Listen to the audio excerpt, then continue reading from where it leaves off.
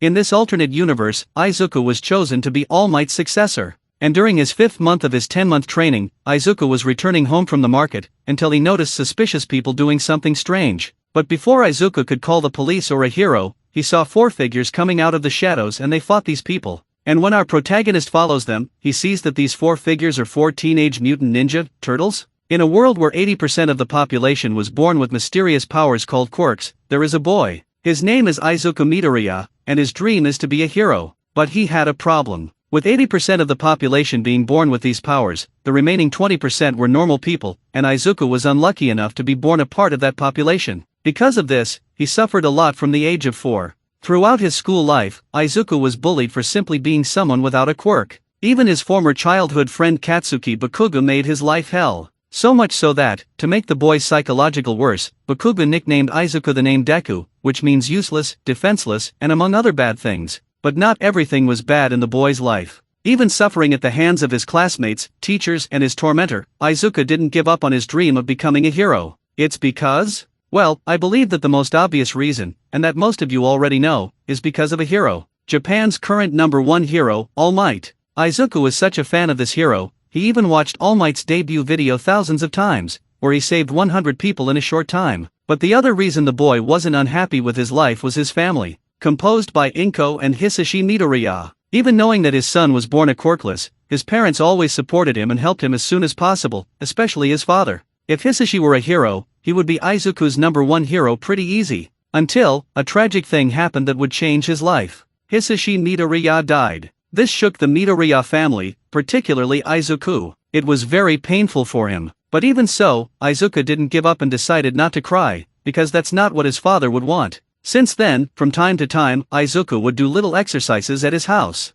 It wasn't a big deal, but he got some muscle out of it. But little did Izuku know that from the age of 14, his life would change for the better, but also for the worse. After finishing another horrible day at his school, receiving an advice to kill himself from Bakugo, meeting All Might and discovering his secret, saving his ex-friend from a villain made of slime who has tried to kill the Greenish before, and from being scolded by the pro-heroes, Izuku was blessed at the end of that day. All Might, who had said that the boy couldn't be a hero without having a quirk, saw the boy spring into action to save the Bakugo and regretted what he said. The hero looked for the protagonist, and told him the following phrases: "You too can become a hero." That phrase made Izuku's heart rejoice, and made him burst into tears. After all, the only person who had told him that the boy could be a hero was his late father, and seeing his idol speak those phrases, made him very happy. And it was from here that Toshinori Yagi chose Izuku Midoriya as his successor to receive One for All. But for that, Izuku needed to train his body to be able to wield the power. So for that, he would need to go through 10 months of training to pass this power onto him. All this before the entrance exam for UA, the hero school the protagonist wants to apply to. But little did Izuku, in fact, little did the world know that this wasn't even the tip of the iceberg. In this world, there are 4 turtle brothers who face an evil that has no good intentions with the world. This evil came to Japan and these 4 brothers came together to stop this evil. Returning to our protagonist, it's been 5 months since he started his hellish training. After all, he had to clean up an entire beach that was full of garbage. It would have been a lot worse if he'd been the way he used to be, skinny. But thanks to the little exercises he did, this training was less terrible than it would have been. But even so, it made him tired. But on the other hand, that was good, because his physique was much better compared to 5 months ago. Anyway, it was night in Yusurafu. 2000 hours to be more specific. He just went out to the market with the purchases his mother asked for. Inko didn't want to make her son go because she worries about him so much, but Izuku insisted, saying it would do him good to walk a little more. That was kind of true. Izuku just wanted to do this to do more leg and foot exercises, to see how much he's improved. Izuku, let's see. Recipes for katsudon, check. Lettuce, check. Pisces, check. Milk, check.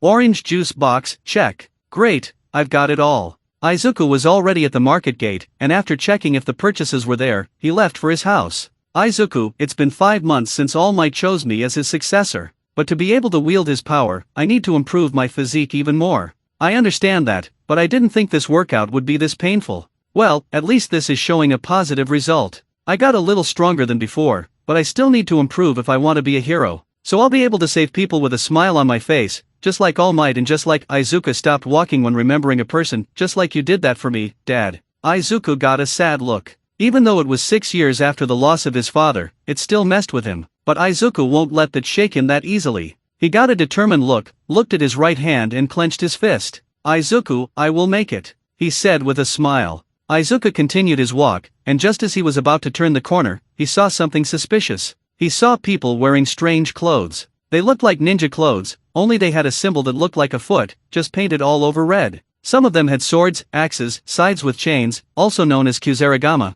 and not to mention they also carry shurikens and kunaus with them. Izuku, but what is this? Who are these people? Is it some kind of cosplay reunion or something else? No, because if it was, why would they have these weapons with them? Are they villains? I better take a closer look. Izuku saw that those strange ninjas entered an alley, and in the most silent way possible, the boy approached. He knows that doing so would be risky. After all, if they were real villains and saw Izuku, what would he do? And if they weren't, how would he know? Izuku wanted to be sure, especially in this neighborhood where he and his mother live close by. Izuku entered the alley, but in order not to risk making a noise, he left the bag hidden in a pile of discarded boxes. That way those people wouldn't hear him approaching, and nobody would pick up their groceries. Well, that's what he expected. That done, the boy leans against a corner wall and sticks his head out to see what these people are up to. He saw those people carrying some boxes and putting them in a truck. But one of these ninjas didn't hold the box very well and accidentally dropped it, making Izuku have a vision of what was inside. It appeared to be cylinders with a slimy green liquid inside. Izuku, what is this? His attention was soon stolen by what seemed to be a roar that came from inside the truck. Inside the truck, some kind of tiger came out, with an eye patch over its left eye. He didn't have a tail, and he wore an outfit that looked like a character from those old Western movies. So much so that he has two holsters on either side of his legs, and in them he has a gun that looks like pistols. This tiger had a furious face, and his face made Izuku shudder in fear. Be careful, newbie, novice ninja, I'm sorry, sir. The ninja, who seemed to be the rookie, bowed as a sign of asking for mercy. You're lucky you didn't have to break this, and the boss wasn't here. Otherwise, you'd die right here and now. He said with a lot of coldness in his tone, which made the ninja shiver. Take this and put everything in the truck. Now, without saying anything else, the rookie ninja did just that. He took that vial and put it in the box, then put it in the truck. Izuku no longer had any doubts. Those people are certainly too suspicious. Izuku, oh boy. I better call the police or call some hero. Maybe All Might will help.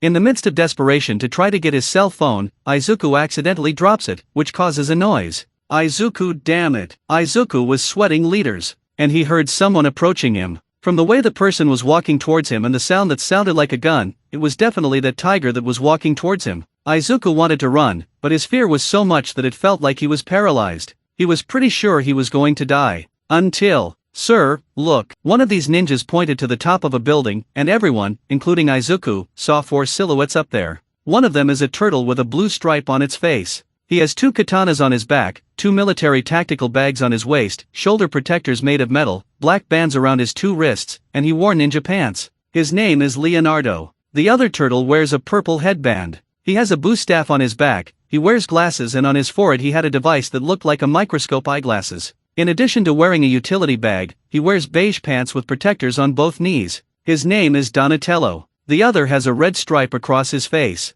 He has 2 sayas at his waist, a utility bag at the front of his waist, his wrists are covered in ropes with what looks like some kind of card-shouek, and he wears big shorts. His name is Raphael. And last, but not the least, we have the turtle that wears an orange headband. He has 2 nonkakus on his waist, a skateboard with small rockets embedded in his back, military tactical bags on his waist, and wears black shorts. His name is Michelangelo. These are the ninja turtles, and they have their eyes focused on those ninjas, and it looked like their eyes were blank. Izuku, who are they? Izuku couldn't quite see who they were exactly, but he felt that they weren't a threat to him. Catch them, he said as he ran to the truck, and the ninjas took their weapons to attack. Turtles jumped off the building and landed on the ground. With that, the ninjas advanced towards the 4 brothers, and the ninjas went towards them without taking their weapons. Michelangelo jumped up and kicked one of the ninjas in the face, until another tried to attack him with his sword, but he couldn't as Raphael grabbed his right wrist and twisted it, causing the ninja to scream in pain before receiving a punch straight in the face. But soon Raphael's attention goes to another ninja who tried to attack him with a scythe,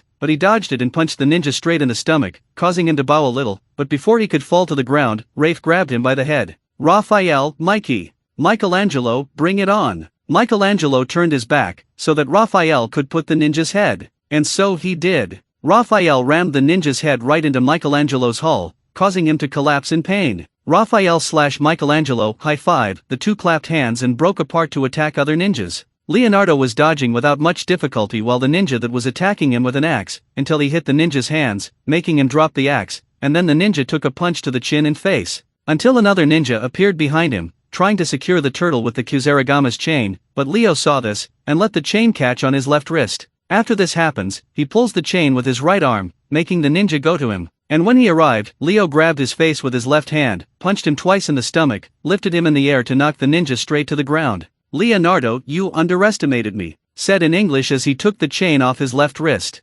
Donatello, who had just dodged a sword, kicked the ninja that attacked him in the leg and then gave another kick to the enemy's face, causing him to fall to the ground. Until he heard the noise of the truck moving, and there was no way they could follow them now, after all they were busy with the ninjas present. But Donnie was smart, so he took a device out of his utility bag and threw it right behind the truck, causing the device to stick to the back of the vehicle. Unbeknownst to Donatello, a ninja was advancing towards him with a sword pointed at him, and Izuku saw it. "Izuku, hey, watch out." "Donatello, huh?" Donnie thought it was strange, another voice that was not his brother's voice, telling him to be careful. However, he put that aside when he felt the sword hit his shell. And to the ninja and Izuku's surprise, Donatello turned around with a smug smile. "Donatello, really?" Donnie scowled at the ninja, before punching him right in the face, causing the ninja to fall to the ground. "In case it wasn't clear, I'm a turtle. Study more, rare intelligence," he said before advancing towards another ninja. With only 6 ninjas left, the turtles decided to end it now. Raphael lunged at one of them and kept using his body to hit the other,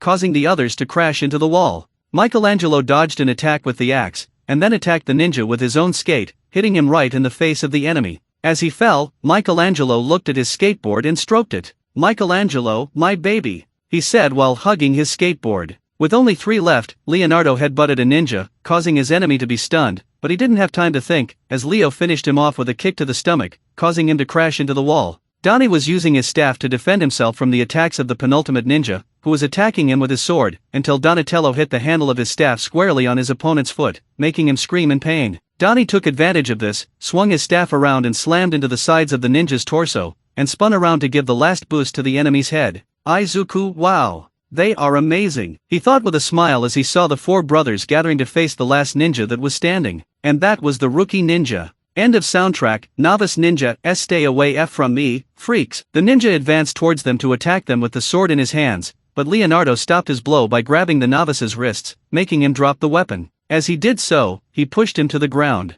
Lying on the floor, the rookie kept crawling away from them, until he stopped at the wall. He had no further escape. "Leonardo, listen here. If you don't want us to do something with you, then you better tell us what we want to know." "Novice ninja, I won't tell you anything." Even saying that, it was obvious that he was afraid of them. "Leonardo, believe me. We can do this the easy way, or Raphael's way," he said while pointing to Rafe, who kept hitting his hand on his fist a couple of times. "Donatello, trust me, you don't want it to be Raphael's way." Donnie said that as a signal for the rookie to speak up. He didn't want too much violence. "Leonardo, tell me, where's the shredder? What was in that truck? And why did he and Foot Clan come here?" "Novice ninja, look, I joined this clan a little time ago, so I don't know much." "Raphael, you'd better not lie, you son of a." Raphael was going for the ninja, but Leonardo stopped him with his hand. As a sign of "leave it to me," and Rafe obeyed, even though he didn't want to. "Leonardo, so tell us what you know." "Novice ninja, look, all I know is, the Foot Clan left New York to come here because they made a deal with a group of villains here." "Izuku, a group of villains?" Izuku was listening carefully, so much so that he stopped hiding. "Leonardo, and who is this group of villains? Who are they? And where is the shredder?" "Novice ninja, like I said, I joined them not long ago. I was just an ordinary thug, that's all." "Raphael, tell us what we want to know." Raphael was losing patience. So much so that he punched the wall hard, causing it to crack and making the rookie freak out. "Novice ninja, all I know is that this group is called the League of Villains. Look, I swear to God I don't know where the shredder is, or why they're working together and or what they're up to. After all, this was my first job, and I didn't think I'd end up in this situation. I swear that's all I know." The ninja was cringing as he puts his hands in front of him, hoping not to receive a blow. "Leonardo, does anyone here know what this League of Villains is?" Leo asked his brothers. "Donatello, I don't know, but I can look them up in our hideout. Maybe there's something related to them that we can find." "Michelangelo, guys." Mikey tried to get his brother's attention, but, "Raphael, whoever it is, let's find them and finish them off, to make them regret joining the Foot," he said as he pounded his fist on his hand.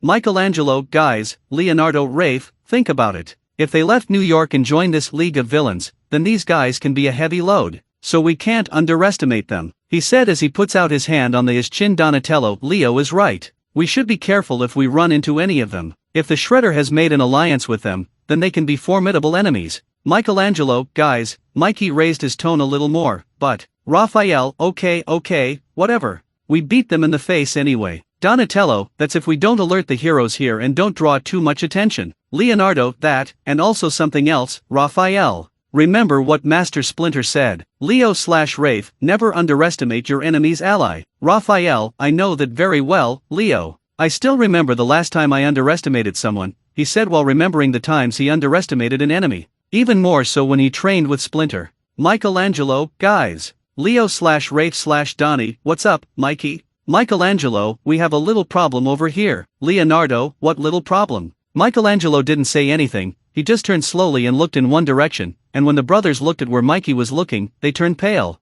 They saw Izuku standing there looking at them, and he had a surprised face. Izuku, whoa, Izuku already has a better view of who they were. He was shocked at first, but he let it go when he saw what they did. Donatello, calm down, kid. No need to panic. We won't do you any harm, he said while showing his hands to the greenish man, as a sign that they weren't going to do anything to him. But that's not why the protagonist was like that. Izuku, you were amazing. Yes. Izuku entered his fanboy mode, and that took the brothers by surprise. Leonardo, what do you mean, kid? Izuku, you were amazing. The way you fought as a team was amazing. Are you new heroes? What kind of quirk do you have? Izuku thought the brothers were like that because of a quirk. But, Michelangelo, what is a quirk? Mikey whispered to Donatello, I think he's referring to the powers that people have these days. Donnie whispered, turning to Mikey. They spoke in English in the hope that Izuku doesn't understand what they're saying and that he won't hear. But to their surprise, Izuku heard and understood what they were talking about.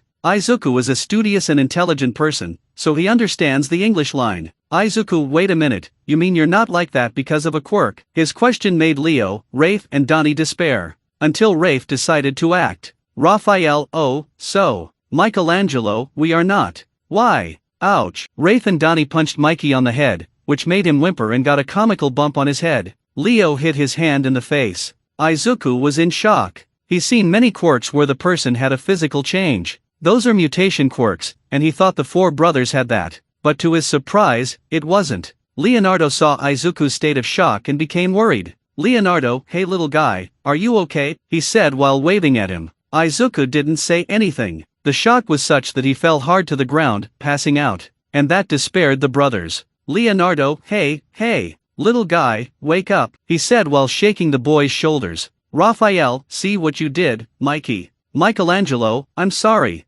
said while shedding comical tears. Donatello, guys, we'll see about this boy later. Now we have to. Donnie stopped talking when he saw where the ninjas were lying, and to their surprise, they all disappeared. They became so focused on Izuku that the foot ninja took advantage of the situation and left. Donatello, yeah, we have one more problem, he said while scratching his head. Time skip, 2 minutes. Bringing the chibi Leonardo and Donatello trying to wake up the chibi Izuku, while the chibi Raphael was chasing a chibi Michelangelo. Izuku was starting to wake up and gradually his eyesight improved, until he saw the four turtles looking at him with worried eyes. Leonardo, he's waking up. Hey boy, is everything okay? Do you remember who you are? Donatello, do you know where you live and who you live with? Raphael, how many fingers do you see here? Rafe kept showing his 3 fingers to see if Izuku was thinking well. Michelangelo, do you prefer Marvel or DC? Mikey's question made the brothers, including Izuku, look at him with a, is this for real? Until Izuku came to his senses again, and dragged himself a little away from them. Leonardo, hey, calm down, little guy. We won't do you any harm. Raphael, unless you give us a reason to do so. Raphael's comment made Izuku shiver a little. Donatello, Raphael, you're not helping. Donnie gave his brother a little elbow in the arm.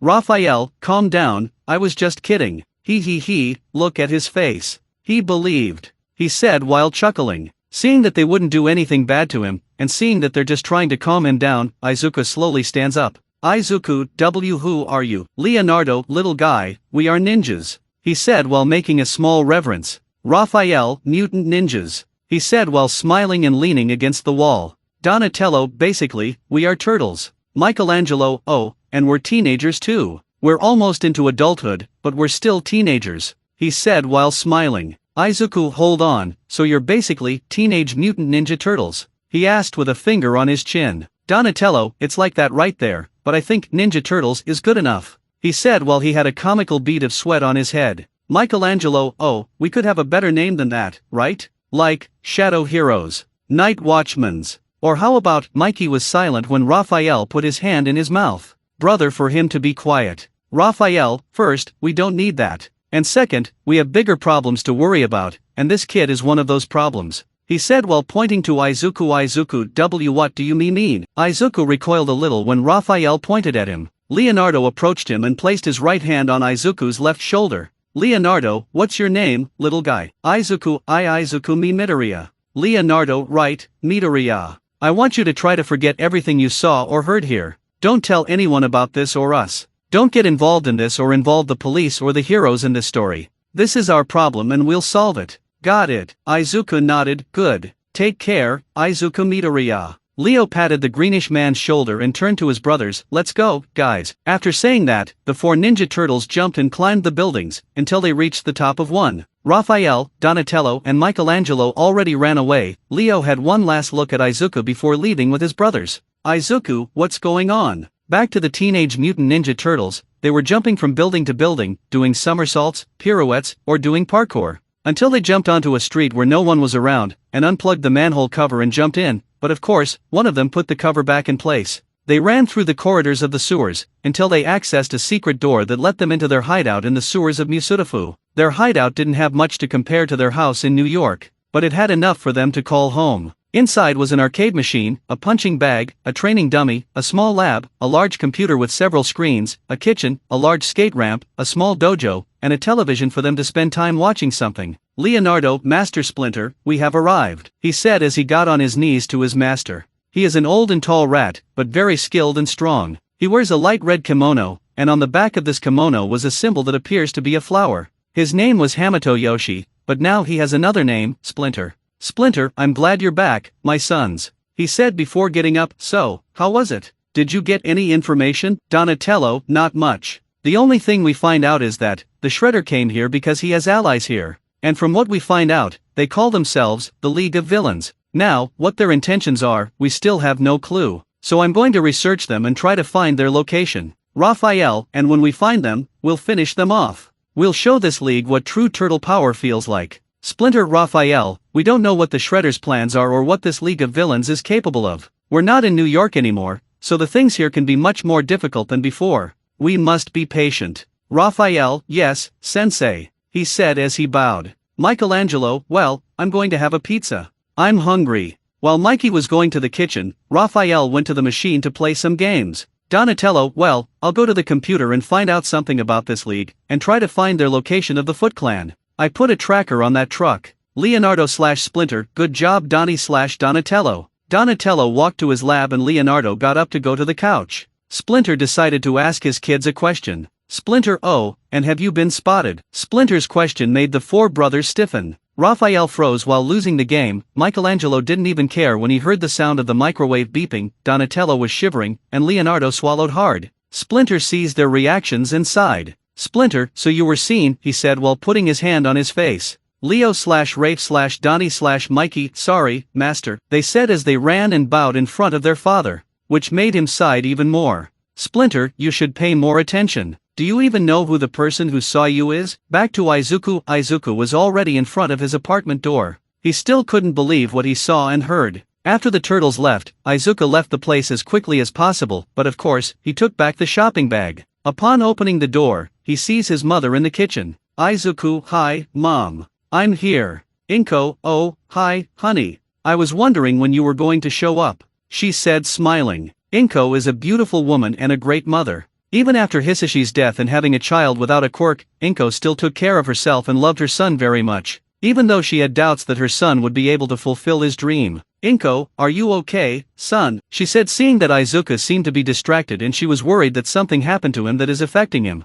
Izuku, sure, Mom. I just need a shower. He. Anyway, here's the shopping. Izuku left the groceries on the table and walked to the bathroom to shower. Inko, I wonder what happened. Upon entering the bathroom, Izuku leaned against the door. That night was crazy. He had so many questions on his mind. Who were those people wearing those ninja clothes? Who is the League of Villains? Who were those turtles? If that wasn't a quirk, then what was it? How did they get like this? But the main question he had in mind was, Izuku, will I ever see them again? The next morning in Japan, Izuku woke up, still thinking about last night. He still had many questions on his mind, maybe even more questions than before. He tried to forget all about it, as that blue-banded turtle said, but there was no way to do that. Izuku, how am I going to forget everything I saw or heard last night? What is going on? He thought as he got up, it is possible for someone to go through a mutation like that, without it involving a quirk? How did those guys turn into mutant turtles? If they're trying to help by fighting those people, then why not ask the heroes for help?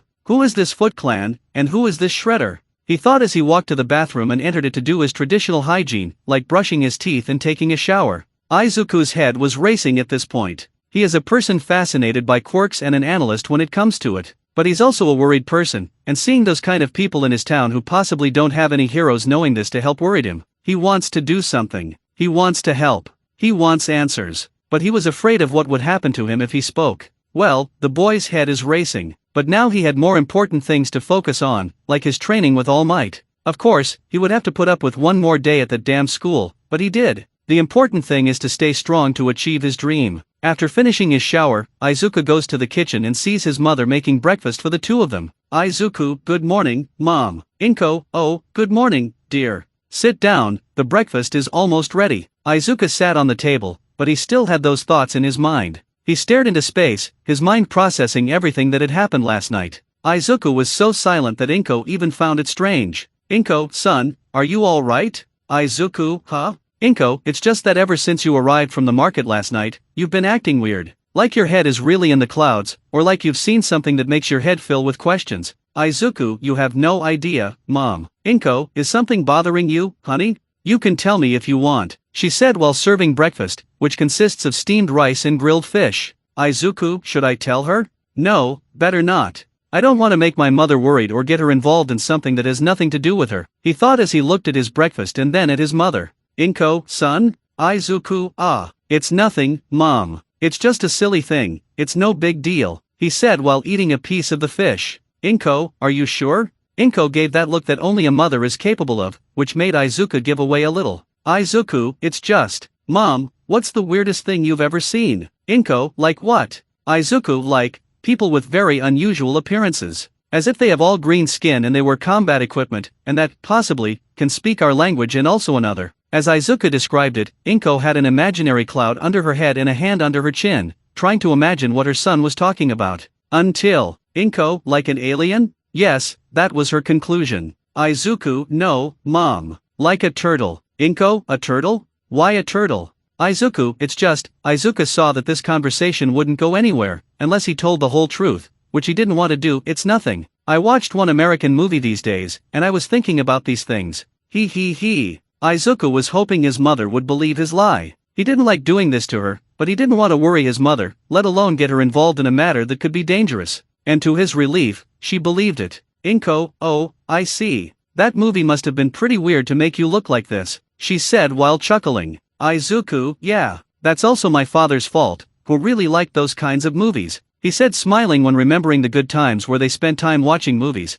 and most of the time it was movies that Hisashi chose. Inko, he, good times, huh? She said with a sincere smile. Izuku, yeah, good times, he said while looking at the empty chair next to them, but he made a small smile remembering those times, until he decided to eat his breakfast. Today was another training day. Another day to work hard to get stronger to achieve your dream of being a hero. However, he had another thought in mind. Izuku looked at the window and thought, Izuku, what are they doing right now? Teenage Mutant Ninja Turtles, Teenage Mutant Ninja Turtles, Teenage Mutant Ninja Turtles. It shows Izuku leaving 1A and receiving a text on his cell phone, and when the boy looks at the message, he smiles. The scene switches to showing Izuku on top of that building where he discovered All Might's secret, heroes in a half-shell turtle power. Soon, Izuku looks back and sees them, his new friends and considerate brothers, the Ninja Turtles, smiling at him. Here we go, it's the lean, green, ninja team on the scene. Cool teens doing ninja things so extreme, out the sewer, like laser beams get rocked with the shell-shocked Pizza Kings. It shows Izuku wearing a Hamato clan ninja outfit with a green sash with 2 holes in his face, and then shows him holding one of Leonardo's katanas and training with it. Then it shows Izuku training with one of Michelangelo's nunchakus. Can't stop these radical dudes. The secret of the ooze made the chosen few emerge from the shadows to make their moves. Then he practices with a bow stick from Donatello and then with Raphael Sayas. The good guys win and the bad guys lose. It then shows Shigaraki and the League of Villains striking a deal with Orikasaki the Shredder. Then it shows the League of Villains and the Foot Clan united. Leonardo's the leader in blue, does anything it takes to get his through. Here it shows Leonardo teaching Izuku everything his master/father taught him and his brothers, like patience, discipline, the art of the ninja, and of course, meditation. Donatello is a fellow, has a way with machines. Here it shows Izuku helping Donatello to repair the turtle's van and they both give each other a thumbs up as a sign of good work. Raphael has the most attitude on the team. Here it shows Raphael holding a punching bag for Izuku, who is hitting him until he lets go, causing Izuku to fall while punching, making Raphael laugh. Michelangelo, he's one of kind and you know just where to find him when it's party time. Here it shows Izuku and Michelangelo talking about their favorite heroes, and that conversation got the two into their fanboy side. Master Splinter taught them every single skill they need. Here it shows Master Splinter watching Izuku, who is training, and he is happy with what he is seeing. To be one lean, mean, green, incredible team. It shows Izuku and the Ninja Turtles on top of a building in Musutafu to find the Foot Clan and stop their crimes. Teenage Mutant Ninja Turtles, Teenage Mutant Ninja Turtles, Teenage Mutant Ninja Turtles. At this point, we see Izuku and Michelangelo kicking the faces of some of the clan's ninjas. Izuku and Raphael punching each other. It then shows him and Donatello using the grappling hooks to climb a building. And finally, it shows Izuku and Leonardo cutting some robots, which belong to the Krags. Heroes in a half shell. Turtle power. And the opening ends with Izuku and the turtles climbing the top of a building and staying in the shadows. He could see almost none of them, but he could see that their eyes were white in the shadows. And they're all looking at you readers. Hee. End of opening. Izuku was walking to Dagobah Beach after another day at Aldera's school. Staying in that place was horrible. He had no friends and no one to talk to. Not even the teachers and staff cared about him. All this for two reasons. Because he's someone with no quirk in Katsuki Bakugo. He was always praised because of his power, which is quite powerful, but it filled his ego. Izuku even thought about trying to regain his old friendship with him, but it was no use. Bakugo always acted in a brave and aggressive way with Izuku, and the green one couldn't do anything. Still talking about him, Izuku noticed that during this time since he saved that slime villain, the Bakugo became quieter and didn't keep bothering the greenish one. He found this strange, but he had more important things to think about, and his training was one of them. Toshinori, young Midoriya, you arrived just in time. Toshinori Yagi, who in his all-might form is all-powerful and muscular, but in his normal form, he is a very thin male with sharp, angular features and long limbs, with his long neck and missing eyebrows. All this thanks to a wound he suffered from his enemy. Toshinori, ready for another day of training? Izuku, sure, I am, said in a neutral way, which Toshinori found very strange, because with the time he spent with the greenish, he never acted that way. Toshinori, young Midoriya, is something bothering you? Did something happen? Izuku, well, Izuku, should I tell him? It would be a good one, because he could help. But if I tell them, will they come after me? Would that end up getting All Might into trouble? I'd better not risk it. But, I think it doesn't hurt to take a curiosity. He thought about putting his hand on his chin and looked at Toshinori, who was looking at him, waiting for his successor to speak. Izuku, All Might. Toshinori, yes? Izuku, you must have seen a lot of things in your hero days, right? Even more so when you were younger. Toshinori, yes, I've seen, felt and experienced many things in this life. But there are certain things I'd rather forget about. Toshinori was referring to his time when Gran Torino trained him, and it was sufferable for the blonde. But why are you asking this question? Izuku, so, have you ever seen people mutate without it involving a quirk? Toshinori, what? Izuku, let's suppose that not one, for people went through some kind of mutation, but it wasn't caused by those people's quirks or anything else, and that those people turned into some kind of turtle, mutants. As Izuku spoke, Toshinori found this more awkward. Man has seen many things in his time as a hero, but this is new. Toshinori, is there anything else they are? He asked with his hand on his chin. Izuku, are they ninjas? He said while letting out an embarrassing smile. Toshinori found this more strange. Why would his successor be asking this kind of question? What question is that? Where did he get that question from? What made him ask that question? Toshinori, look, since I was younger, I've seen many things in my life. But this is new. In fact, what you just said sounds like it came out of a fictional story. Young Midoriya, have you seen it? Anything you want to tell me? Izuku was surprised. If even All Might doesn't know this or has seen anything like it, then who but him knows? This only increased his curiosity about the turtles even more. Toshinori, young Midoriya? Toshinori's call made Izuku wake up from his little world. He had to come up with an excuse and put that aside for now. Izuku, it's just. I watched a really weird American movie these days and I was wondering if something like that was possible. He. Izuku was hoping that All Might would believe his lie, and to his relief, he did. Toshinori, oh, yes. I like the American movies. Some are really fun and interesting. These days I saw a movie where a boy is bitten by a spider and gains spider powers. Ha ha ha ha. This movie and yours sequels were fun. Izuku, I'm glad he believed it. Izuku sighed in relief, until, wait, is this movie he's talking about is what I'm thinking about? Toshinori, well, let's stop bickering and continue with the training. And by the looks of it, we're progressing well so far, he said when he saw the garbage that still remained on the beach. There was still a lot, but not so much compared to what I had 5 months ago. Let's continue, young Midoriya. Izuku, yes sir. Time skip, 4 hours later, time 1900 hours, Turtle's hideout. In this time, Izuku trained. Toshinori saw great progress in the boy's training, and saw that his physique was great. Izuku had already told All Might that he trained to get strong from time to time, and that made his training easier. He didn't have a big body, but he had a commendable physique. Now with the training, his physique has improved a lot, as much as it hurt from time to time. While Izuku trained, we went back to the Turtles' hideout. Mikey was listening to music with his headphones while dancing. Raphael was beating his punching bag. Donnie was at the computer trying to find out about the League of Villains and their possible crimes. Leonardo was taking care of the weapons, keeping them clean and well maintained. As for Master Splinter, he was meditating, or at least trying to, for he was still thinking about what his son said about such a green-haired boy. Flashback, Splinter was standing in front of his sons, who were on their knees. Splinter, explain to me, how were you seen? Leonardo, we were looking for the Foot Clan around town, and when we found it, we faced them. We had no difficulty. But what we didn't notice is that there was a boy there, and he saw us. Donatello, he even thought we looked like this because of quirks.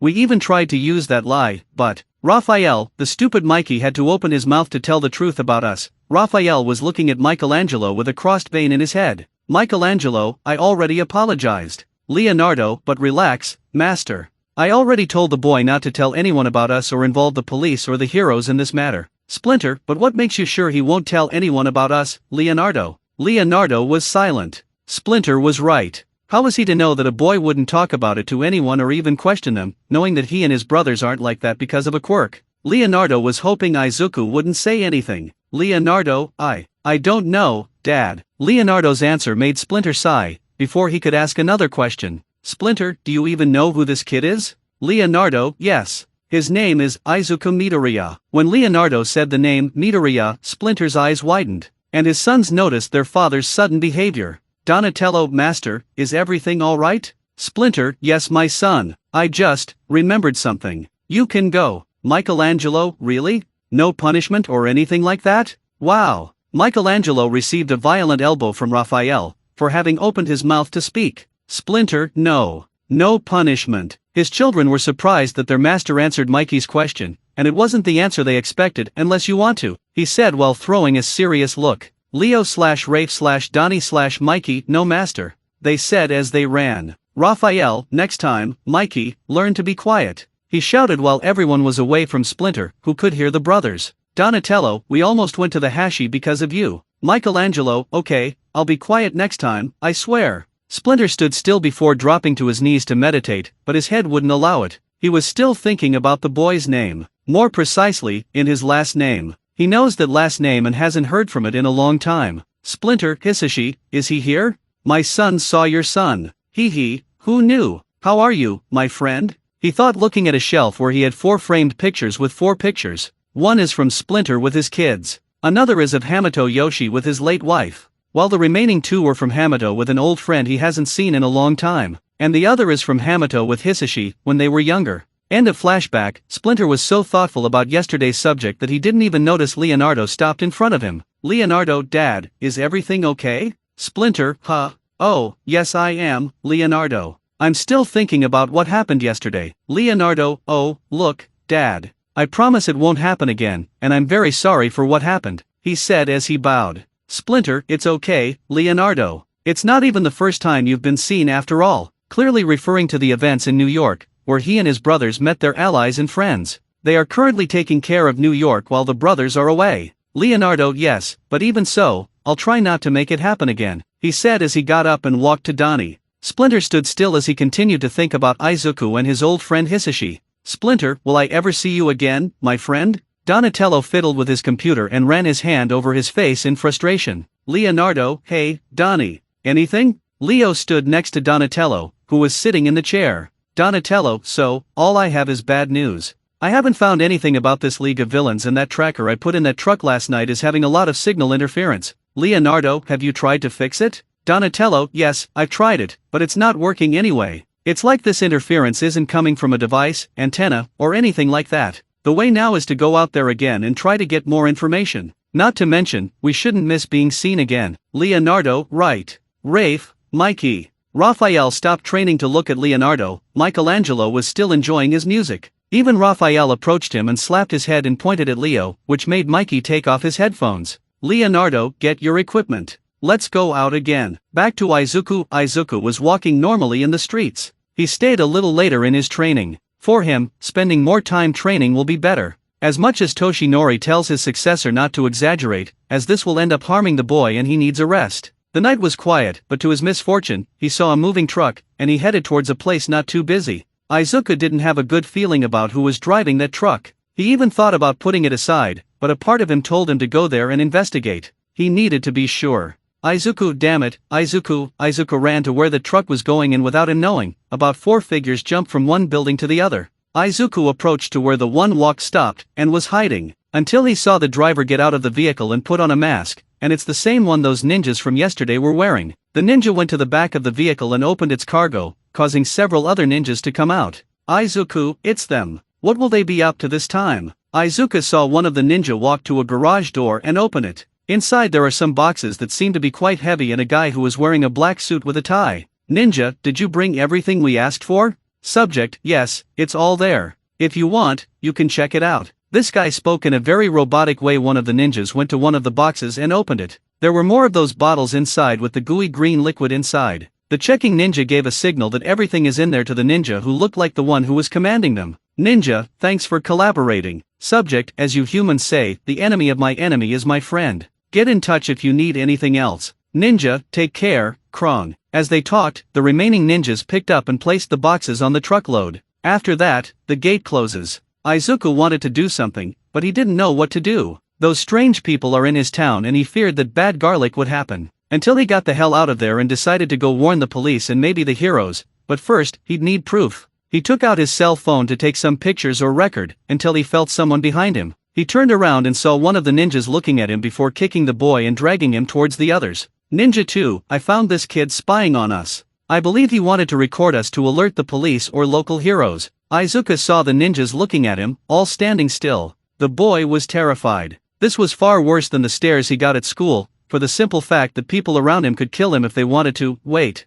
Izuku looked up and saw that rookie ninja from last night. Novice ninja, that's the boy of that night. The night where me and the others were attacked by those turtles. If he's here, then he's definitely come to warn them. His comment made all the ninjas look at Izuku again. Now they see him as an enemy. Ninja 1, so you're an ally of those turtles? Izuku, and no. I don't even know who they were. Ninja 2, so why did you take out your cell phone to take pictures or footage of us? Izuku B, because Izuku was very scared, but he took a deep breath and decided to put his fear aside. If he wants to be a hero, he first needs to put his fear aside and face the evil that is in front of him. Izuku, because I won't let you guys do something bad in this city or in Japan. I won't let you go unnoticed. Izuku looked at them with a look that he was no longer afraid of. They were surprised, but unaffected. Ninja 2, so, he kicked the boy in the face, making him fall to the ground again. He was going to kick the boy in the stomach, but Izuku grabbed his leg and pulled him, causing the ninja to fall this time. Izuku went after him to attack him, but obviously, the others ninjas decided to act.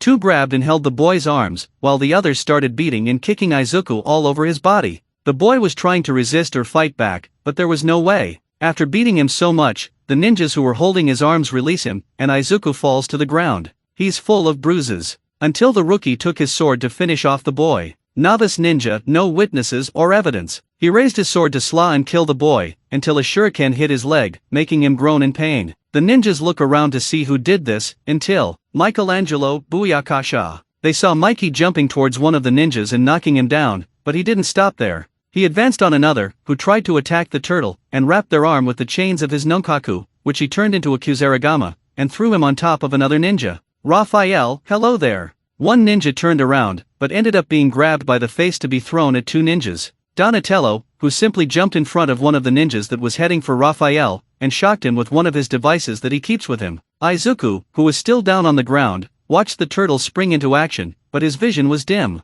But he could see that blue-banded turtle approached him and held him with both arms, and he heard him yelling at his brothers for them to go away. After that, Izuku closed his eyes. Afterwards, Izuku starts to open his eyes and sees that he was somewhere else. It wasn't a hospital, let alone his house. He starts to get up and sees he was in some kind of room. That place had a lot of comics, and some hero posters, more from movies than any that exist. Izuku, what happened? Izuku kept his hand on his head to try to remember what happened, until he remembers the ninjas having beaten him. The boy looks at his body and sees that he didn't have any bruises. Not only that, but he wasn't feeling any pain either. It was as if he had never received a beating a few moments ago. Izuku starts to sit on the side of the bed where he was, until someone opens the door. Michelangelo, oh, you woke up. So, how are you feeling? Izuku, I feel good. Thank you. Michelangelo, oh, don't thank me, man. Master Splinter took good care of you. He made a point of taking care of you. I thought that was strange, but also nice of him. As for me, I offered to let you rest in my room, he said while leaving his arms open to demonstrate his room. Izuku, thank you for your hospitality and I'm sorry for being a nuisance, Mr. Turtle, he said as he stood up and made a small reference. Michelangelo, hey, don't worry. And my name is Michelangelo, but you can call me Mikey, he said while smiling, until someone else entered the room. Donatello, looks like he's woken up. Good. How are you feeling, kid? Izuku, I'm fine. How long have I been here? Donatello, it's been 1 hour and 45 minutes. When Donnie said the time Izuku was there, he despaired. Izuku, oh my god. My mom. I need to call her to let her know I'm fine. Izuku kept looking for his cell phone in his pockets, but it wasn't anywhere, which increased his despair. Oh no. Donatello, calm down, kid. Your cell phone was damaged, but I fixed it. Come on, I left it on the lab table, he said as he and Mikey left the room. Izuku follows them and as soon as he leaves the room, he starts looking around the hiding place.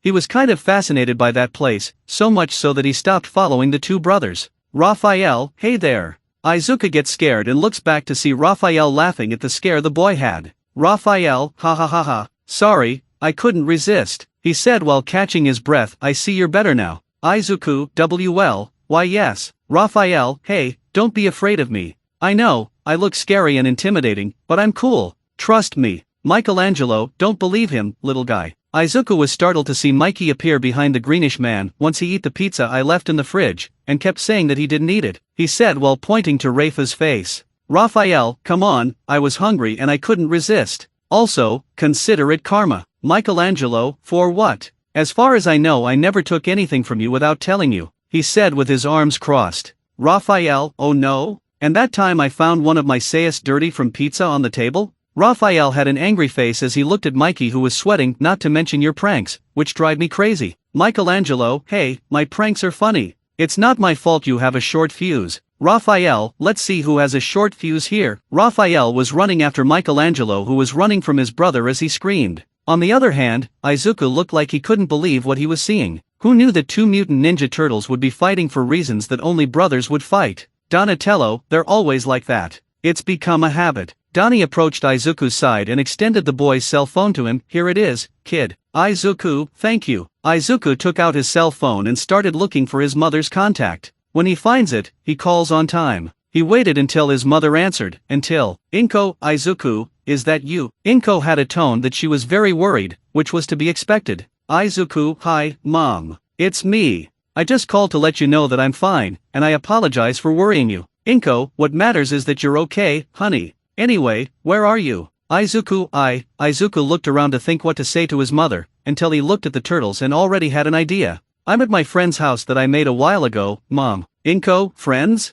Why didn't you ever tell me about them? Izuku, I forgot to tell you. He. Izuku kept rooting for his mother to believe what he's saying. Inko, are these friends of yours at least nice? Izuku, yeah, they're cool. Izuku looked at where the three brothers were and saw Rafe grabbing Mikey and throwing him on the kitchen table, while Donnie tried to stop the two. Very cool, he said with a comical bead of sweat falling on his head. Inko, that's good. That made me relieved. But please, next time let me know. You know how worried I get. Izuku, I know, Mom. It won't happen again, I promise. I'll be back home soon, okay? Inko, okay, son. Take care and don't take too long. Izuku, okay, mom. Bye. Izuku hung up the call and turned his attention to where the three brothers were. Rafe was going for Mikey, but Donnie was holding him, but he was having a hard time. Izuku thought of a way to help defuse the situation, only, Raphael. Izuku heard a voice coming from behind him. When he turns around, and he sees Leonardo and Splinter looking at where Raphael was.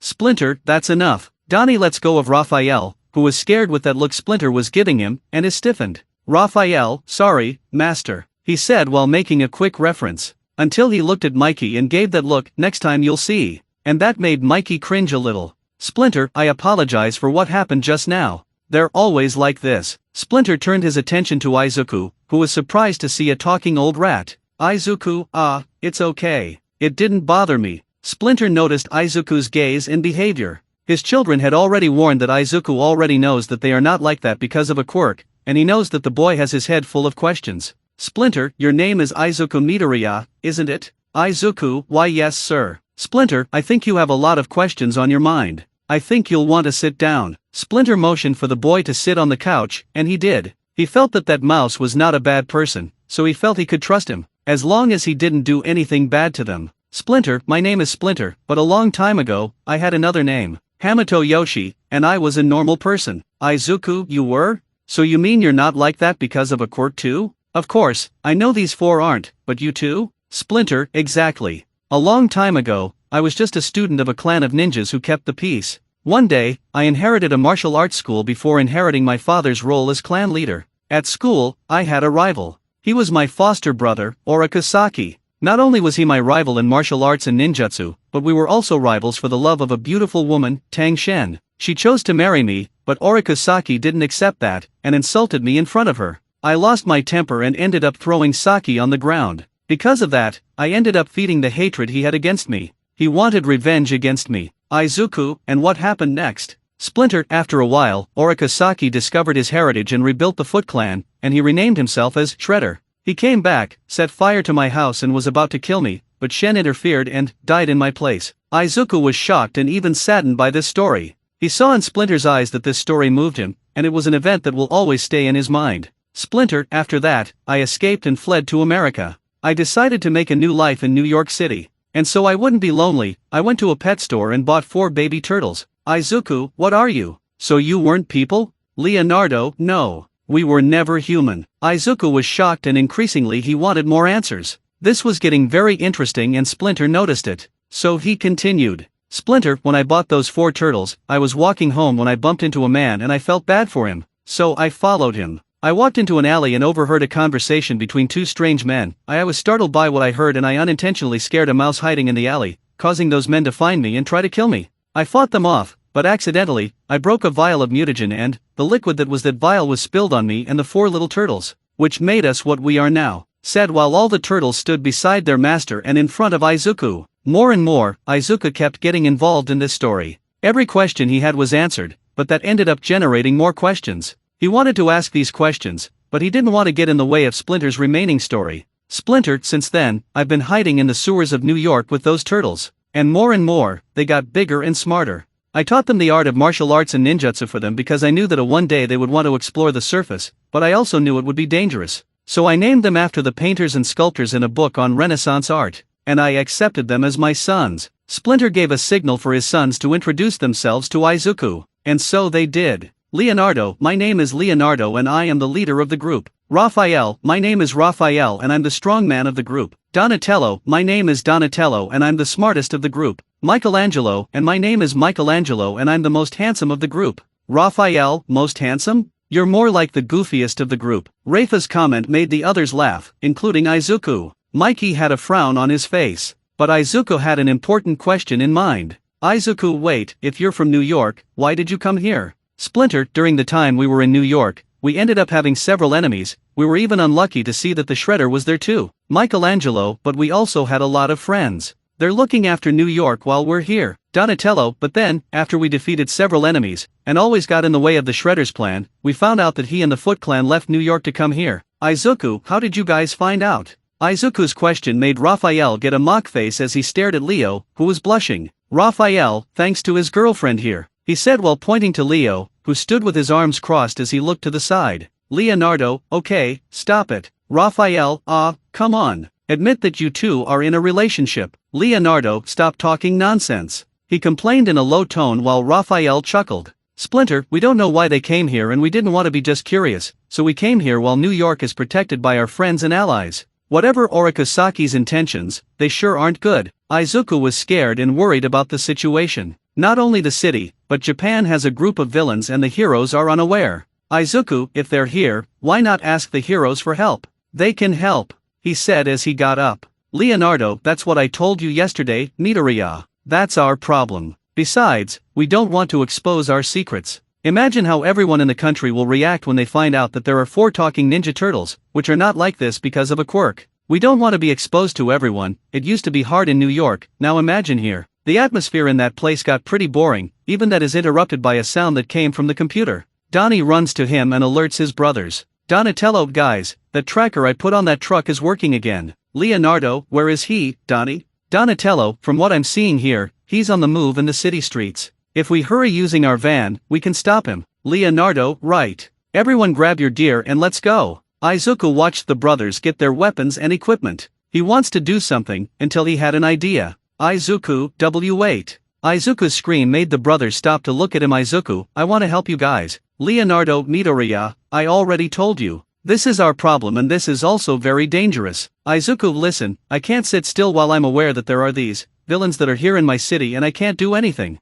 Izuku's sudden scream startled the brothers and surprised Splinter. Izuku, I promise I won't get in the way and I also promise I won't tell anyone about you or the clan. And I'll also try to hide your secret and help as much as possible. You already have allies in New York, so you can count on me as an ally here in Musutafu. Besides, what kind of hero would I be, knowing that there are people who are in need of help and that there is a threat here in the country and that I am not doing anything? Donatello, what do you mean, Midoriya? Izuku, my dream is to be a hero. A hero who wants to save everyone and help as many people as possible. I want to be a hero who faces evil head-on and saves people with a smile on his face. I refuse to pretending there's no evil in town when I know there is, and that no pro-hero knows it and isn't even fighting it. So please let me help you. The brothers were speechless. They saw in the boy's eyes that he wasn't paying lip service. Izuku indeed wants to help the brothers. The 4 stared at each other, until they all nodded, but before one of them could say anything. Splinter, we accept. Everyone looked at Splinter in surprise and shock. Splinter, actually, you remind me a lot of your father, young Izuku. Izuku, did you already know my father? Obviously he was surprised. Splinter, when I was human, yes. He helped me win Tang Shen and we were very good friends. Until he moved and I never knew of him. By the way, how is he? Izuku, he's gone, Mr. Splinter. Splinter was surprised and even saddened to learn that one of his old friends had died. He actually saw a bit of Hisashi in Izuku, and he found himself willing to take care of and also teach the boy the art of ninja. To make up for everything Izuku's father has done for him and also for the boy to have a good heart. Splinter, I'm sorry about that, young man. Izuku, it's okay. The important thing is that my father wanted me to fulfill my dream and for me to stay firm and strong. That and also for me to help those who needed help. That's what a hero does, he said with a determined and sincere smile. And Splinter liked what he saw and heard. Splinter turned to his sons and said, Splinter, boys, let Izuku help. Also, teach him everything I taught you. Leonardo, are you sure, father? Splinter, absolutely. I'm grateful for what Hisashi has already done for me,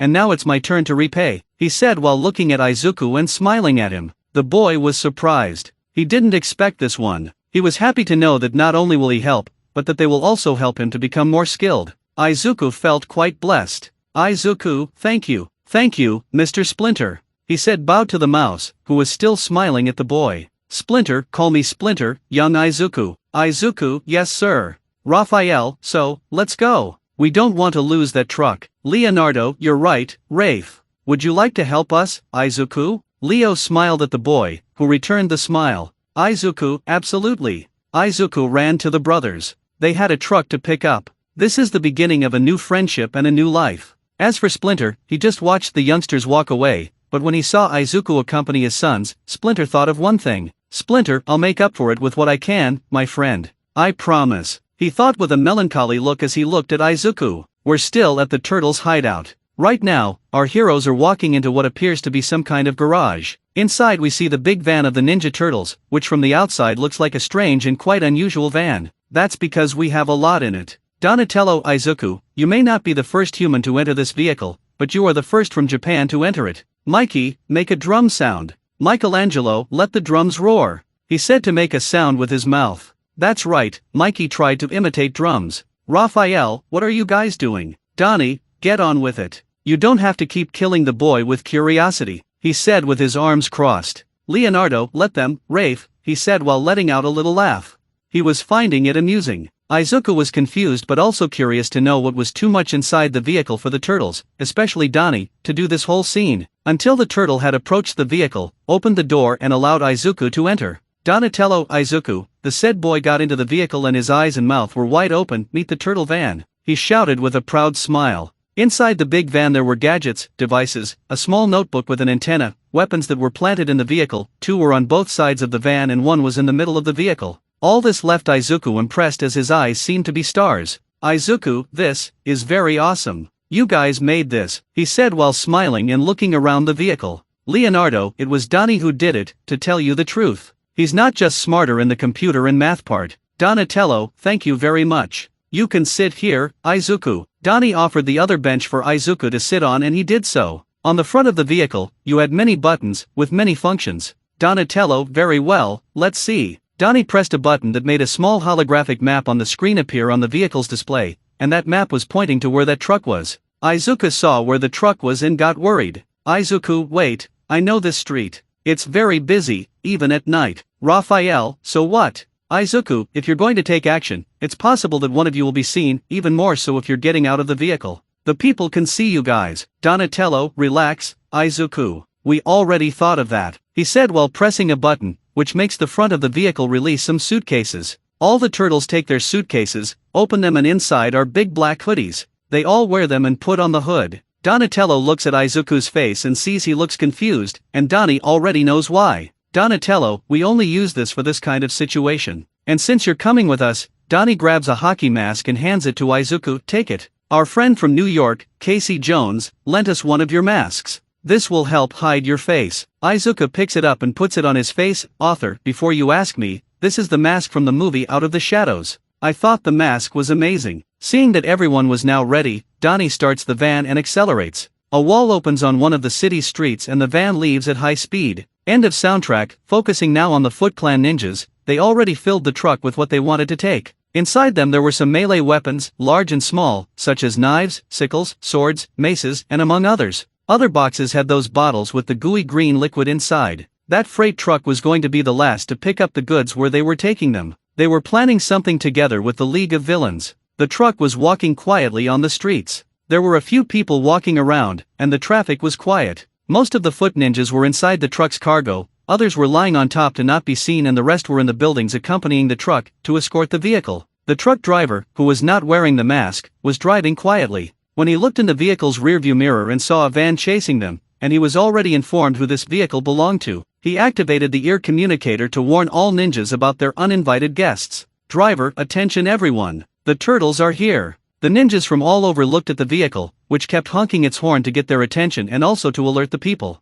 Donatello, we found them, guys. Leonardo, right. This time, we're not going to let them get away and we're going to get this over with as quickly as possible before people call the heroes. Raphael, then let's attack with everything. Donatello, fine. Izuku, press the button. Izuku nods and does what Donnie said, only he has a problem. Izuku, Donnie, what button do I have to press? There are too many buttons here. Donatello, press the number 3. Number 3. Izuku, 1, 2, 3. Izuku finds the button and presses it, making the vehicle throw some bowling balls at the ninjas that are on top and the others that are in the vehicle's load, who opened the door to try to help eliminate the turtles. Most ninjas dodged the balls, but there was one that ended up not dodging, causing the ball to hit full, their jewels, and the turtles and Izuku saw that. Izuku/Donnie/Leo/Rafe, aha. Donatello, that must have hurt a lot. Donnie looked like he felt this. Izuku, even I'm feeling this. Izuku turned pale with the scene. Raphael, that must have hurt more than Master Splinter's blows. Raphael was cringing. Leonardo, I prefer to forget what I just saw. Leo had his hand on his face and kept squeezing it.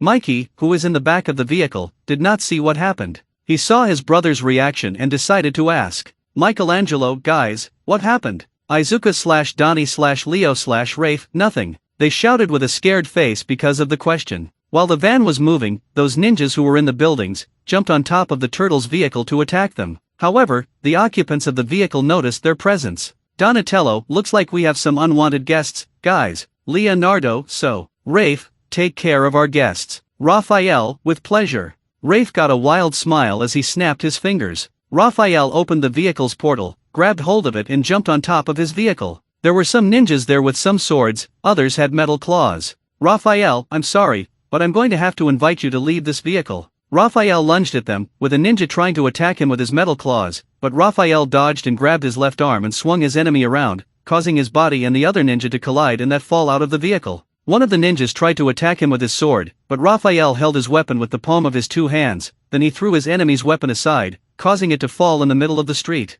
Unarmed, the ninja punched Raphael, who made a face that he felt nothing. Raphael, my turn. Rafe only punched his enemy in the belly, making him choose and kneel in pain, but the turtle didn't let him down, as Raphael grabbed him by the back collar and threw his enemy out of the vehicle. Only one ninja left, who tried to pierce the turtle, but obviously failed, as Rafe simply stepped to the side and turned his body, causing his enemy to pass him by. The ninja tried to attack him again, but Raphael hit his sword, causing his enemy to drop and lose it, which fell to the street. To finish, Raphael gave his opponent 2 beatings in the face and then delivered a barrage of punches to the ninja's torso, with Rafe finishing him off with a direct kick to the stomach, causing the last ninja to fall to the street. Before Raphael could celebrate victory, he turned to the back of the vehicle and saw that other ninjas had jumped from the buildings to come to the top of the van. Not only that, Rafe saw some vehicles chasing his van, which were 2 cars, being driven by the foot ninjas. Raphael, guys, we have more company behind us, he said before going up and attacking the ninjas that were with him. Leonardo, understood.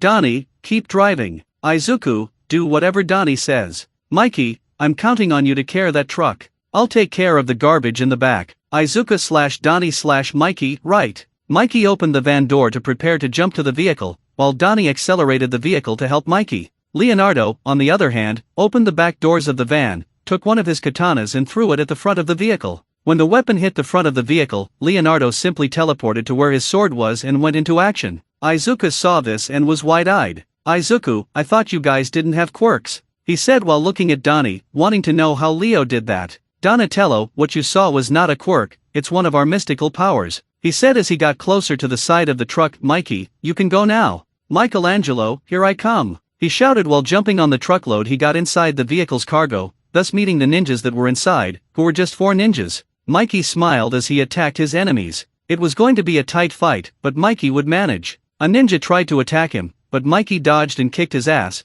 causing him to fall out of the vehicle. He took his nonkaku, but he changed his weapon to a Kusari Fundo type as the chains extended longer than a nonkaku should. Not only that, but the chains were glowing orange. Michelangelo, so, who will be next? He said with a smile. Back at Leonardo, he was on top of the car, until his senses were telling him to dodge, and when he does, bullets end up shooting out of the roof of the car. Leonardo was surprised by this. Either the foot ninjas are resorting to firearms or they were just plain baddies and just recently joined the clan side. Acting quickly, Leonardo opens the right rear door of the vehicle and forcefully pulls the occupant out of there while he was on top of the car, causing him to fall hard into a garbage can. While Leo was tending to the other occupants, in the other car, one of the ninjas was targeting him with a submachine gun, ready to shoot the leader of the group. But he didn't know that Raphael, who had already defeated all the ninjas on his part, saw what that bandit was doing. So, to save his brother, Rafe activates his mystical power, which is a clone made of energy. Rafe's clone jumps out of the van and lands hard on the hood of the car, causing a great impact due to its great strength, thus causing the vehicle to stop and lose speed.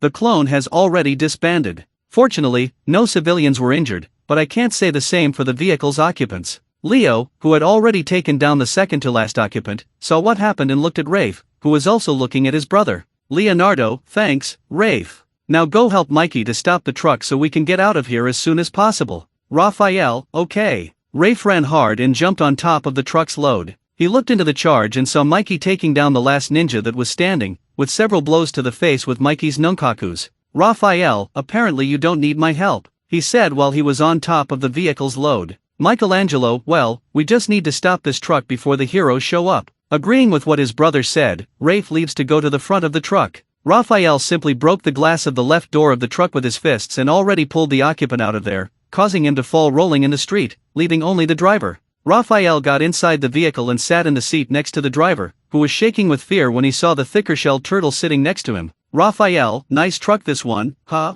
Raphael looked at him and smiled before punching him in the face, knocking the guy out. Raphael, I hope you don't mind if I hold the wheel a little bit. Raphael took the wheel and made the vehicle slow down gradually. It seems that there was no more confusion in the traffic, which was already a mess, and all the people who were on the sidewalks were looking and even filming all this mess, while others have already called for the police and for the heroes. Raphael, phew, thanks, buddy, he said while looking at the unconscious driver. End of song. Donnie stopped the van next to the truck and asked Izuku to open the vehicle's door, and so the greenish one did. Michelangelo and Raphael paid for the boxes that were in the truck and put them inside their vehicle. Leonardo, on the other hand, stopped the car he was driving, as he simply kicked the driver out of the vehicle and took the wheel. He gets out of the car and runs straight to the van, which has the door closed, and races hard out of the mess. The heroes and the police were already arriving, and they don't want to stay there a second longer and get caught. Leonardo, good job, guys, he said as he sat down. Michelangelo, that was close. Raphael, for me that was fun. Can we do it again? While Donnie was driving, Izuku already took off his mask and the turtles took off the hood of his sweatshirt, as they were already going back to the hideout, but before they would give Izuku a ride home, his mother was surely waiting for him. Izuku, yes, Mom.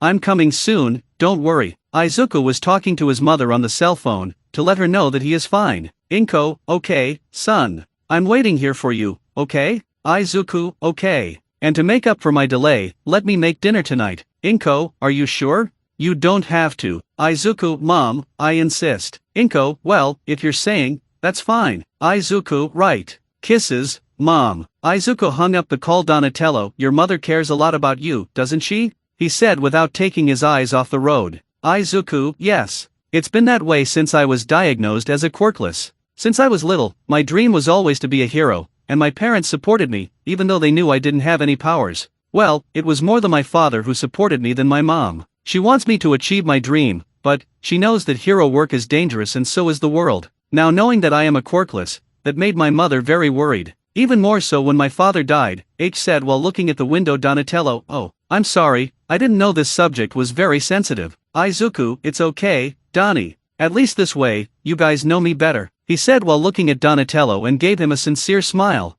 Izuku, don't get me wrong. I love my mother and I want the city to be safe, not just for her, but for everyone. I know I can't save the world, but I want to save and help as many people as possible. Helping those in need, especially people who were born without quirks like me. I may have suffered since I was 4 years old, but I want to show that I can. I want to show that I can be a hero too. I want to be a hero like my father saw, he said while looking at his right hand, which had the scars that were caused during those years of suffering. Raphael, I'm sorry, but I'm going to have to invite you to leave this vehicle. Raphael lunged at them, with a ninja trying to attack him with his metal claws, but Raphael dodged and grabbed his left arm and swung his enemy around, causing his body and the other ninja to collide and that fall out of the vehicle. One of the ninjas tried to attack him with his sword, but Raphael held his weapon with the palm of his 2 hands, then he threw his enemy's weapon aside, causing it to fall in the middle of the street. Unarmed, the ninja punched Raphael, who made a face that he felt nothing. Raphael, my turn. Rafe only punched his enemy in the belly, making him choose and kneel in pain, but the turtle didn't let him down, as Raphael grabbed him by the back collar and threw his enemy out of the vehicle. Only one ninja left, who tried to pierce the turtle, but obviously failed, as Rafe simply stepped to the side and turned his body, causing his enemy to pass him by. The ninja tried to attack him again, but Raphael hit his sword, causing his enemy to drop and lose it, which fell to the street. To finish, Raphael gave his opponent 2 beatings in the face and then delivered a barrage of punches to the ninja's torso, with Rafe finishing him off with a direct kick to the stomach, causing the last ninja to fall to the street. Before Raphael could celebrate victory, he turned to the back of the vehicle, and saw that other ninjas had jumped from the buildings to come to the top of the van. Not only that, Rafe saw some vehicles chasing his van, which were 2 cars, being driven by the foot ninjas. Raphael, guys, we have more company behind us, he said before going up and attacking the ninjas that were with him. Leonardo, understood. Donnie, keep driving. Izuku, do whatever Donnie says. Mikey, I'm counting on you to carry that truck. I'll take care of the garbage in the back. Izuku/Donnie/Mikey, right. Mikey opened the van door to prepare to jump to the vehicle, while Donnie accelerated the vehicle to help Mikey. Leonardo, on the other hand, opened the back doors of the van, took one of his katanas and threw it at the front of the vehicle. When the weapon hit the front of the vehicle, Leonardo simply teleported to where his sword was and went into action. Izuku saw this and was wide-eyed. Izuku, I thought you guys didn't have quirks, he said while looking at Donnie, wanting to know how Leo did that. Donatello, what you saw was not a quirk, it's one of our mystical powers. he said as he got closer to the side of the truck. "Mikey, you can go now. Michelangelo, here I come," he shouted while jumping on the truckload. He got inside the vehicle's cargo, thus meeting the ninjas that were inside, who were just 4 ninjas. Mikey smiled as he attacked his enemies. It was going to be a tight fight, but Mikey would manage. A ninja tried to attack him, but Mikey dodged and kicked his ass, causing him to fall out of the vehicle. He took his nonkaku, but he changed his weapon to a Kusari Fundo type as the chains extended longer than a nonkaku should. Not only that, but the chains were glowing orange. "Michelangelo, so, who will be next?" he said with a smile. Back at Leonardo, he was on top of the car, until his senses were telling him to dodge, and when he does, bullets end up shooting out of the roof of the car. Leonardo was surprised by this. Either the foot ninjas are resorting to firearms or they were just plain baddies and just recently joined the clan side. Acting quickly, Leonardo opens the right rear door of the vehicle and forcefully pulls the occupant out of there while he was on top of the car, causing him to fall hard into a garbage can. While Leo was tending to the other occupants, in the other car, one of the ninjas was targeting him with a submachine gun, ready to shoot the leader of the group. But he didn't know that Raphael, who had already defeated all the ninjas on his part, saw what that bandit was doing. So, to save his brother, Rafe activates his mystical power, which is a clone made of energy. Rafe's clone jumps out of the van and lands hard on the hood of the car, causing a great impact due to its great strength, thus causing the vehicle to stop and lose speed. The clone has already disbanded. Fortunately, no civilians were injured, but I can't say the same for the vehicle's occupants. Leo, who had already taken down the second-to-last occupant, saw what happened and looked at Rafe, who was also looking at his brother. "Leonardo, thanks, Rafe. Now go help Mikey to stop the truck so we can get out of here as soon as possible." "Raphael, okay." Rafe ran hard and jumped on top of the truck's load. He looked into the charge and saw Mikey taking down the last ninja that was standing, with several blows to the face with Mikey's nonkakus. "Raphael, apparently you don't need my help," he said while he was on top of the vehicle's load. "Michelangelo, well, we just need to stop this truck before the heroes show up." Agreeing with what his brother said, Rafe leaves to go to the front of the truck. Raphael simply broke the glass of the left door of the truck with his fists and already pulled the occupant out of there, causing him to fall rolling in the street, leaving only the driver. Raphael got inside the vehicle and sat in the seat next to the driver, who was shaking with fear when he saw the thicker-shelled turtle sitting next to him. "Raphael, nice truck this one, huh?" Raphael looked at him and smiled before punching him in the face, knocking the guy out. "Raphael, I hope you don't mind if I hold the wheel a little bit." Raphael took the wheel and made the vehicle slow down gradually. It seems that there was no more confusion in the traffic, which was already a mess, and all the people who were on the sidewalks were looking and even filming all this mess, while others have already called for the police and for the heroes. "Raphael, phew, thanks, buddy," he said while looking at the unconscious driver. End of song. Donnie stopped the van next to the truck and asked Izuku to open the vehicle's door, and so the greenish one did.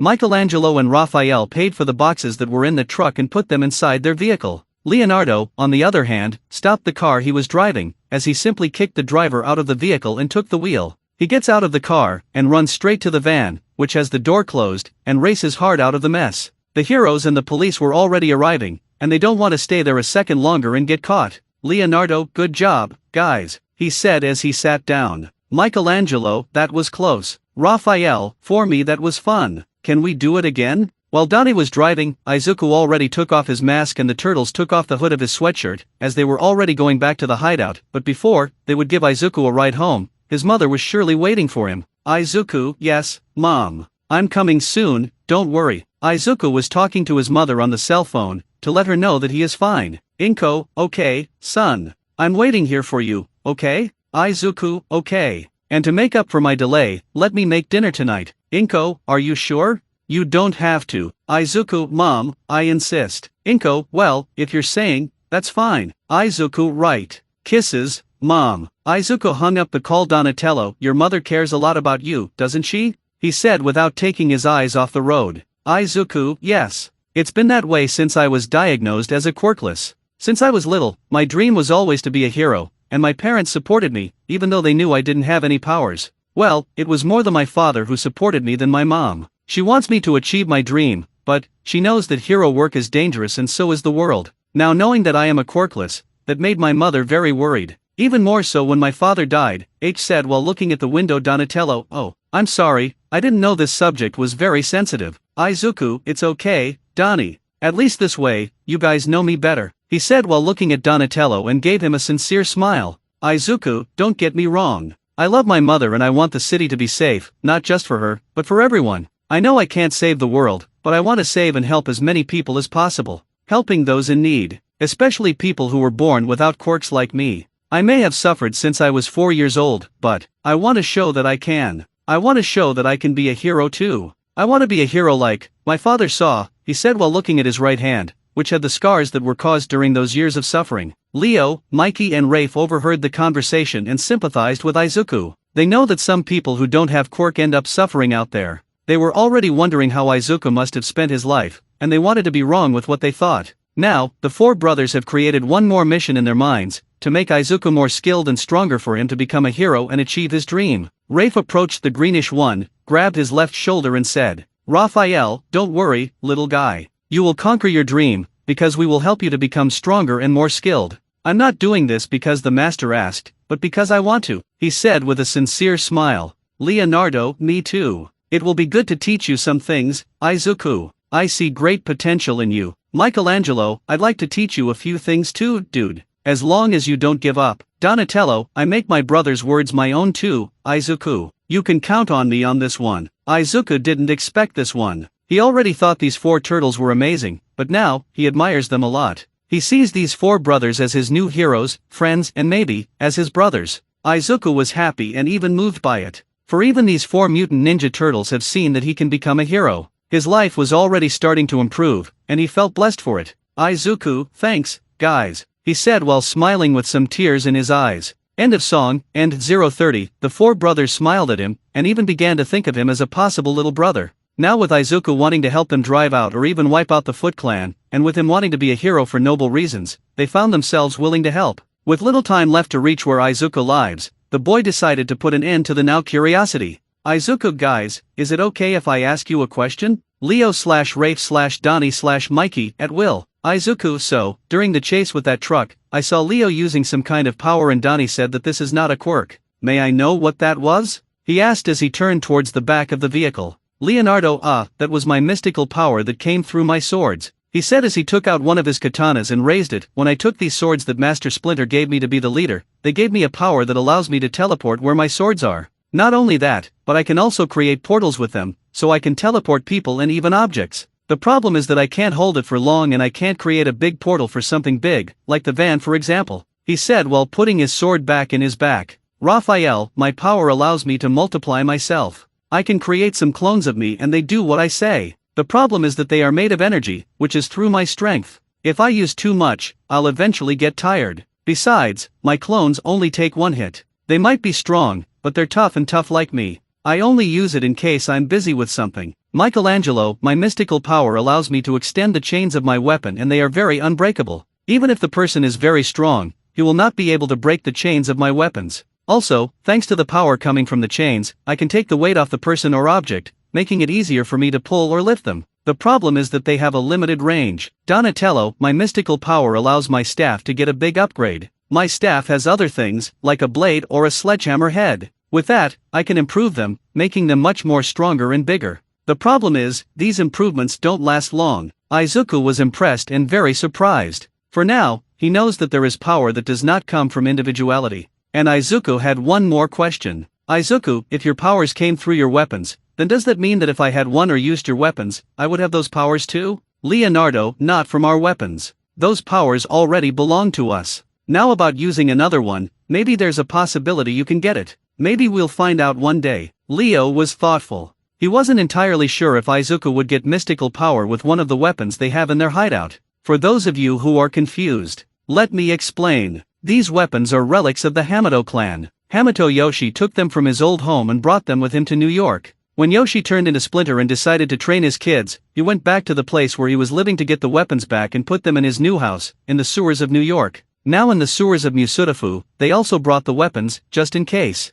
Author, I create this. It's not in the comics, nor in the cartoons, or in the movies. I hope you understand. 3. Arriving next to where Izuku lives, the greenish one leaves the vehicle, but before. "Izuku, so, when are we going to meet again? And how are we going to meet?" he asked before hearing his cell phone ring. He picks up his phone and sees a contact he didn't have before. And on it was written Donnie. Izuku looked at the turtle, who was looking at the boy while showing his T-phone, which was a cell phone he invented himself. "Donatello, we'll get in touch with you, Izuku. Then we'll make an appointment to help you." Leonardo, for now, rest. Izuku, okay. Thanks again, guys, he said while smiling and waving. The turtles smiled at him before closing the door and heading back to their hiding place. As Izuku walked back to his house, we went back to the turtles who were still in the van. Michelangelo, so what are we going to do with all this? Obviously, referring to the boxes that are. Leonardo, we can burn it, throw it away, or keep it. What matters is that at least we stopped it from reaching the Shredder and possibly the League of Villains as well.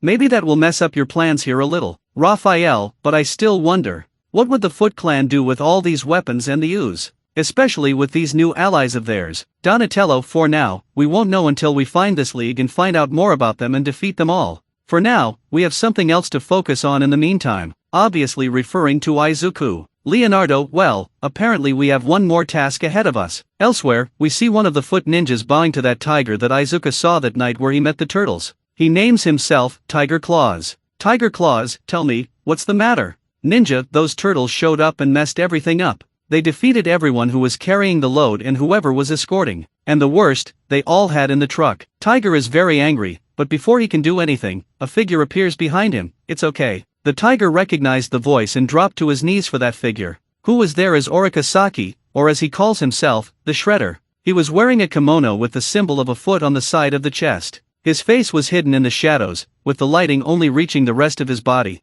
Tiger Claws, Master, I'm sorry for the failure. Shredder, like I said, it's fine. We already have what we need. Now, we just need to wait for Shigaraki to finish what he's doing and for us to help him and the League kill this All Might guy. After that, it will be their turn to reciprocate, he said as he turned and faced his armor. Time skip, next day. Saturday. It was already Saturday morning and the sun was there to brighten the day. Izuku just came out of the bathroom after doing his daily hygiene, which is brushing his teeth and taking a shower. As he gets close to the living room, he sees his mother watching the news, even while standing. The news he was passing on was about that chase in the night. The TV was showing footage of some clan members being taken away by the police as they took off their masks and recognized the criminals. In addition, a video was also shown where a civilian was recording the chase with his cell phone. It was a video of only 5 seconds, where it showed Ray fighting the ninjas standing on top of the van. All this while a reporter presented the case. Reporter, last night, on the city streets, there was a case that looks like it came out of a movie, where a strange van chased a moving truck. While the occupants of the truck were composed of criminals wearing strange ninja clothes, the occupants of the another vehicle were not clearly seen as they were wearing hoodies to hide their appearance. Then the report cuts to a middle-aged civilian giving a statement about what he saw yesterday.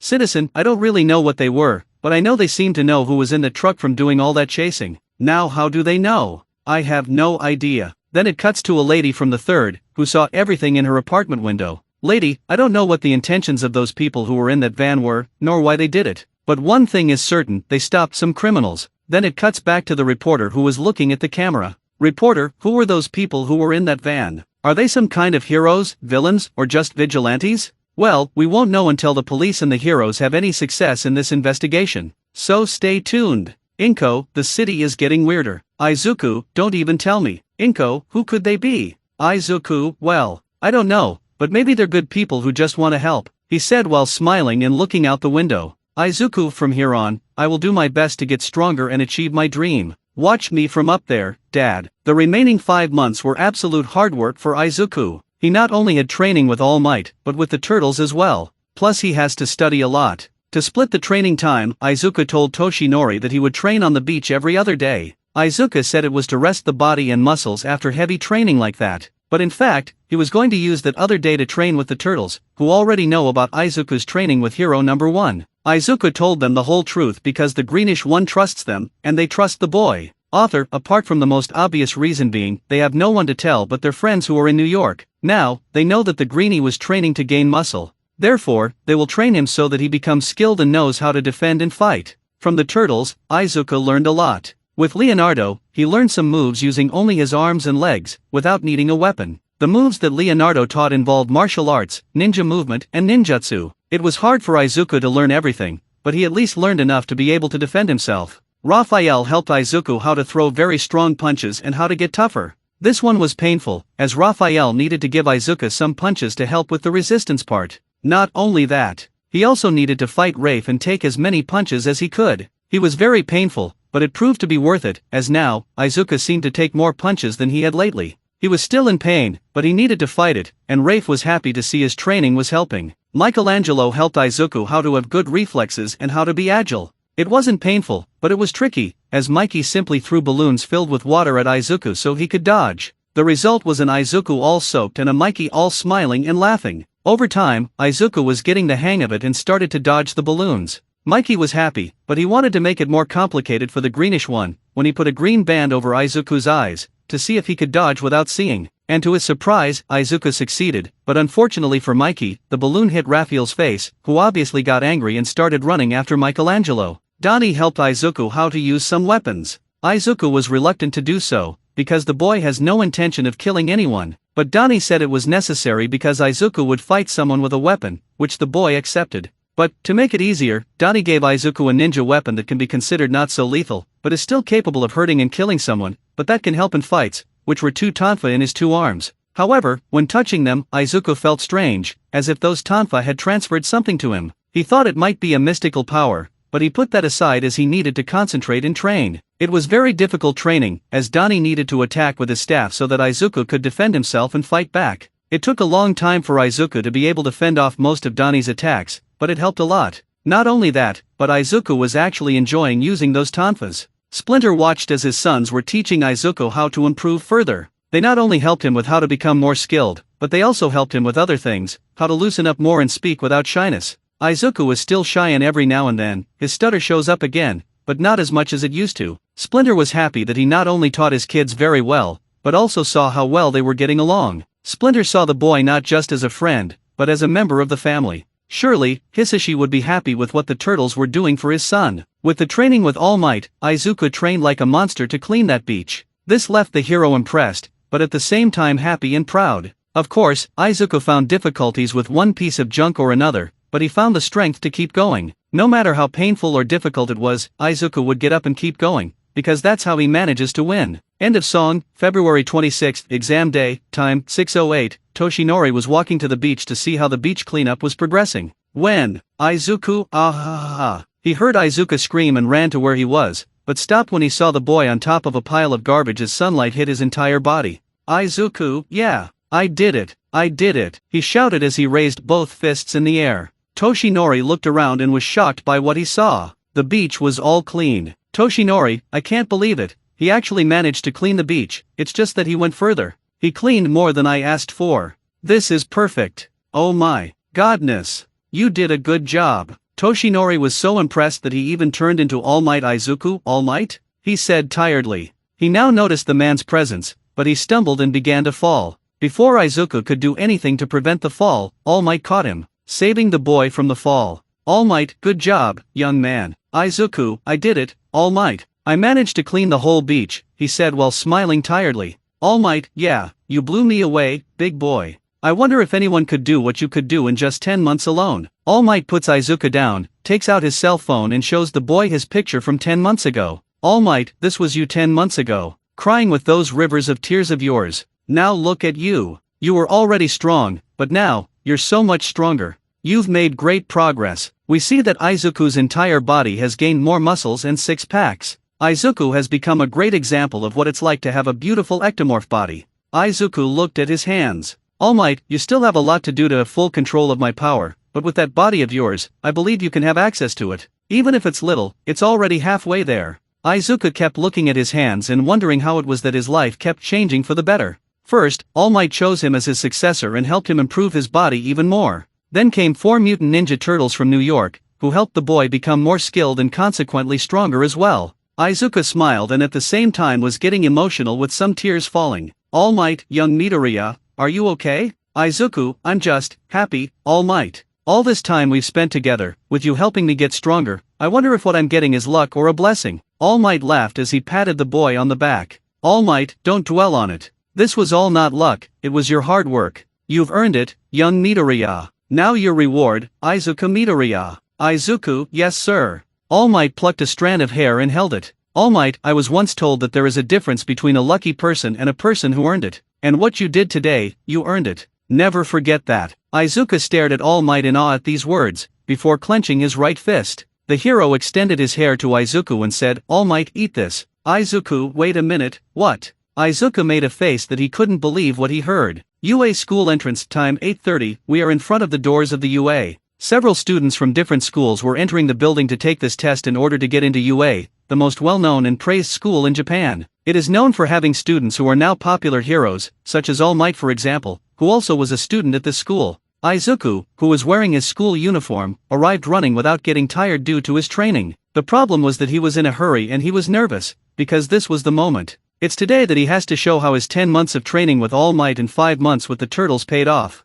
Izuku, I arrived just in time, said while walking. As he walked, Izuku was left thinking about what happened earlier today, when All Might made the boy swallow his hair. Just for Izuku to remember that, he's already disgusted, but it was necessary. He didn't have time to test one for all and was worried that he hadn't received the power, but according to All Might, soon the boy will feel the power within him and that the boy will be able to use it during the exam, even more so. By your physique. Izuku stopped walking when he felt his cell phone vibrate. He picks up his device and sees that he had received messages from his mother, who had wished her son good luck, and from the 4 turtles. Donnie, good luck, Izuku. Remember all you learned and studied. Rafe, check it out, boy. If you have to break and hit something, do it. Just do it. Mikey, go on, Izuku. Show everything I've taught. Oh, and if you have to scream a catchphrase when you attack, like I do when I scream Booyakasha. Leo, crossed swords, you'll make it, Izuku. Me, Master Splinter and my brothers believe in you. Show them, Izuku. Izuku smiled and even laughed a little at Mikey's message.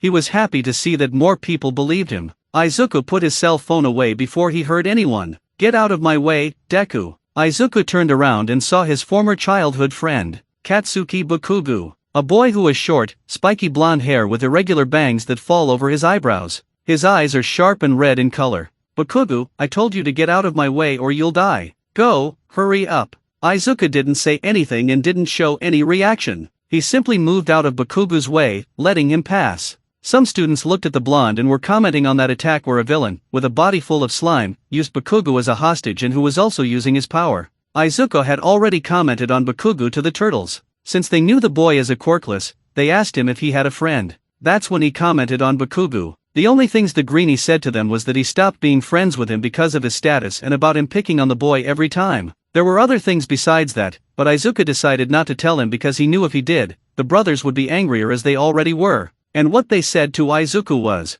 flashbacks, Leonardo, these kind of people shouldn't even be called friends. If I were you, Izuku, I wouldn't even want this guy's friendship anymore. Raphael, Izuku, if this guy stopped being your friend because of something you don't have or maybe other reasons, then it's already clear that this guy sucks. Michelangelo, I can be nice to everyone, but when someone isn't nice to me, I just walk away from them. You should do the same, Izuku. Donatello, one thing's for sure, if he's like that with you, then this guy doesn't care about you. If I were you, I'd do anything but not wanted this guy's friendship or respect him. End of flashbacks. Izuku kept looking at the Bakugu who was walking while thinking about what the brothers had said to him. A part of Izuku didn't want to do that, but the other part said to do what the turtle said. But another thing is certain, he shouldn't be afraid of him anymore. Izuku, are they right? Does Kukin don't care about my friendship? Izuku remained still as he took a deep breath and closed his eyes to calm his nerves. Izuku, come on, Izuku. You spent all this time training your body and practicing with 4 ninja turtles. Time to show you've changed.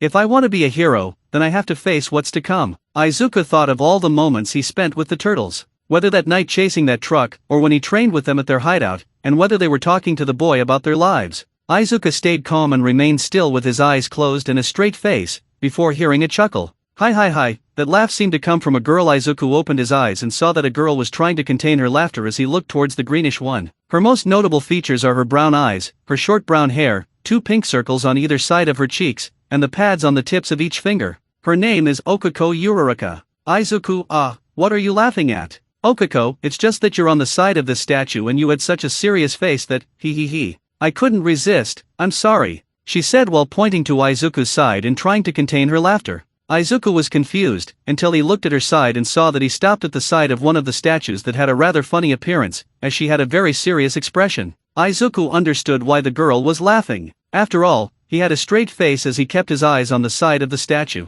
Izuku, I see.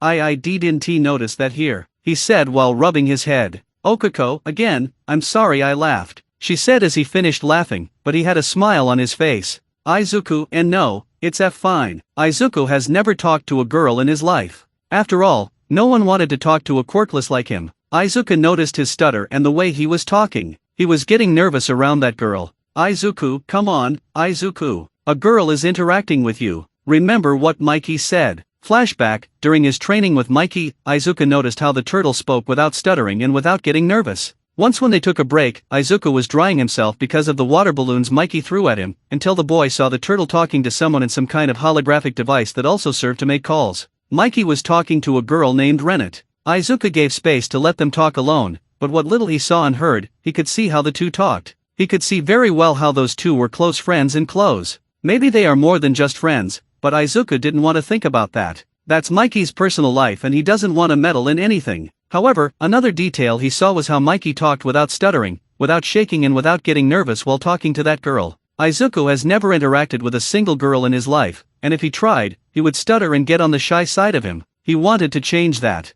He knows that your shyness might not be good for him, so, he needed help and he already knew who to ask. After Mikey finished talking to Rennet, he returned to where Izuku was to continue training. Seeing that he was coming for him, Izuku decided to act. Izuku, Mikey, can I ask you something? Michelangelo, sure. What is it, man? Izuku, how do you manage to talk without getting nervous and without stuttering? Even more talking to AAG girl? Mikey understood the reason for the question and blushed. He looked around to see if his brothers were keeping an eye out, but luckily for him, they were busy with other things. Mikey pulled Izuku into his room and looked at the boy with narrowed eyes. Michelangelo, what did you hear? Izuku, and nothing much. I just heard how you were talking to that girl and I let you two talk in peace. I swear. Michelangelo, so why did you ask me that question? Izuku, it's just, I'll tell you the real thing, Mikey. I've never talked to a girl in my entire life. I've never tried because I'm shy and also no one wanted to talk to me because of my status. Even if I tried, I would stutter or get nervous. I don't know what to do about it, so I wanted to ask for your advice or your help to solve this problem of mine. If it's not too much trouble, of course. Mikey looked at Izuku with a look that he couldn't believe what he heard. In Turtle's view, it looked like Izuku was begging for help and that Mikey was his only salvation. Michelangelo at this point saw himself as a possible hero for the boy and that he was willing to help even more. Michelangelo put his arm behind Izuku's neck and said, Michelangelo, no need to say more, Izuku. I, Michelangelo, will help you to interact better and help you to reach out to girls, said in a very dramatic way, which made Izuku strange. Izuku, but that's not what I was. Izuku was silenced by Mikey, who put his finger in the boy's face. Michelangelo, don't say anything. I already know what you need and I will help you. First, if you are going to talk to a girl and if your shy and nervous way is going to get to you, do this. Forget your nervousness, breathe slowly and calmly and speak. Follow these steps and you will see the magic happen. End of flashback. Remembering Mikey's advice, Izuku breathed slowly and calmly, so he could talk to the girl in front of him. Izuku, I would have laughed too if I saw someone standing next to these statues, so I don't blame you for laughing. It's just that I was a little nervous and I stopped for a little while to breathe calmly. You know, to calm my nervousness, he said while smiling shyly and putting his hand behind his head. Okako, oh, yes. I understand you. I confess that I'm also a little nervous. After all, we're facing the UA to take an exam so we can get into it. Izuku, yeah, but I feel like our efforts will pay off. I feel like we can do it. Okako, hee, that's it. Positive thinking first. Ah, how rude of me. My name is Okako Uraraka. Izuku, is she telling me her name? Oh my god. She's introducing to me. On the outside Izuku was calm, but on the inside he was very happy to see that Mikey's advice is giving positive results. Izuku, my name is Izuku Midoriya, he said while smiling. Okako, Izuku? I thought your name was Deku. Izuku D. Deku? Izuku was wide-eyed at what he heard. Okako, it's just that I heard that boy who yelled at you, calling you Deku. So I thought that was your name. Izuku, oh, so it's not. That guy who said that to me, he uses that name Deku as an insult. That name means useless, weak, and helpless, he said while looking at the door where Bakugo passed. Okako, oh no, I'm sorry. I didn't know. I thought it was your name because Deku reminds me of the word Dekoru, which means, you can do it. That's why I thought this. Again, I'm sorry, said while making a small reference to Izuku. As a sign of forgiveness, Izuku was surprised at what he heard. For the first time, a person did not call him by that name to insult the boy and even saw that name as another. Izuku was happy about that. Izuku, it's okay. If you want, you can even call me D. Dekoru, Izuku said, smiling a little, but her cheeks were flushed. Author, I know there are a lot of people who hate the name Deku, so I thought, why not use the name Dekoru? Hope you liked this little change. Okako, really? Izuku nodded. Right, Dekoru-kun. Ah, we better go in and take the exam. I wish you good luck, Dekoru-kun, she said while smiling. Izuku, thank you. I wish you the same, Uraraka. Izuku returned the smile as the two walked together to the building. Izuku, thank you so much, Mikey. Izuku was bursting with joy inside to see that he managed to have a conversation with a girl. During the written part of the exam, most had difficulties, but Izuku not so much. Due to his intelligence, studies, and even spending time with Donnie, he finished the test faster than anyone else. After all the students finished the test, they all went to an auditorium. Unfortunately, Izuku ended up sitting next to Bakugo. The two didn't say a word until the lights started to come up and a man appeared on stage in front of them. He is a tall, thin man with long blonde hair, which he wears spiked up in a large tuft behind his head, and a small brown mustache. He has rectangular eyes with concentric pupils and greenish-yellow irises, and is almost always seen with a big smile on his face and has never been drawn with nostrils. His hero costume consists of a black jacket with a very high collar, finished off and complete with studs, and matching black pants and high boots. He wears shoulder pads and a red belt and elbow pads, all with studs, and black fingerless gloves. His neck is always obscured by a directional speaker that he uses with his quirk. He always wears a pair of headphones with the word Hage written on the headband and a pair of orange sunglasses. His name is Hisashi Yamada, but he is better known as Present Mike. Present Mike, hello UA candidates. Welcome everyone to the school DJ show. Come on, say yay. Even with the mixed scream, everyone was silent.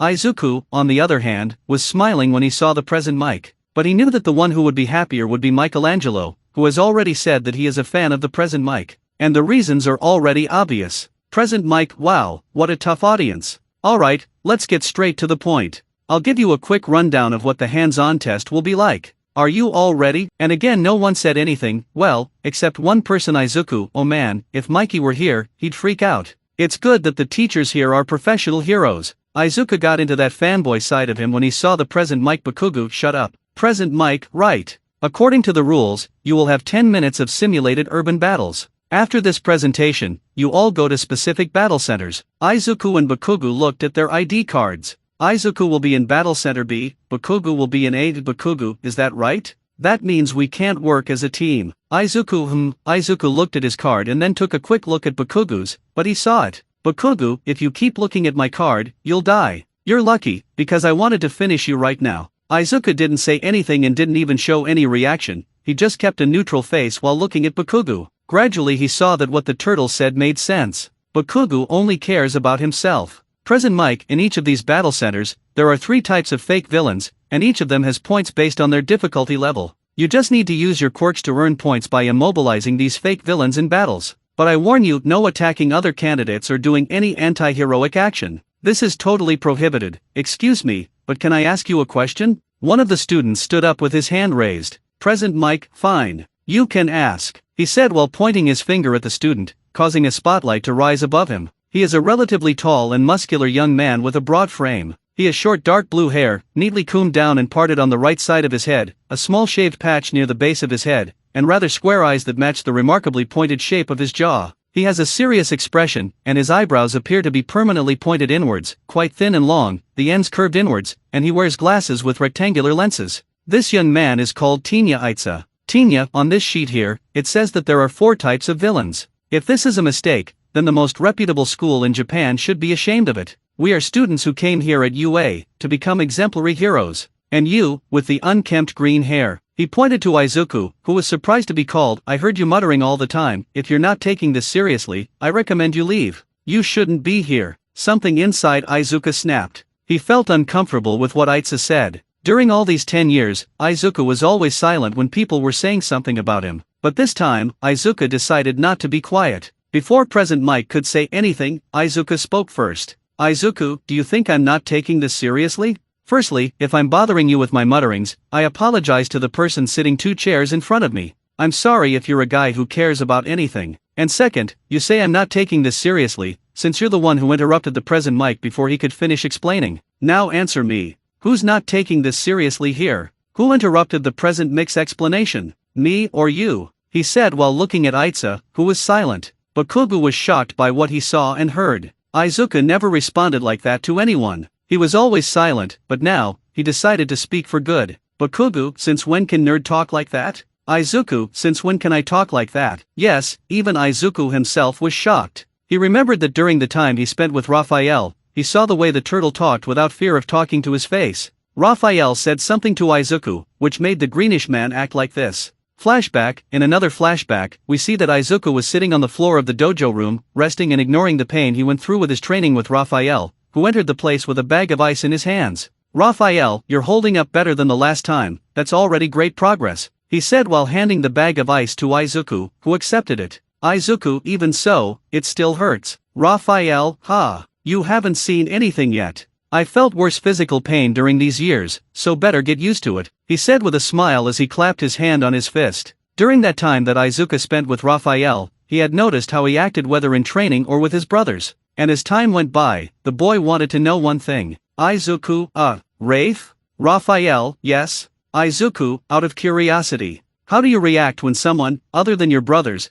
says something about you in front of you and in front of everyone? He said while putting an ice pack on his right leg, because of Rafe's heavy training. Raphael, what are you? I already got the reason for this question, he said while smiling and putting his right arm behind Izuku's neck. You want to be someone tough, don't you? Izuku, that's not what I meant. Raphael, no, but it's what you want and need. Being kind and polite is good, Izuku. But you can't be silent all the time when someone says something that bothers you right in front of you. If that person said something wrong, speak up too, but don't put yourself down. Don't exaggerate and don't let your anger explode as you speak. Izuku, but isn't that what you do with Mikey? Raphael, do as I say, not as I do, he said while smiling and ruffling the greenish hair. End of flashback. Izuku, damn, Raphael. What did you do to me? I don't know whether to be grateful or worried. Present Mike, alright, calm down now. Candidate number 7111, what that kid just said is true. Next time, wait for me to finish explaining before I interrupt. That robot you mentioned is the Pointer Zero. That is, he is worth 0 points. The Zero Pointer is an obstacle you must avoid, and he is in every battle center. You can defeat him, but you won't gain anything by doing so. Tinya, thanks for explaining and sorry for interrupting, he said as he sat back down. Present Mike, so that's all. But first, let's go to our school's motto. As Napoleon Bonaparte once said, a true hero is one who overcomes life's difficulties, so go beyond, plus ultra. Izuku took the paper from him and looked at it with a serious look, before smiling excitedly. 30 minutes later, Izuku and the other candidates were already at their battle centers. The boy is there in his sweater as he shivers, but not from fear. In fact, Izuku doesn't know why he's shaking like that, but he didn't want to think about it. It was time to show how those months of training had a positive result. Izuku took a deep breath and let it out very slowly and calmly. He looked around and saw that many of the candidates were calm, except for one. He saw that Okako looked very nervous. Izuku, Yururuka?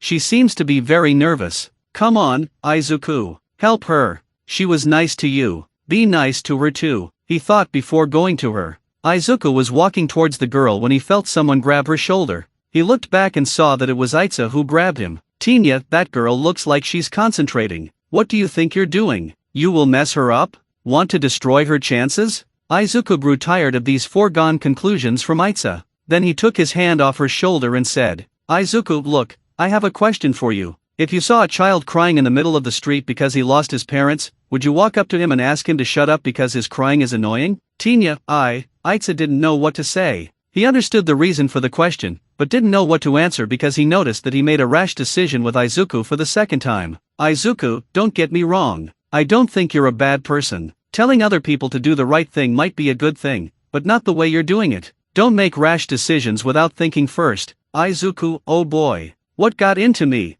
I never spoke like that. Did the turtle's advice make me look like this? Izuku's words made Itza think well. He noticed that Izuku was right, as much as it pained him to admit it. Before he could say anything else, the Present Mike yelled. Present Mike, alright, let's get started. Everyone looked up and saw the hero looking at them. Present Mike, what are you doing standing there? In real life there's no countdown. Come on, listeners. Izuku and the other candidates started running towards the battle center. Izuku, come on, Izuku. You have the strength of All Might with you and you have received training from 4 mutant turtles ninjas. According to All Might, the one for all will work in maybe 2 or 3 hours, and my body is already more than adequate. But how do I know I'll be using his quirk? How will I activate? What are the side effects? Izuku kept running until a robot from one point broke through a wall and stood in front of him. Soon, Pointer 1 saw Izuku and ran towards him. Izuku was scared, but soon he remembered what Donnie said. Flashback, during training with Donnie, Izuku falls to the ground as the turtle hits him in the belly with his staff.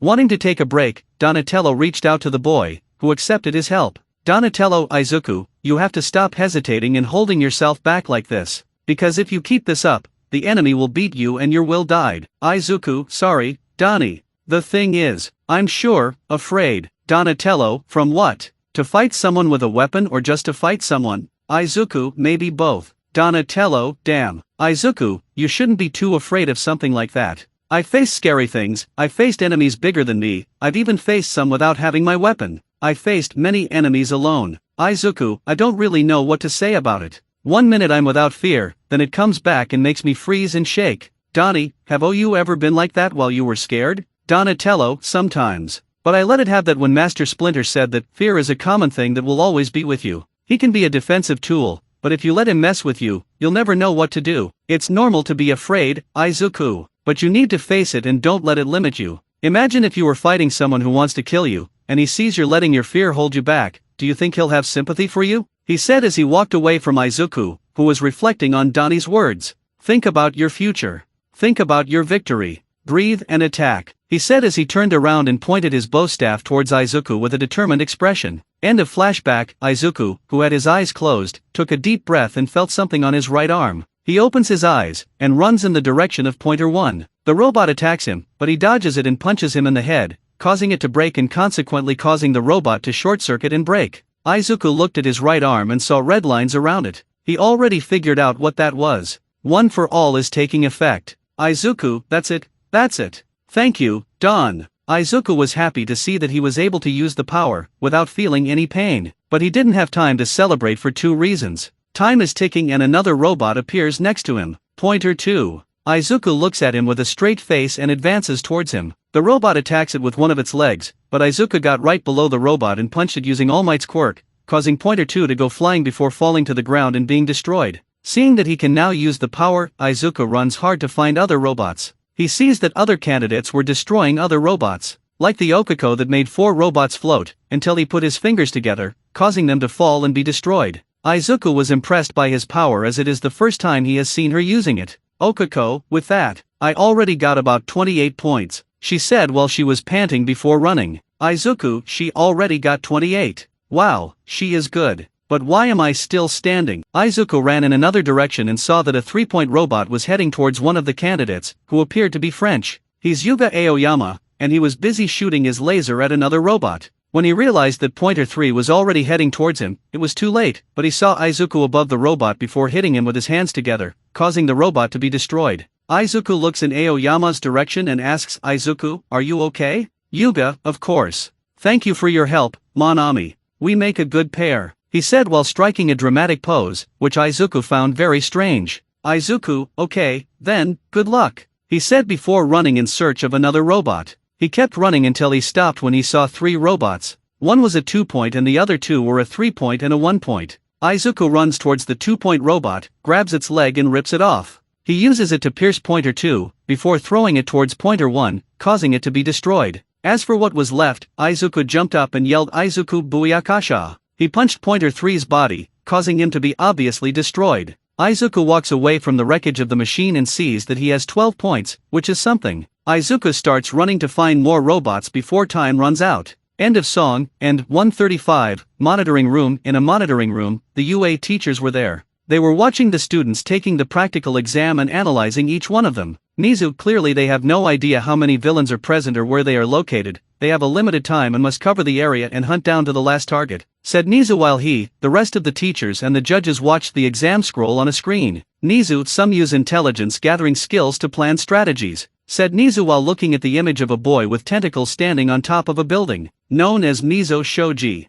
Nizu, while others rely on your speed to stay ahead of others, he said looking at the image of Itza as he ran and skidded on the ground. Nizu, of course, keep your cool under pressure, he said while looking at the image of Aoyama, who was shooting with his laser while looking at the camera. Nizu, beyond pure power and combat skill, said when the image of Bakugo while he was panting and smiling like a maniac. He wanted Izuku to be there so that he could show the greenish all his power, in order to humiliate him. Nizu, the most successful students use a combination of all these tactics. They are the ones who can get the highest scores on this test, said Nizu while looking at the images. Midnight, I would say this year's group looks pretty promising. Toshinori, well, there's still no way to really know. The real test starts now. He opened a box that contained a red button and pressed it. Back at Izuku, he was panting and behind him was a destroyed three-pointer. Izuku, 25 points. I better get more before time runs out. Before Izuku could run to go after other spots, the fictional city he was in began to shake as dust appeared in the air. The students were in shock as something large headed towards them, as windows cracked as it passed the buildings.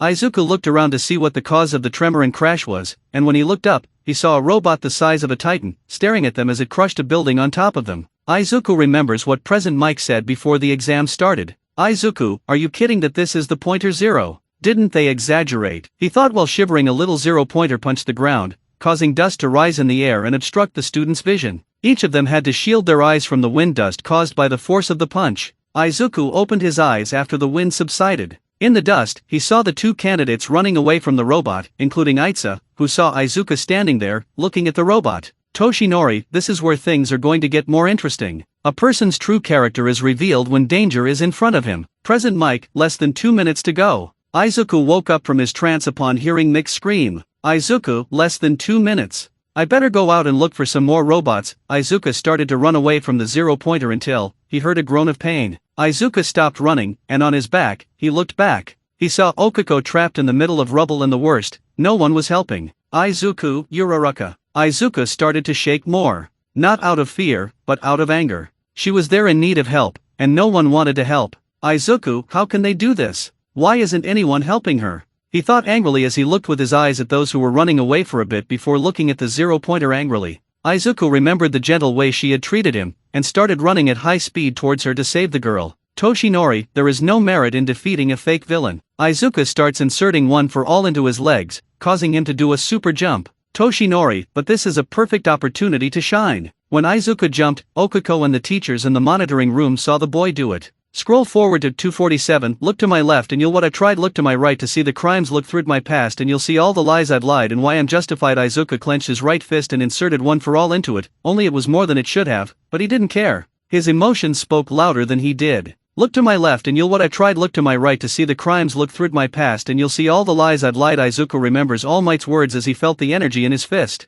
And why I'm justified. Izuku, swallow that. Smash! Izuku shouted before punching the zero-pointer's face hard, causing him to be totally destroyed, which resulted in an explosion in his face as his body was pushed back with the force of the punch and started to fall as the explosion started. Look in my eyes. Okuko and the other candidates were shocked by Izuku's display of power, with most gaping. You'll see my life of crime. Toshinori, that's right, with a proud smile, show them who you are. Show them what it means to be a hero. Nothing is nobler than self-sacrifice. Look in my past and you'll see all the lies, all the lies, all the lies. Izuku had a shocked expression on his face as his hand and arm were quite sore as he had exceeded the limit of how much power he could handle. Are justified. End of song. Izuku, I acted without thinking, like that time I saved Kaken. But now, it's quite different. Izuku thought while looking at the fallen robot. Present Mike, just a minute left. Present Mick's warning made Izuku come out of his shock and realized where he was when he started to fall. Izuku despaired, because he didn't think about how to land. His legs would hold up to land on the floor, but it's going to hurt.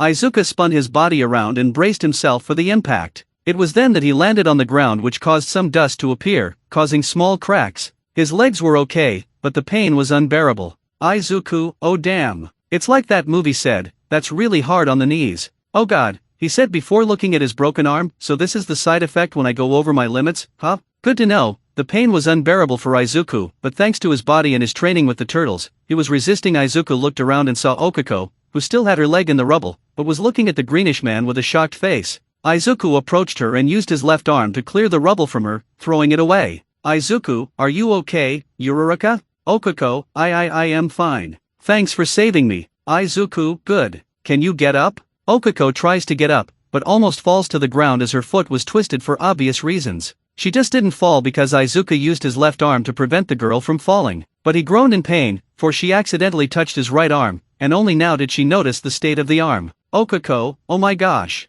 You need to go to a nurse. Izuku, no. Not yet. I still need to get some points to. Present Mike, time's up. Izuku was interrupted by Mick's scream. Izuku, what? No. Izuku got a little crestfallen, as he thinks he didn't have enough points to pass. Okuko, Dekoru-kun, are you okay? Okuko saw the greenish man's reaction and was even more worried. Izuku, of course. I'm fine, yes. Izuku gave the girl a smile. Come on, I'll help you get to the nurse, said when making the girl put her right arm behind the greenish neck, while he holds her torso with his left arm. The girl blushed as she looked at the greenish one. She was amazed to see what he's done and what he's doing now. He's in worse pain than hers and he's missed getting more points just to save her. Okuko didn't know what to say. The two continued walking until the two ran into the other candidates, who were still in shock from what they saw. Izuku, a very simple-looking boy, destroyed a huge robot like that with one punch. Izuku didn't mind the looks he was getting, even more so that he was a little upset and even annoyed that they hadn't helped the girl. But on the other hand, he was happy to have helped, even though he was in a lot of pain right now. Tinya, he sacrificed himself to save that girl, even though he knew it was very dangerous and that the zero-pointer wouldn't give any points. He must have known there was little time left. How many more points did he need to pass? He put his life at risk. But, even so, he didn't hesitate to go and jump. He thought as he clasped his hands together, if this wasn't for the exam, then of course I would do the same thing. Wait, the exam, the judges, they saw it. He started to think about it when the candidates heard someone approaching. They turned to see Recovery Girl walking towards them. Recovery Girl, don't worry anymore. I'm already here. Anyone who is injured, please come to me. Seeing her, Izuku recognized her and walked towards her holding Okuko. Izuku, Recovery Girl, please help her, he said as he put Okuko on the floor with delicacy. Recovery Girl, sure, leave it to me. But first, let me help you, she said looking at the boy's right arm. Izuku, no need, I just broke my arm. I can take it. Recovery Girl, still, you can't keep your arm like that. It won't do you any good. Come on, sit on the floor. Izuku obeys and sits down. So Recovery examined the boy's entire arm before kissing his head, making his healing quirk do its job. The pain was slowly fading, but Izuku was feeling tired and ended up inconsistent. Okuko, what happened to him? Recovery Girl, it's okay. He'll just need to rest. The pain was so bad that at some point or another he would give in, so I spared him more suffering before it got worse. Recovery Girl watched as Okuko looked at Izuku. The girl was worried about the greenish. She is very grateful that he saved his life, but she was saddened to think that he wouldn't end up getting into UA because he didn't have enough points. Okuko saw Izuku as her hero. Recovery Girl, alright, young lady. I'll help you now. Anyone who needs help the most, come over here. Tinya, I wonder, what if the exam had other factors that I didn't take into account? Is it possible that he... The boy thought as he looked at Izuku with wide eyes. A week later, we are at the Midoriya's house and it was already dark. Izuku was in his room, and he was on a call with the turtles. Izuku, you mean they haven't found anything from the Foot Clan yet? Donatello, nothing. Since that night, we've been looking all over town for anything from them, but we haven't found anything. It's like they've given up or planned something. Leonardo, especially with the heroes being on alert after that chase. Izuku, I understand, but I believe that at some point or another, we'll find them and finish them off. If you need my help, I'll help you guys. Even if I'm in the UA. Michelangelo, speaking of which, man, has the letter arrived from the UA yet? To see if it got through? Izuku was a little silent. He feared he hadn't passed, even getting a few points. A part of him feared he wouldn't make it, but the other part said he would. Michelangelo, Izuku? Izuku, huh? Ah, it hasn't arrived yet. Raphael, dude, relax. 25 points might be enough to pass. Just think positive. Michelangelo, it's weird that you say that. Usually I'm the one who talks about it. Raphael, come on, I can also be nice and encourage people. Michelangelo, liar, he said while trying to contain his laughter. Raphael, what did you say? Michelangelo, nothing. Leonardo, guys, we're losing focus here. Look, Izuku, we believe you made it through. Even if you didn't make it, you did a noble thing today. You showed what to be a hero. Izuku, thanks, Leo. Izuku was happy for Leonardo's words before he heard his mother knocking on his door. Inko, Izuku. Izuku, the letter has arrived, he said while knocking on the door of his son's room. Izuku, I'll have to hang up, guys. I'll call you later. Izuku hung up the call and walked to the door of his floor, and upon opening it, he found his mother gasping as she held a letter from UA that had the exam results. The boy calmly takes the letter, looks at his mother and tells her that he needed to see the results himself. Inside the room, Izuku was at his desk looking at the letter before picking it up and tearing it apart. When opening, a metal disc falls on the table and a hologram comes out. All Might, I'm here in projection form, said All Might in his hero form in the hologram, which made Izuku scared. Izuku, All Might. But that letter is from UA, isn't it? Izuku questioned while watching the hologram. All Might, I know it's been a while, but I had a lot of paperwork to take care of, so that's why I couldn't get in touch. For that, I apologize. Said while bowing. To be honest, I came to this city because I received an invitation to work at UA. Izuku, what's it like? Is he working at UA? All Might, now let's get straight to the point. In the written test, you passed with flying colors. In the practical test, you got 25 points, which is enough to pass. All Might's words made Izuku very relieved. That dread of his is gone. He was glad he made it through. All Might, but that's not all. All Might's comment made Izuku look carefully. What many didn't know is that there were other factors in the exam. Izuku, other factors? What do you mean? All Might, before you look at your results, check out this short video, he said while turning on a screen, and a video starts, with Yururuka appearing. Okako, excuse me. I'd like a second of yours. Izuku, Yururuka? All Might, this girl came personally to negotiate after the race. Want to know more? Let's keep watching. All Might pressed play and the video on the screen continued. Okako, you know that boy called Izuku Midoriya? The one with messy green hair and freckles. Izuku, she's talking about me, but why? Okako, would it be possible to give him some points I made? Izuku's eyes widened at what he heard. Okako, I heard him say he needed a few more points to get through.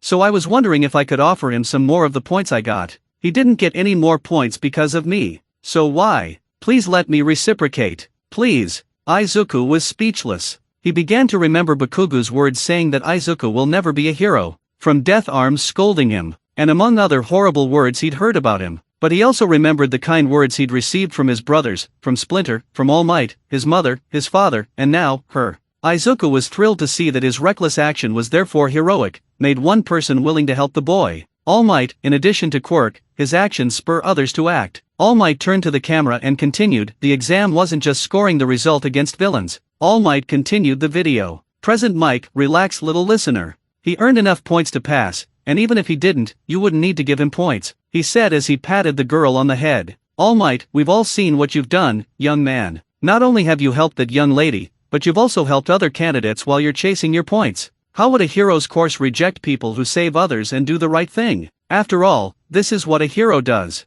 You received points other than combat points. You received rescue points. These points are awarded by a panel of judges. It's one of the skills we cherish here at UA. All Might shows Izuku's results and he is in shock. N degree 1 Izuku Midoriya. Villain points 25/rescue points 150. Izuku couldn't believe what he was seeing. He placed first in the exam because of rescue points. And he won by his actions. All Might, you too passed. So come on, young Midoriya. Welcome to your Hero Academy. End of song. Izuku didn't show any reaction other than joy, and his tears didn't stop falling. Izuku stands up with tears still streaming down his face. He was never this happy in his life. He looked at a picture frame where he and his father had been when he was little, and he smiled even more as he remembered those moments. Izuku was managing to follow his dream and he was feeling it. Izuku leaves his room as his mother is walking down the hall, but she stops when she sees her son. He looked at her and gave her the biggest, brightest smile, and says he did it. Inko was happy for him and gave her son a huge hug as she got emotional about him. Soon she walks away and says that they should celebrate, but before that, Izuku said that he would change clothes, and in fact, he would need to send a message to his brothers.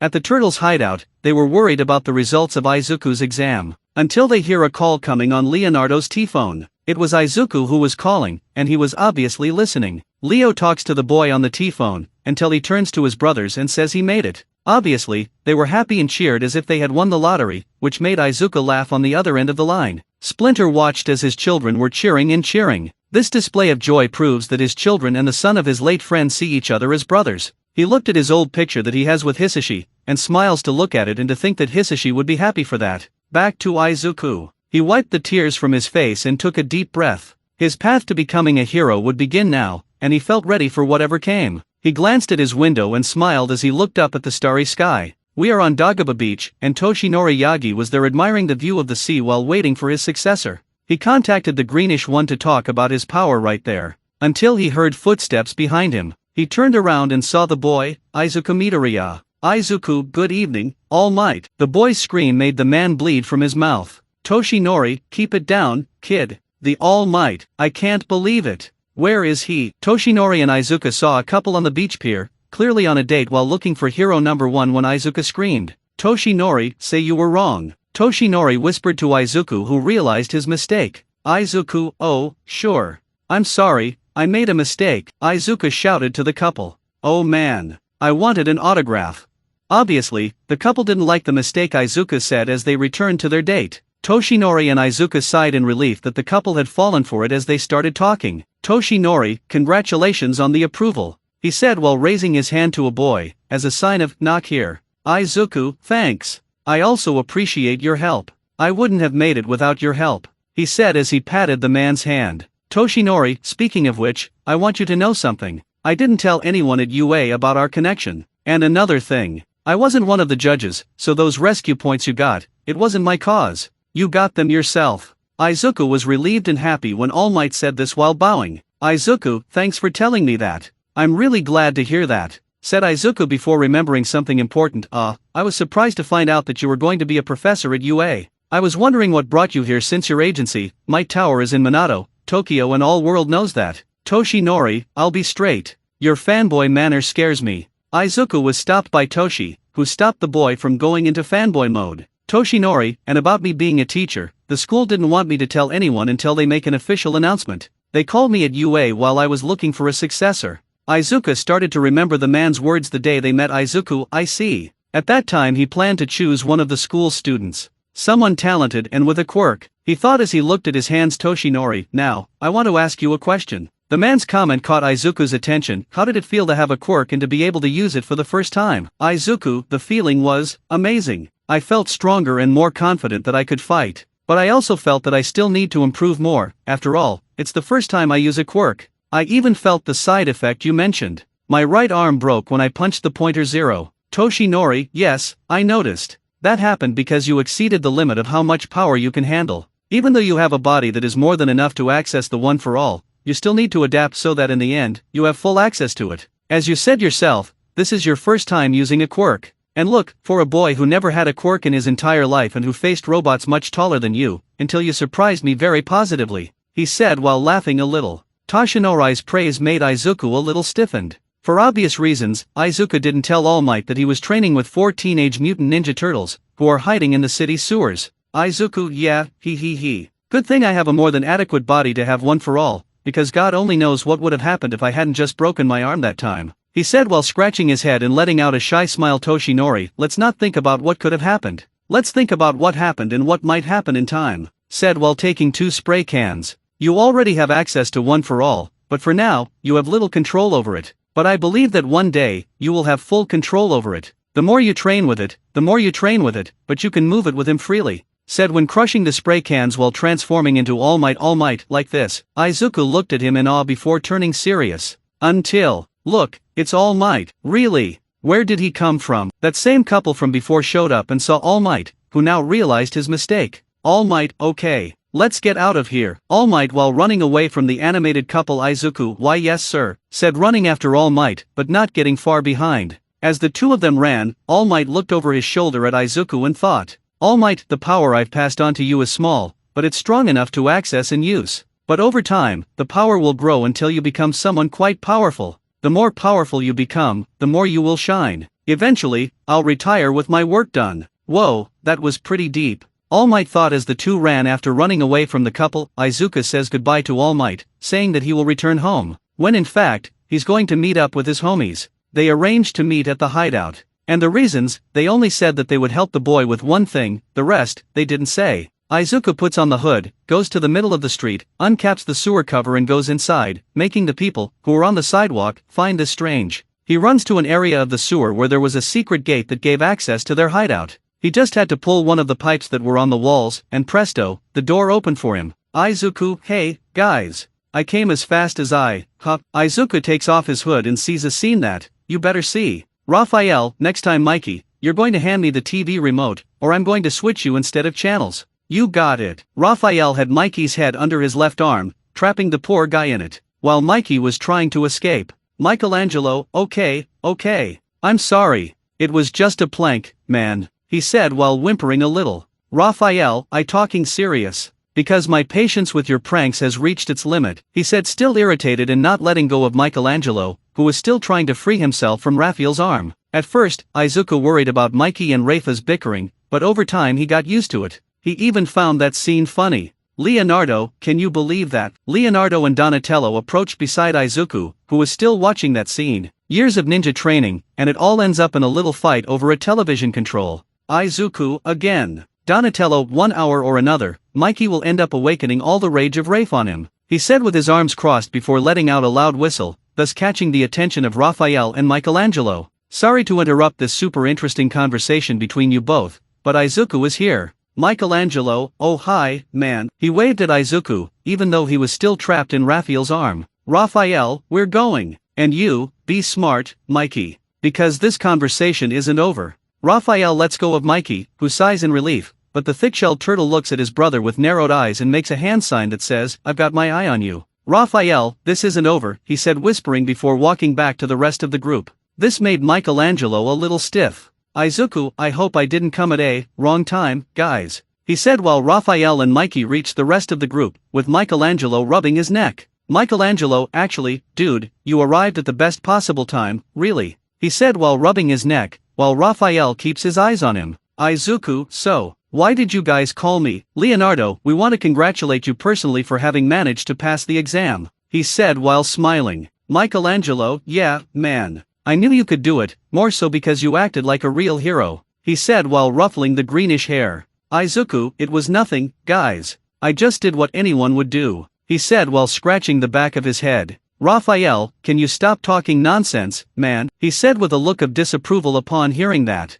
Izuku, what? Raphael, are you listening to what you're saying by any chance? Come on, we didn't train you just so you could devalue yourself. Leonardo, look, I'm going to have to agree with Raphael. His comment made Michelangelo nod his head. Izuku, but, Donatello, you know what you have? Low self-esteem. You should value yourself more, you know. Michelangelo, yeah. Think with us. If anyone would do what you did, then why wouldn't they? Mikey's question made Izuku reflect in his mind. He was right. When it came time to save Eureka, he alone went there to help the girl, even though he would not receive anything for doing so. Leonardo, Mikey is right. You should see more value in yourself. You should look at yourself and say, I'm amazing. You should do that. Izuku, I should do this. Michelangelo, exactly, man. You should tell yourself you're amazing. Raphael, you should say you're awesome, he said while flexing his arms. Donatello, and you should also say that you're cool. Donnie's comment had the three brothers looking at each other with a what the heck you say look?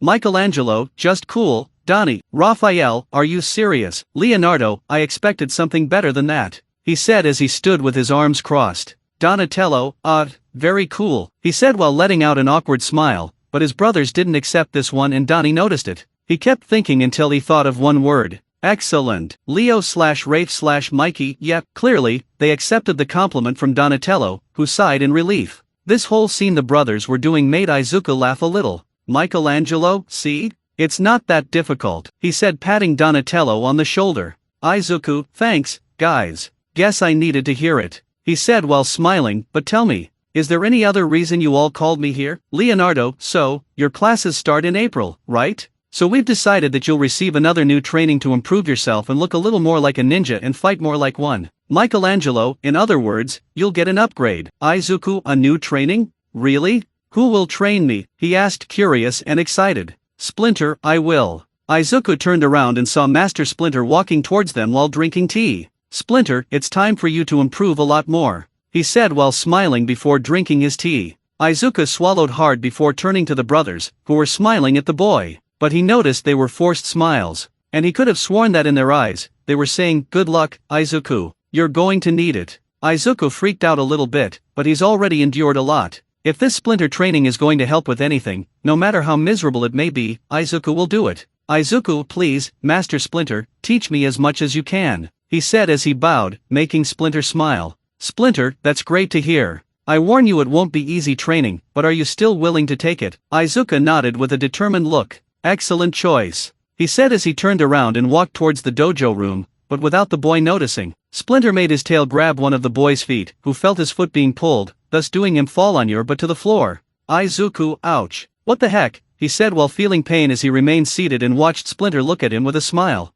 Splinter, we'll start your training tomorrow, young Izuku. I'll be waiting for you. It was the only thing he said before leaving and walking to the dojo room, while the boy started to worry. Leonardo, look on the good part, Izuku. You will be trained by Master Splinter, he said as he crouched down next to Izuku. Izuku, and, what's the bad part? Michelangelo, you will be trained by Master Splinter. His comment made the brothers nod their heads with painful expressions, while Izuku swallowed hard. Time skip, bringing you the Chibis Ninja Turtles jumping from one building to the next, with Izuku trying to keep up with them at the Midoriya family home. We see that Izuku was putting on his shoes to go to UA, while Inko was standing behind him, watching her son about to leave. Inko, have you got all your stuff yet? Izuku, yes. Inko, are you sure you didn't forget anything? Izuku, yes, Mom. I'm sure I haven't forgotten anything. Well, I have to go. Izuku was about to leave to go to UA, but, Inko, Izuku, yes, he asked as he turned around. Inko, I just wanted to tell you that,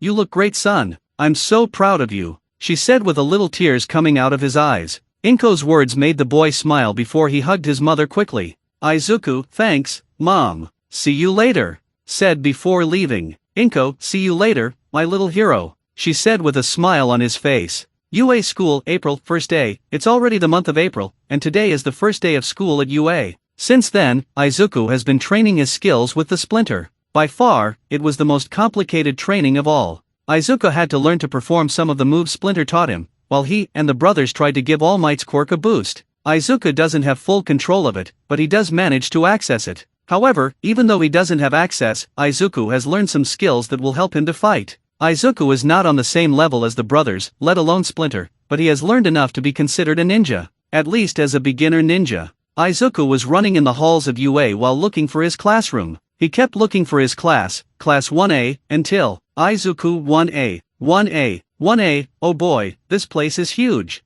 Wait, there it is. Izuku faced the door of 1A, but he stopped because of a detail. Whoa, what a big door. It must be because of accessibility. Izuku stood in front of the door before sighing and gripping his backpack tightly. Izuku, okay, Izuku. Relax now. You've come this far because you've earned it. Everything will turn out fine. Behind this door are the most promising students. I just hope I'm not in the same room with those two, clearly referring to Bakugo and Aitsa. He even had images of the two in his head, but he quickly removed them. Izuku, God forbid. Wasting no more time, Izuku starts to open the door so he can enter his new classroom. Tinya, don't put your feet on the table. Bakugo, what? Tinya, don't you think what you're doing is impolite? This is the school's priority. Bakugo, come here, 4 eyes. What does it matter? Izuku, great. We're off to a bad start. Geez, clearly, Izuku was disappointed to see those two in his class. Tinya, my name is not 4 eyes. My name is Tinya Aitsa, and I went to Same Academy. Bakugo, Same? Well. So that means we have an elite guy right here. It'll be fun to finish you off, he said while smiling mischievously. Tinya, finish me. Do you really want to be a hero? The two only stopped the discussion when they saw Izuku. It's him. When Aitsa said that, everyone who was watching the discussion looked at where Aitsa was looking. Some recognized Izuku, most found him strange. Kirishima, oh, he's here too. Cool. Kyoka, wait, is he the guy who helped me in the entrance exam? It's good to see he's here. I better thank him later when I can, she thought when she saw Izuku there. Yuga, oh, I remember you. Bonjour, mon ami, he greeted with a small wave. Izuku noticed those looks and got a little nervous. He was still trying to deal with it. Izuku, gee, good morning everyone, he said with a shy smile. Tinya, good morning. I'm Izuku Tinya Aitsa from Same Academy. I could hear it. I'm Izuku Midoriya. Tinya Midoriya, first of all, I'd like to apologize for that day. You were right, I shouldn't make rash decisions like that about you,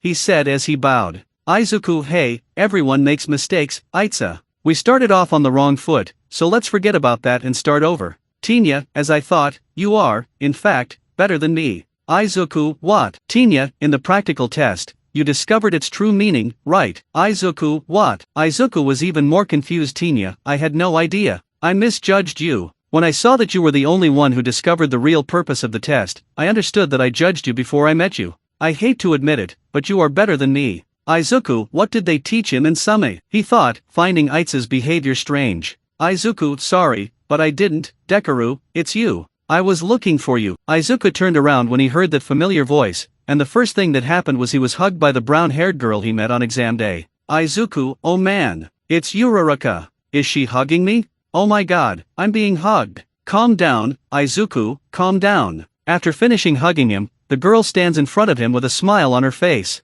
Okako, you made it through like Present Mike said, but of course you made it after that amazing punch. she said while trying to imitate Izuku's punch. The boy, on the other hand, didn't pay much attention to what she said, since, well, Izuku, wow, she looked so cute in this uniform. Wait, what? No, bad Izuku, bad. Don't be thinking about these things. Izuku was having an internal struggle in his head. Okako, I'm glad we're in the same class. I hope we can get along better from now on, said with joy Izuku. Why yes, I expect the same too. The poor boy, he blushed. While everyone was watching this with some strangeness, a certain explosive boy was not the least bit interested in what was happening with those two. However, he was extremely irritated by the fact that Izuku had also managed to get into UA. Flashback, Izuku and Bakugo were at the principal's office to inform them that they had managed to get into the UA Academy. Teacher, I can't believe we not only have one, but two students from our school are going to UA, and amazingly, Midoriya made it. It's a miracle. Izuku was happy, Bakugo was furious. It didn't take long for the rumor to spread, as all of his colleagues heard the news, but none of them decided to say anything about it, as they couldn't believe that Izuku Midoriya, the quirkless boy, managed to get into the best hero school in Japan. Is it true? Did he manage to pass the UA entrance exam? That's what I heard. Did he cheat? No, I was there at that day and I saw with my own eyes Deku destroying the zero-pointer. Pausing to take a closer look, Deku is different than before. He got hotter. Is there still time for me to ask him to date? That day, Izuku noticed how all his classmates looked at him strangely, but he simply ignored them and withdrew to go to the hideout to continue his training with the splinter. But before he could go there, he felt someone grab him by the collar of his shirt and throw him hard against the wall. Whoever did this was Bakugo. Bakugo, what kind of trick did you use to get in? Ha! My plan to be the only student from this damn school to get into UA was ruined. And it's all your fault. Izuku didn't say anything. He just stared at Bakugo with a serious look. Bakugo, you were supposed to go to another school. I warned you what would happen if you dared to enter the UA.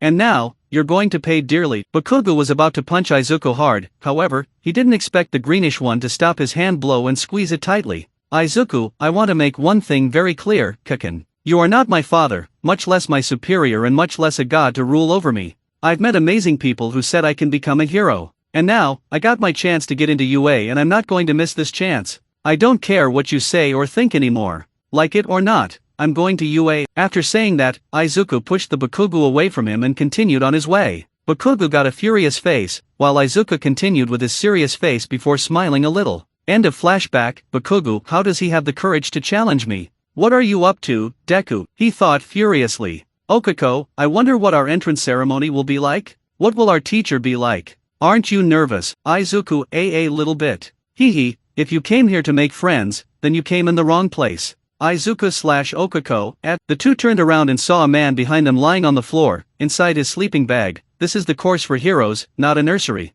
Izuku/Okako/Tinya, is it a lizard? The man starts to get up and gets out of his sleeping bag. He is a man of average height, has long hair that goes to his shoulders, and is messy, having a fringe that often covers his eyes. He has a weathered look, almost as if he's just woken up. He has a scruffy beard, and his eyes look tired. He wears a very simple black outfit, being a long-sleeved shirt and pants, these in conjunction with his boot. He also wears a utility belt and a scarf around his neck. He is Shota Aizawa, also known as Eraserhead. Shota, it took you 8 seconds to be quiet. I hope this doesn't happen again, as this is a waste of time. Izuku, is he a pro hero? How long has he not slept? Shota, I'm your teacher, Shota Aizawa. It's my pleasure. Everyone, he's our teacher. Most students thought in shock at what they heard. Izuku, so he's our teacher? If so, is he a pro hero too? But I've never seen a hero who looked like a caterpillar. Shota, anyway, I know it's sudden, but put this on and go to the courtyard, he said while pulling a UA sports uniform and showing it to the other students.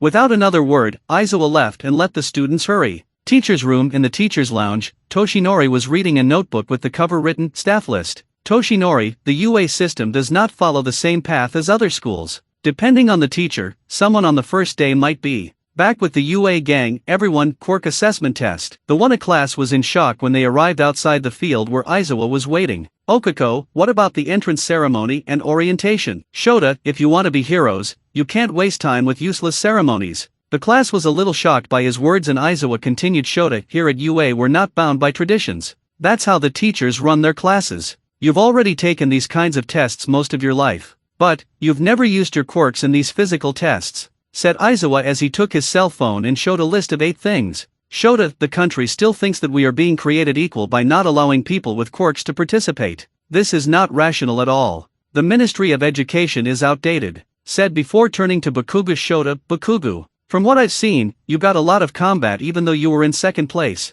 In school, what was your best softball throw result? Bakugu was furious as he knows who came first. Bakugu, 67 meters, I guess. Shota, then try to do it using your quirk. Izuku threw a softball to Bakugu, who stood in a circle. Shota, so as long as you stay in the circle, anything goes. You can start. Bakugu, alright. You asked for it, he said while stretching. Bakugu, I'll use a small explosion. Maybe that will show them who's boss around here, he thought with a smug smile. Bakugu died, shouted the Bakugu while using his quirk to throw the ball away. While Izuku got a little nervous what he yelled, Izuku die. Shota, all of you need to know what your maximum ability is. When the ball hit the ground, Izuku's cell phone registered everything. Shota, it's the most rational way to think like a pro hero. Izuku shows Bakugu's score 705.2 meters. Kaminari, 705.2 meters. Damn, that's a lot. Denki Kaminari is a boy who has blonde hair with black strokes, in the form of rays, and small thin eyebrows.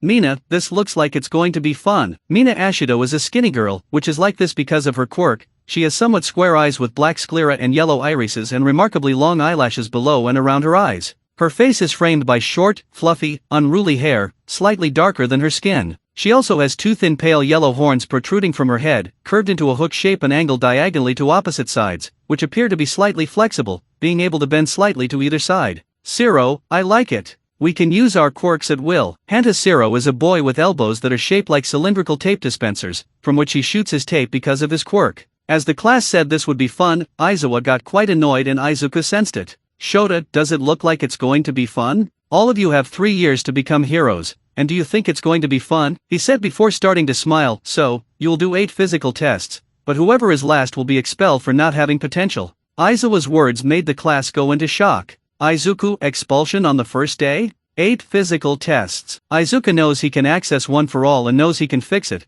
but he was scared by this information. Shota, we are free to do what we want with the students, he said while lifting his hair and showing his scary look. Welcome to the UA Heroes course. Okuko, you can't send one of us home. We just arrived. Even if it wasn't the first day, it's not fair. Shota, and you think natural disasters are? All students were silent. Shota, or power-hungry villains? Or catastrophic accidents that wipe out cities? Japan is full of injustices. A hero's job is to fight those injustices. The UA will play difficulty one after another. So go further. Show me what you can do. As Izuku spoke, Itza took his water bottle and thought, Tinya, I don't approve of this prank, but UA is the best school for heroes. I do not have a choice. Itza thought after finishing her water bottle. Bakugu, I'm just warming up. Take a good look, Deku, he thought as he rolled his arm. Okuko was nervous, but found determination as Izuku tapped her shoulder with a look that said, we'll make it. Shota, we're wasting time just talking. Let's get this started. Test 1, 15-meter run. This test was very simple.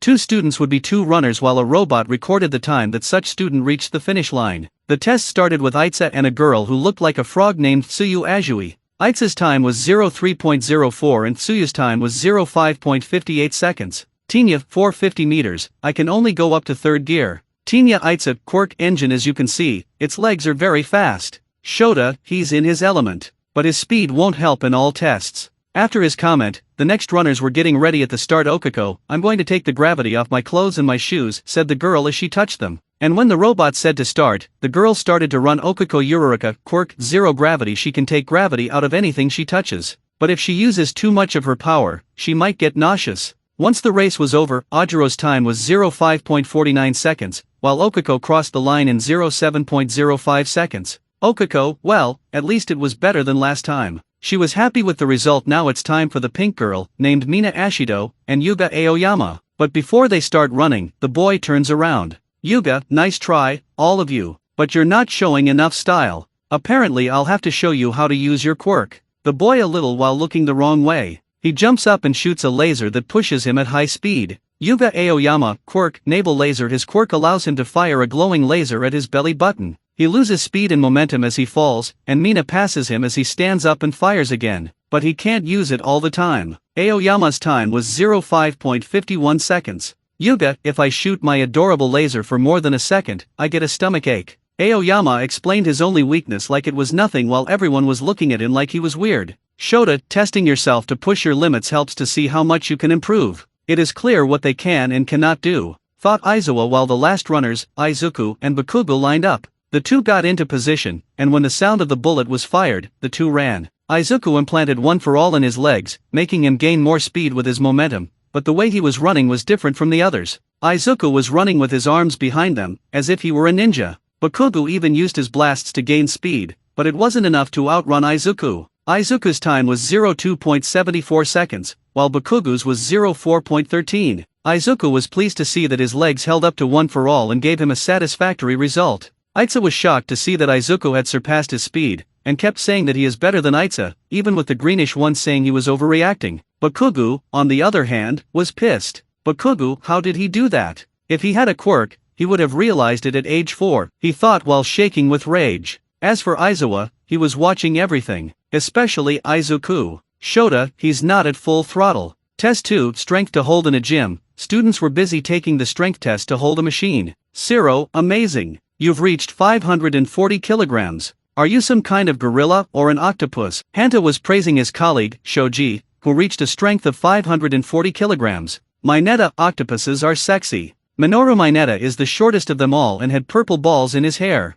Izuku kept holding the machine, until he accessed one for all. He heard the machine beep and was pleased with the result. He made a force of 676 kilograms. Izuku, that makes me relieved. He thought while smiling. Wow. Izuku heard someone scream beside him. He is a muscular young man of average height and a rather impressive physique for his young age. He has red eyes that are pointed slightly inward and a small scar just above his right eye. He also has small eyebrows and sharp teeth. His hair is quite long, dyed a bright red and spiked at every angle of his head with gel, two more pronounced tufts sticking out on either side of his forehead like little horns. His name is Eijiro Kirishima. Kirishima, you're really strong, brother. I don't know if you remember me, but you gave me a little help in the entrance exam. You know, in the practice exam. Izuku starts to remember the time when he first met Kirishima, until he remembered when Pointer One would attack the boy from behind. He just couldn't because Izuku stopped him by punching the robot in the face, helping Kirishima in the process. Izuku, yes. I do remember.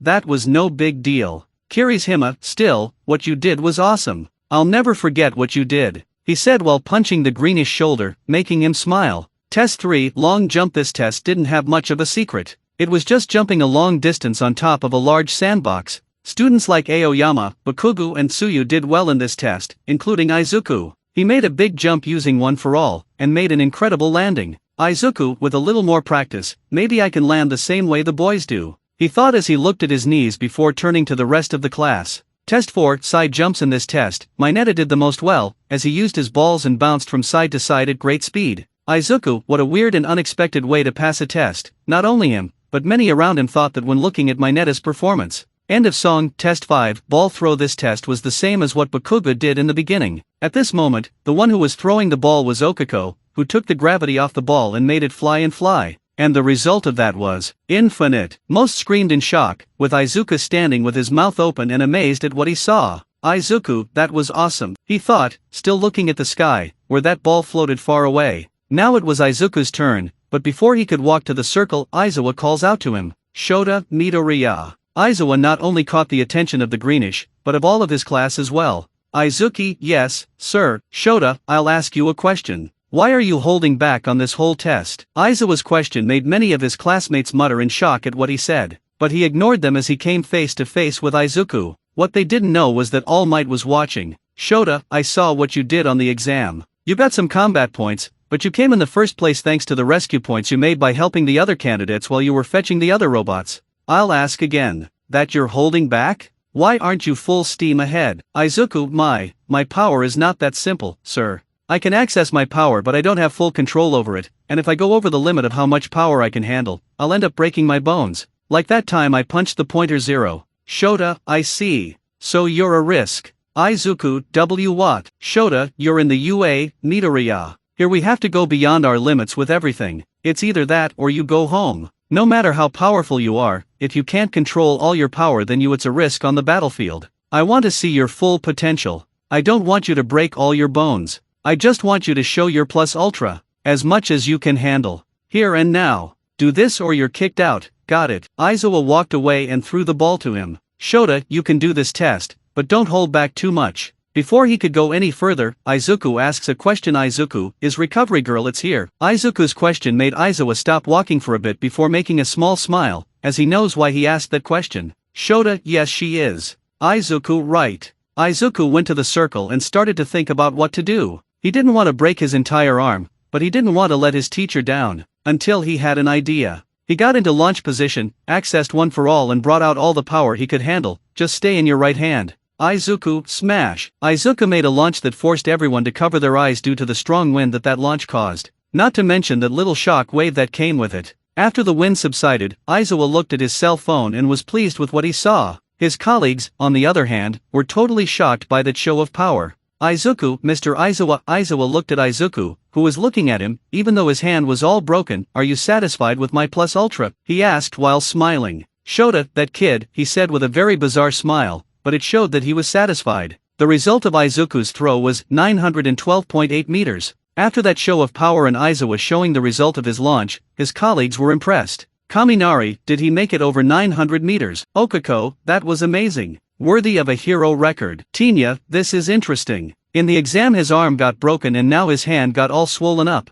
Midoriya's power is quite peculiar, he said with a hand on his chin. Yuga, it wasn't such a stylish throw. Aoyama being, the Aoyama. While some were impressed and even shocked by it, Bakugo was even more pissed off than he was before. Izuku has demonstrated skill and even good use of his power in previous tests, surpassing Bakugo himself. Bakugo, no. Bakugo, what does that mean? He asked while releasing small explosions in his hands. Izuku, huh? Izuku heard Bakugo's question and turned to him. Bakugo, explain it to me now, Deku. He shouted before running towards the greenish. How did you get in first place? Where did you get that power? Tell me now, damn Deku. Before Izuku could dodge or do anything, Bakugo was held by the cloths of Aizawa, who was red-eyed and his hair floating around. Shota, you better behave yourself if you don't want consequences. Bakugo, how is this cloth so hard? Shota, because this cloth is a capture weapon, made of carbon fiber interwoven with metal wire of a special alloy. Like I said, you better behave yourself. Stop acting like a brat just because he got a better score than your.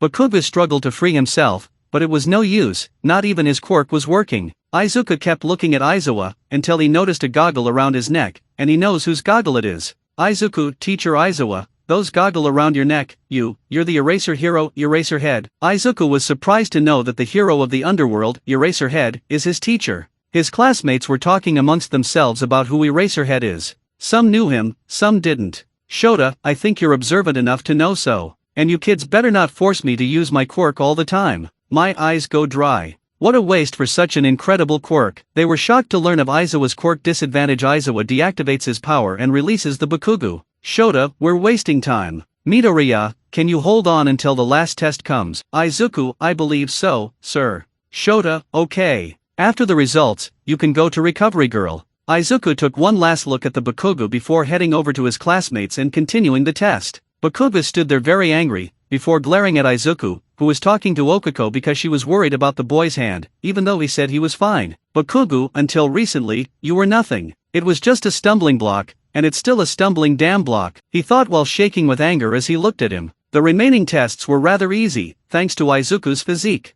But in the long-distance race, Izuku lost to a girl named Momo Yayorozu, who was riding a bicycle. After that, Aizawa comes back with the results. Shota, okay, I'll quickly report the results. The total is the sum of the grades you got on each test. It would be a waste of time to show you one by one, so I'll show you all the results at once. Aizawa clicked a button on his cell phone when a blue hologram projection appeared showing the list that ranked all the students' scores from highest to lowest. Izuku kept his eyes closed, until he took a deep breath and opened them. The results were 1. Izuku Midoriya 2. Momo Yayorozu 3. Shoto Todoroki 4. Katsuki Bakugo 5. Tinya Itza 6. Fumikage Tokoyami 7. Mizo Shoji 8. Mashiro Ajiro 9. Ajiro Kirishima 10. Mina Ashido 11. Okako Yurika 12. Koji Kota 13. Rikido Sato 14. Tsuyu Ajui 15. Yuga Aoyama 16. Hanashiro 17. Denki Kaminari 18. Kyokujiro 19. Torohage Kure 20. Minoru Mineta. Izuku sighed in relief. Not because it's first, but because it's not last. Of course, he was surprised and happy to be in first, which he didn't expect.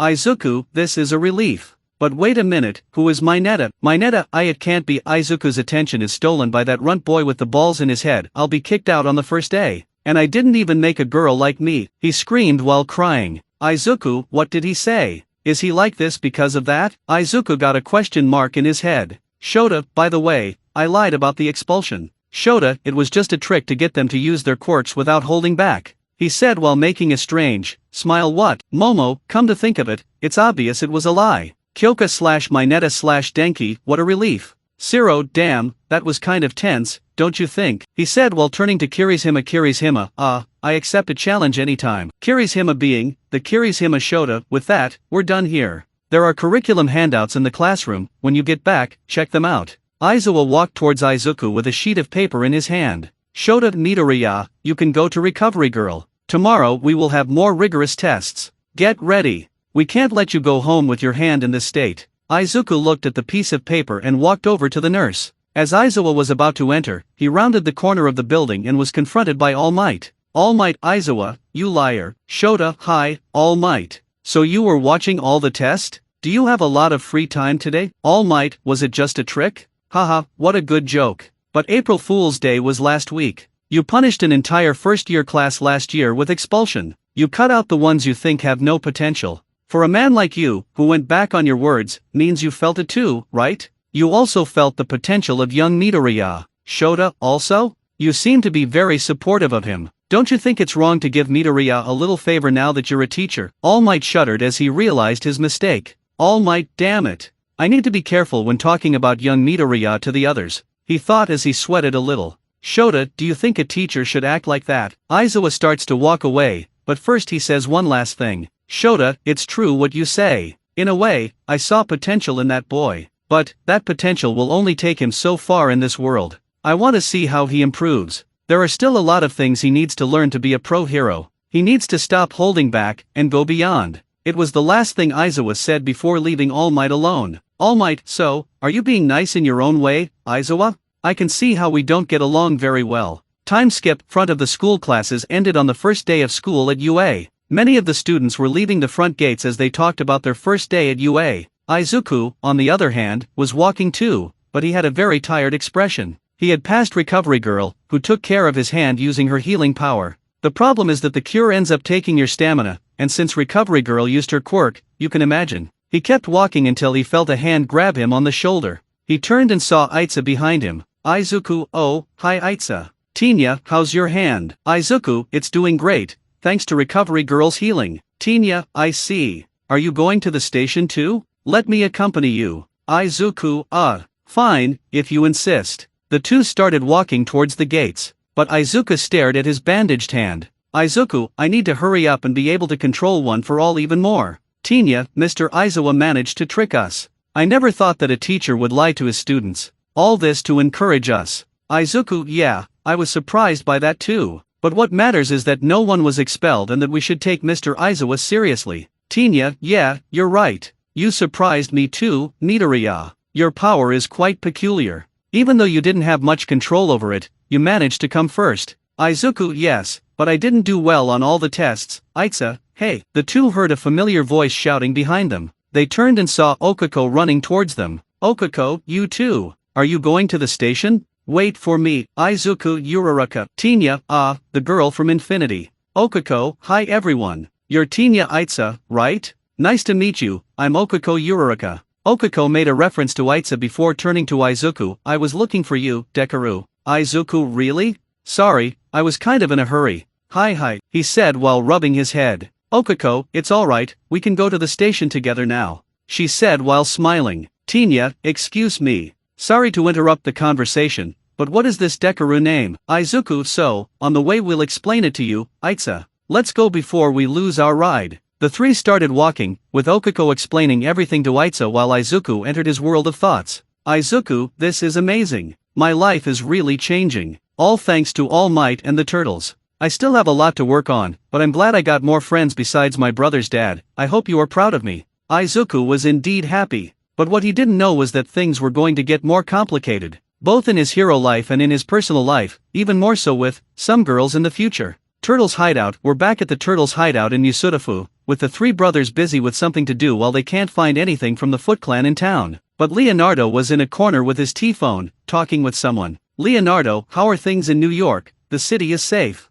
Since the Foot Clan left here, the city has become more calmer. Of course, there are still some crimes going on around here, but nothing that we or the city's heroes can't solve it. said a girl's voice on the other side of the call, and what's up over there? Anything, Leonardo, for now, nothing yet, Carre. Since we stopped that truck from reaching its destination, the Foot Clan is no longer acting. It's like they're hiding, planning something. I have a bad feeling about this. Carre, you'll be able to solve it. You know, if you need more help, you can count on us and we'll come over there. Leonardo, thanks, Carre. For now, it's best you keep protecting the city while we're gone. Carre, I know, it's just that. I miss my favorite turtle. Leonardo was flushed by what he heard, but he was also happy with his former enemy's comment. Leonardo, yeah, I miss you too. Carre, hee hee. Don't make me hop on a plane and come over there now. Leonardo, I count on that. Carre chuckled before smiling at the comment. Carre, but it's serious now. You guys be careful, especially you, Leo. Leonardo, I will, Carre.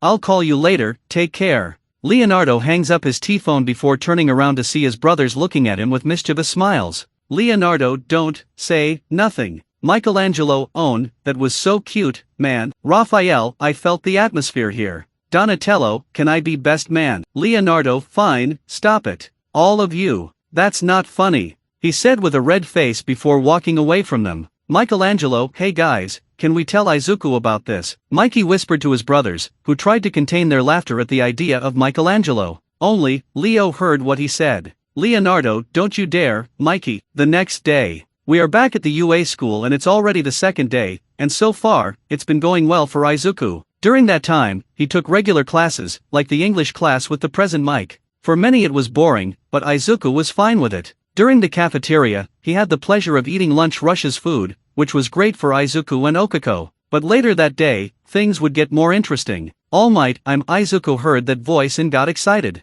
All Might in his hero form walking through the door like a normal person. The class was excited to see the hero. Kaminari, I can't believe it's All Might that's here. Kiri's Hima, so he's our teacher here. Oh man, this is going to be awesome. Tsuyu, hey, isn't that the Silver Age costume? Said as All Might walked awkwardly to the podium. Ajiro, his style gives me goosebumps. All Might, welcome to the most important class at UA. Here you will learn the basics of being a pro and learn to fight in the name of heroism. Let's go, said All Might as he landed, and today's lesson is combat training. All Might pulls out a card that says combat on it and shows it to the class. Bakugu combat. Bakugu got a smile. Izuku training. All Might, and one of the most important things about a hero, is this, All Might shouted pointing to the wall, which came out suitcases with numbers on them. Your costumes were made from your quirk records and requests made before the start of the school year. Get dressed and meet me at ground beta. All, yes sir, everyone yelled as they went to the wall and grabbed their bags. Ground beta. All Might was standing on the street in front of the exit as he heard footsteps of several feet echoing out of the tunnel. All Might, they say clothes are part of a hero, ladies and gentlemen. And you are proof of that.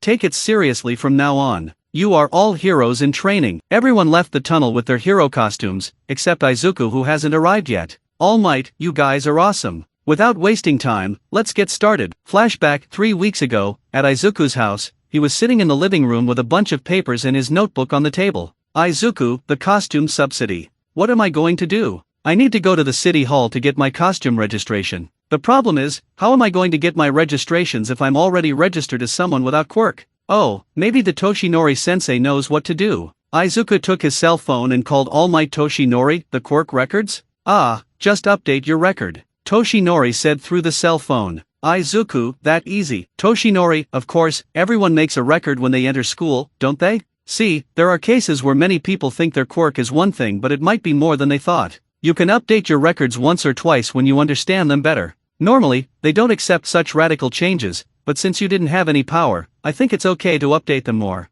In fact, I think that. Inko, I'm here, Inko said while Izuku panicked and turned off his cell phone. But it didn't take long for him to realize what he'd done. Izuku, oh, my god. I hung up on him, said Izuku while his mother walked towards him. Hi mom. Inko, son, I'm glad you're here. I want to show you something. Inko reached into her bag and pulled out a ninjutsu kimono with black color on it. Inko, I was going through our old stuff and found this. Thought I'd give it to you after I managed to get into UA. Izuku, a ninjutsu kimono. Inko, yes, it was your father's. Izuku's eyes widened when Inko said that. Izuku, was this kimono my father's? Inko, of course. He wore it during classes at an old friend's dojo. It was the Hamato clan's dojo. Izuku's eyes widened. Of course, he knows about the friendship that Yoshi and his father had, but he didn't know that Hisashi was also a student there. Inko, Izuku, I want to apologize to you. Inko had a sad expression on her face. Izuku, but for what? Inko, I may have supported you even when you were diagnosed as having no quirks,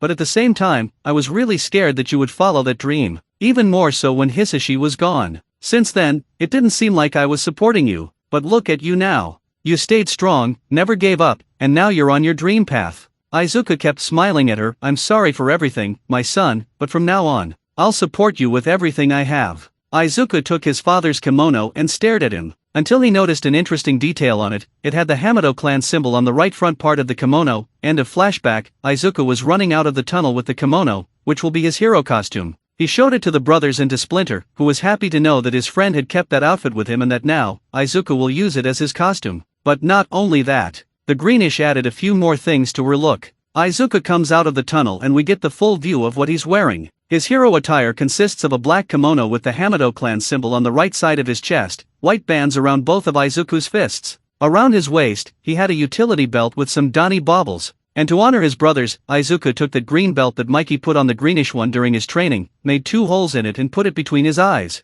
Izuku, this is my hero costume. He thought with pride of the look. Author, so what do you think of the costume? Okuko noticed Izuku's presence and marveled at the boy's look. Okuko, Dekoru-kun. Izuku hi, Eureka. Izuku blushed as he looked at the girl's outfit. Okuko, what an amazing hero costume. Simple but amazing. I confess it even looks cute on you. You look like a ninja or something. Izuku, thanks. Is this your hero costume? Okuko, yeah. I forgot to describe what I wanted, so my outfit turned out to be pretty tight, she said while she was a little embarrassed. Izuku Eureka looked so pretty in this outfit. Oh my god, her outfit really highlights yours. Don't wait. What are you thinking, Izuku? Don't be thinking about these things. Once again, Izuku was having a fight in his head after seeing Okuko's costume. Okuko, it gets pretty embarrassing. I don't think it looks good on me. Izuku, didn't say that. You look great. I think you look really cute in that outfit of yours. Izuku said this without thinking too much,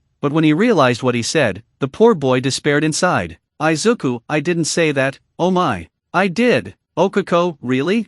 Thank you so much, Dekoru-kun. Okuko was blushing but happy with the boy's praise. Izuku, you're welcome. He. Mineta, the hero course is the best, he said while lifting her thumb, and only Izuku heard it. All Might looked at Izuku's costume and liked it. All Might, at least you're not trying to copy my look and you're being yourself. That's good, but I just think it's weird that you take this ninja talk so seriously. What is this movie he watched? All Might, now that you're ready, it's time for combat training. After saying that, a guy in armor raised his hand. Tinya, sir. Izuku turned around and realized who was inside the armor. Izuku, is that Itza in there? Whoa, what a nice outfit. Tinya, this is the fake city from our entrance exam. So does that mean we'll do urban training again? All Might, no, we're going to take 2 steps forward, he said while raising both fingers. Most of the battles with villains you see on the news take place outside. However, the most terrible villains fight inside. Think about it. Illegal business, prisons, false imprisonment. Smarter villains lurk in the shadows.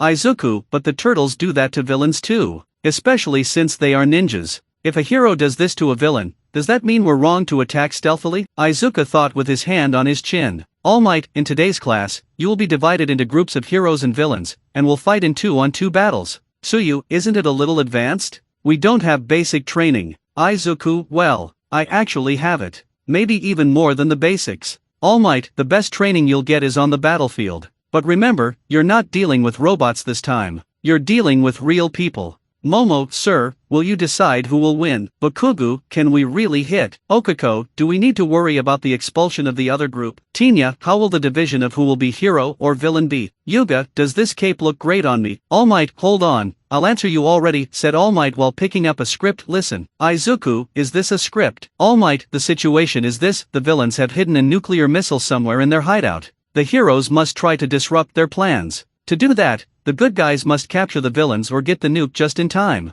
As for villains, they can succeed by protecting your weapon or capturing the heroes. Izuku, it looks like something from an American movie. All Might teams will be drawn in this box, said All Might with a box in his hands. Tinya, isn't there a better way? Izuku turned to Itza and said, Izuku, think about it. Heroes often team up with other heroes from other agencies in the place. That way, we'll learn to work as a team with different heroes. Tinya, oh, I see. Life is a series of random events. I apologize for my rudeness. Itza bowed. All Might, no problem. Now let's draw teams. Team A Midoriya and Yaoyorozu. Team B Shoji and Todoroki. Team C Mineta and Hagakure. Team D Aitsa and Bakuga. Team E Fumikage and Aoyama. Team F Sato and Kota. Team G Kaminari and Jiro. Team H Yuruka and Azui. Team I Ajiro and Ashido. Team J Siro and Kirishima. Momo, you must be Midoriya, right? Izuku turned around and came across to Momo Yaoyorozu, a girl who has long black hair that is usually tied back in a spiky ponytail with a large lock hanging down the right side of her face. Her eyes are thin and penetrating, dark in color and paired with short eyebrows and a determined expression. Her hero costume consists of a high-collared, sleeveless crimson leotard with silver lines at her waist and around her arms,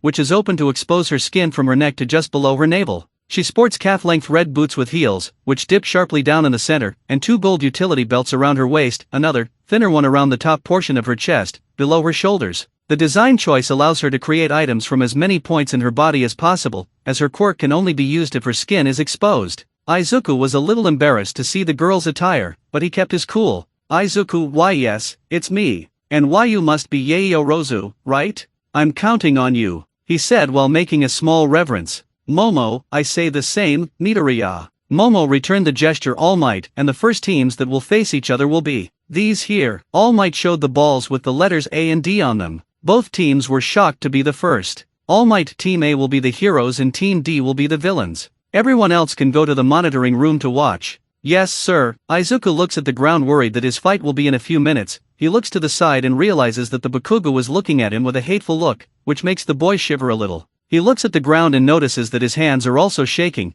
but he has remembered everything the turtles taught him. Izuku no longer needs to be afraid of Bakugu. He looks at Bakugu and glares at him, which causes the explosive blonde to look surprised before he gets angrier. All Might, alright. Villains, enter the building and prepare. You have 5 minutes to prepare until the heroes are released and the battle begins. Izuku/Momo/Tinya, yes sir. All Might, young Aitsa, young Bakugu. Think from the villain's point of view, then you can attack. But if things go too far, I'll interfere. Tinya, yes sir. Bakugu wasn't listening to what All Might was saying. He kept looking at Izuku, who stared back at him. Bakugu gritted his teeth in absolute rage at the sight before entering the building. Inside of the building, Aitsa and Bakugu were in a room with a large missile. Tinya, even though it's just training, it hurts to conform to a villainous behavior, he said as he approached the bomb. So, this is the weapon we must protect. He hit the bomb. It's made of papier-mâché. Bakugu, hey. Aitsa turns to Ikugu who was standing at the door. Do you think Deku has a quirk? Tinya, huh?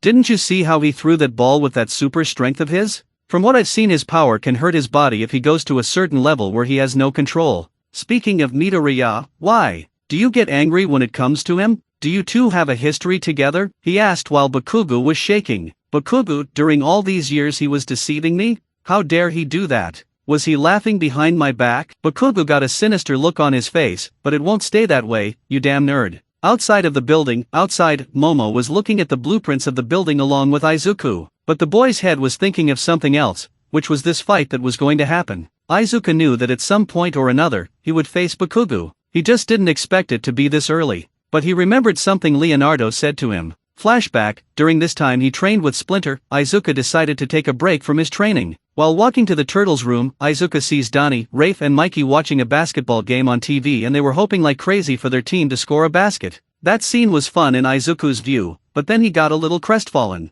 Leonardo, is there a problem? Izuku didn't notice that Leo approached him, since he saw the greenish one looking at his brothers making that scene. Izuku, nothing, it's nothing, Leo, he said as he went back to looking at the 3 brothers watching TV. Leo didn't believe it and decided to do something to help Izuku. Leonardo, you know, since I got to know you better, I've noticed that you seem to carry a lot of trauma and even burdens for someone in your age. Izuku. Leonardo, you know what, some say that for solutions to inner disturbances it starts with a friendly ear. My ear is open, if you care to use it, he said while smiling as he stood with his arms crossed. Izuku, thanks, Leo. It's the first time I've heard something like this. Leonardo, nobody ever did that for you? Not counting your parents. Izuku, it's complicated. The only friend I thought I had was Kikin, but after 4 years, I never really had a friend. Leonardo, this Bakuga guy, do you ever think about facing him one day when necessary? Izuku, maybe. But I'm not sure what to do when that day comes.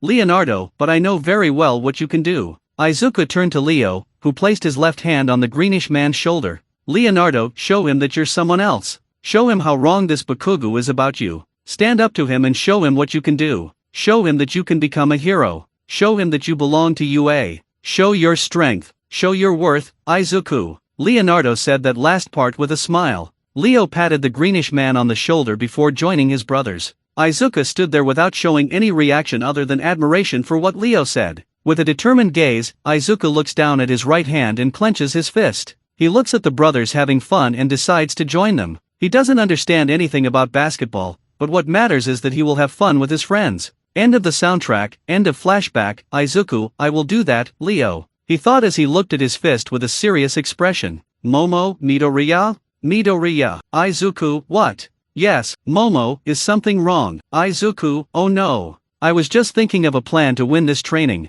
Momo, have you thought of any? Izuku, it's kind of risky, but yeah. I have a feeling Kaken is going to come after me, so I'll try to keep him busy while you find the bomb. Is that okay for you? Momo nodded in agreement. They waited until All Might gave the signal. All Might, all right. They heard All Might speak through the sound system. Let's start combat training. Team A, Team D. Your time starts now. Monitoring room. The students and All Might were in a room with a large screen with multiple monitors at different angles. All Might, pay attention young people. Think about what you would do if you were in this situation. All Might, young Midoriya, in this class, you are just one of my students, not my successor. I wish you luck. All Might thought as he grabbed his microphone, spoke into it and had a headset in his ear. Okako also watched intently, while her hands were on her chest. Okako, good luck, Dekoru-kun. Izuku and Momo entered the front door and walked intently. They found nothing on the first and second floors, but when they reached the third, Izuku felt his instincts warning him to dodge, but first he grabs Momo and shields her from the blast.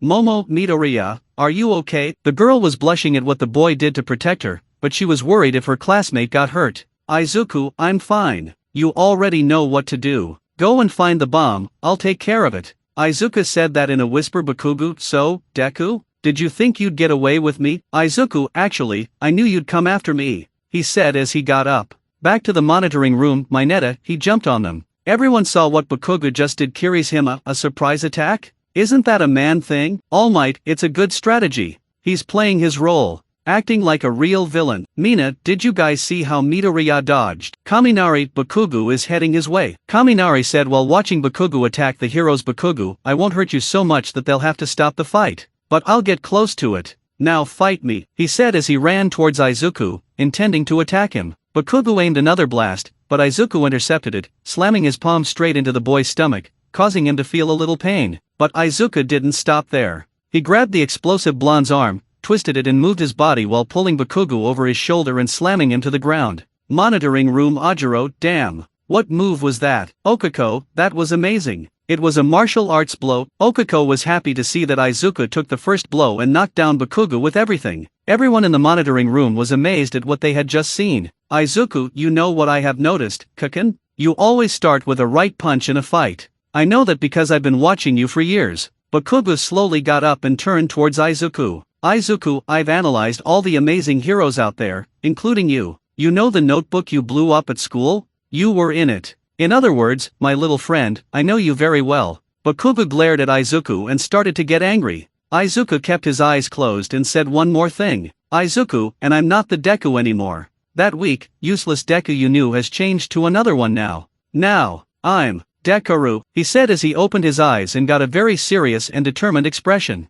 Izuku, and I'm not Deku anymore. That weak Deku you knew has changed to another one now. Now, I'm Dekoru. We're in a building in ground beta, and right now, combat training is going on between 4 students, but 2 of them are staring at each other as if they were real enemies. Those 2 are Izuku Midoriya and Katsuki Bakugo. Izuku is standing still, calm and serious, while Bakugo is looking like a wild animal. Bakugo, he's not even shaking. Who does he think he is? You are just a weakling, he thought while releasing small explosions with his hand. Izuku Yayorozu, hurry up, he said without looking at the girl. Momo hesitated at first, but seeing that Izuku was confident and in control of the situation, she ran. Tinya, Bakugo? On listening? Give me a report on your situation. Where are you? Itza called through a headset in Bakugo's ear. Bakugo went to the headset and said, Bakugo, just shut up and defend the bomb. 4 eyes. I'm really angry right now. Tinya, are you forgetting our mission? Itza asked before hearing a cut in the call.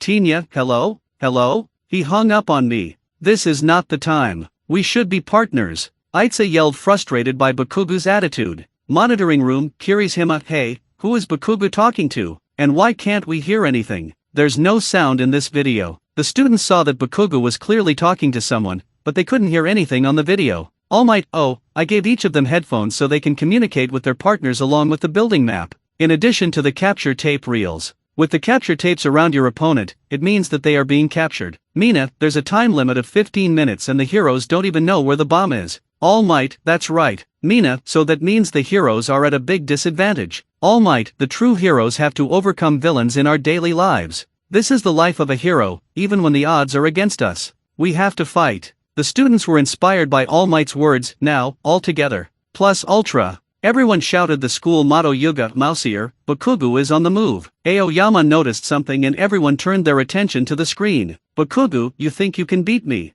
Even more so without using your quirk. Izuku, I'm not saying anything. You're the only one who's saying this and it hurts yourself, he said in a serious tone without leaving his fighting position. Bakugo was irritated by Izuku's answer. The two stared at each other, until Bakugo advanced towards Izuku using his explosions as an impulse and made a kick towards Izuku's head, but the greenish one grabbed his leg and elbowed it, making Bakugo feel a little pain. But he didn't have to react when Izuku, who was still holding the Bakugo's leg, slammed him into the wall. But Bakugo gets up and tries to attack him with an explosion, however, Izuku dodged it with a jump back and advances towards Bakugo and kicks him in the face with a spin during his jump, causing the explosive blonde to stagger before feeling a shock. Another kick to his chest, causing him to fall to the ground. Annoyed at being knocked down a third time, Bakugo unleashes a blast at the greenish one, who dodges it with a leap towards the wall. But Bakugo didn't give up and advanced towards Izuku with an explosion, thus causing a lot of smoke. And again, Izuku dodged and took advantage of that smoke to hit Bakugo directly in the belly with the palm of his hand, making the blonde hit the other wall.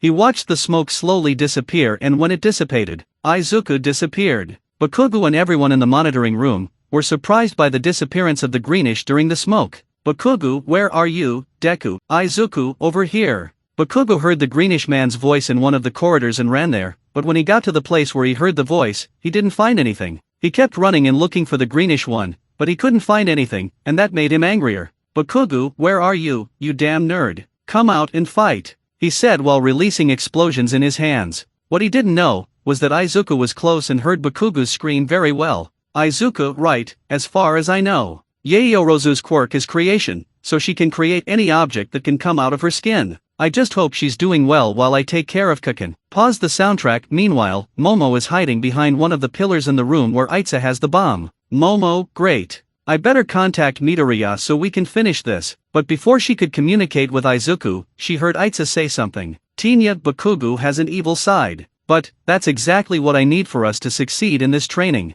I must temporarily dedicate myself to the temptation of crime. Yeah, I won't fail this obstacle and shame the Itza family. So, I must embrace evil to become a hero. Itza turned to the door and continued, I am the embodiment of villainy. Itza shouted to himself in a false villain voice. Momo, oh no, he's taking it too seriously. Don't laugh, don't laugh. Momo was struggling to contain her laughter, but it wasn't working very well. Tinya, what? Ah, a heroine. I know you're there, show yourself now, he said while trying to act in a good way, evil. But that didn't sit well with him and she noticed it. Momo, good work, Momo, she said as she walked away from the pillar. Tinya, ever since Bakugo came out, I suspected that one of you heroes would come here. You may have an impressive quirk, heroine, but no, I won't let you stop me. Ha ha ha ha ha. Momo, my god, Itza. You don't have to take it so seriously, she thought as she looked like she couldn't believe what she was seeing. Monitoring room, Kaminari, damn, Bakugo isn't holding back at all. Kirishima, yeah, but still, Midoriya faced him without using his quirk.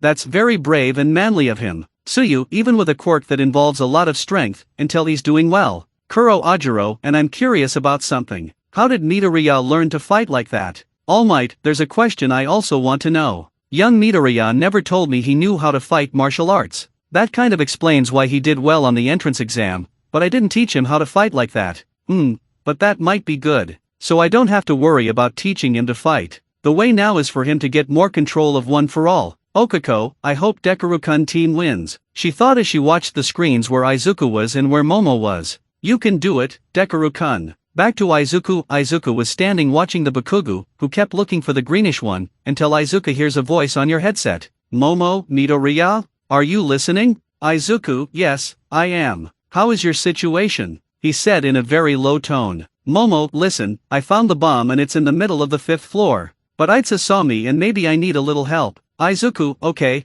I'm coming to help you and get this over with. It was the only thing he said before taking his hand off his earpiece. Izuku, the time is ticking. I better get this over with now, he thought as he took the capture tape. Izuku comes out of his hiding place to show himself to Bakugo, who didn't notice the greenish man's presence. Bakugo, where are you, you bastard? Izuku, I'm right behind you. Bakugo turned around and saw Izuku standing with the capture tape in his hands. Continue the soundtrack, continue here at this time, 157, Bakugo finally, you've decided to build up your courage and be a real man. Come on, face me and use that quirk of yours on me, so I can prove that I'm better than you. Izuku didn't say anything, he just got into position to face Bakugo and pin him down with his tape. Bakugo, you're underestimating me, damn it, he thought as he shook with rage, clenched his teeth and released small explosions with his hands. The two stared at each other, until Bakugo lunged at him with an explosion in his face, but Izuku dodged it and wrapped the ribbon around his right arm. Bakugo tries to use his arm to hit the greenish man's face, but Izuku catches him before he lets out an explosion and wraps him with the ribbons, thus bringing the two arms together.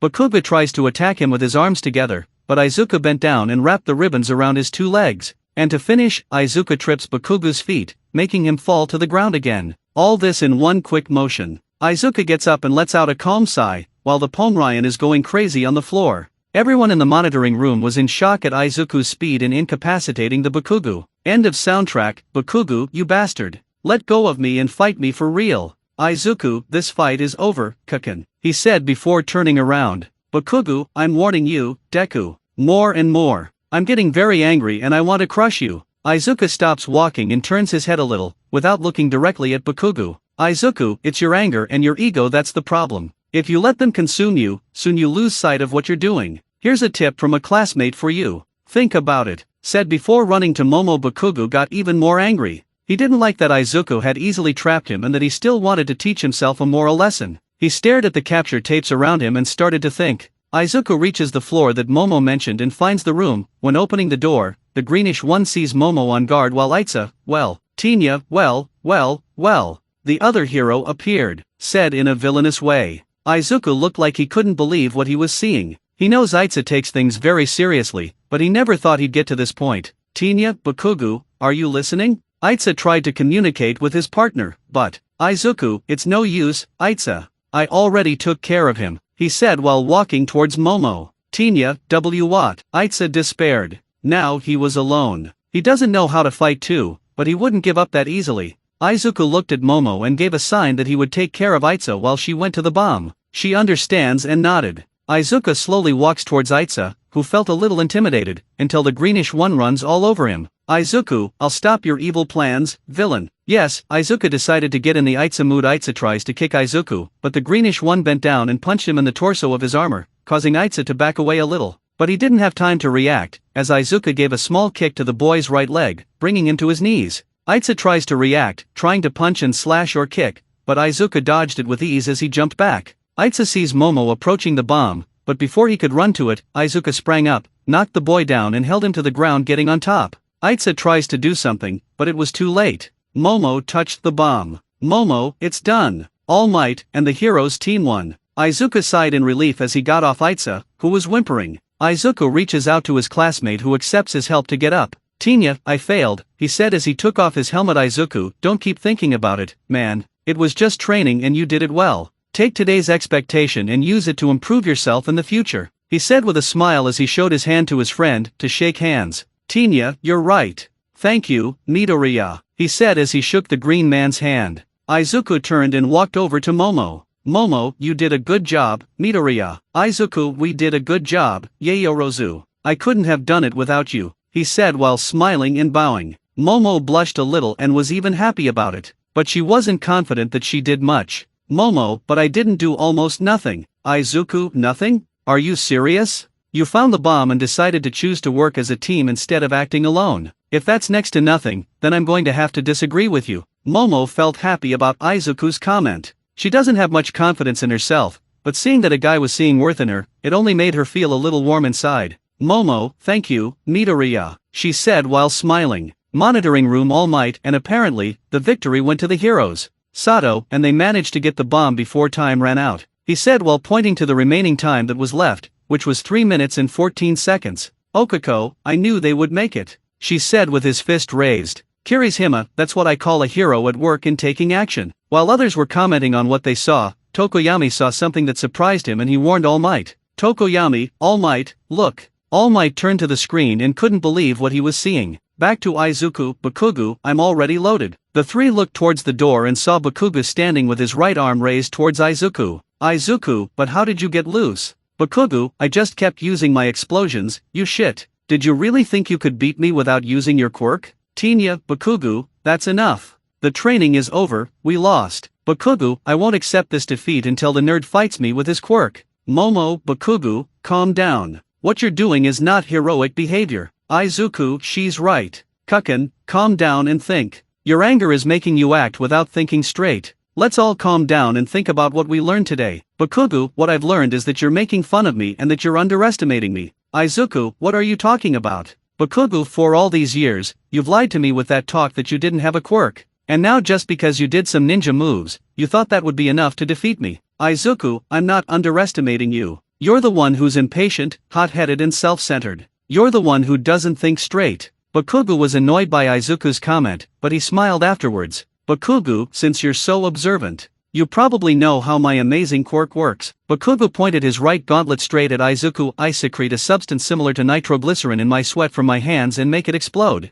Imagine what I could do if I had too much. Bakugo pulls the level of the gauntlet as if he was cocking a gun and a pin pops out of it. He positions himself and continues. Bakugo, these gauntlets weren't just made for show. They've been storing my sweat for a monstrous blast, he said as he put a finger on the pin. Izuku, wait, he will. Oh no. No, Izuku's eyes widened. Monitoring room. All Might heard everything in the monitoring room and despaired. All Might, young Bakugo, that's enough. You'll end up killing them. Everyone was in shock at what they heard. Siro, is he crazy? Kirishima, he wouldn't do that. Would he? Okuko, Dekoru-kun, get out of there. She screamed, desperate for Izuku's safety. Back to Izuku. Bakugo, he won't die if he dodges, he said as he pulled the pin. Izuku despaired. He saw that Itza was safe to save himself from the explosion, but Momo was not. So on impulse, he pushes her to a corner of the room where she would be safe, and Izuku moves a little to the side and gets his arms in the shape of an X to try to protect himself from the explosion that came with everything, destroying much of the room and making a big hole in the wall.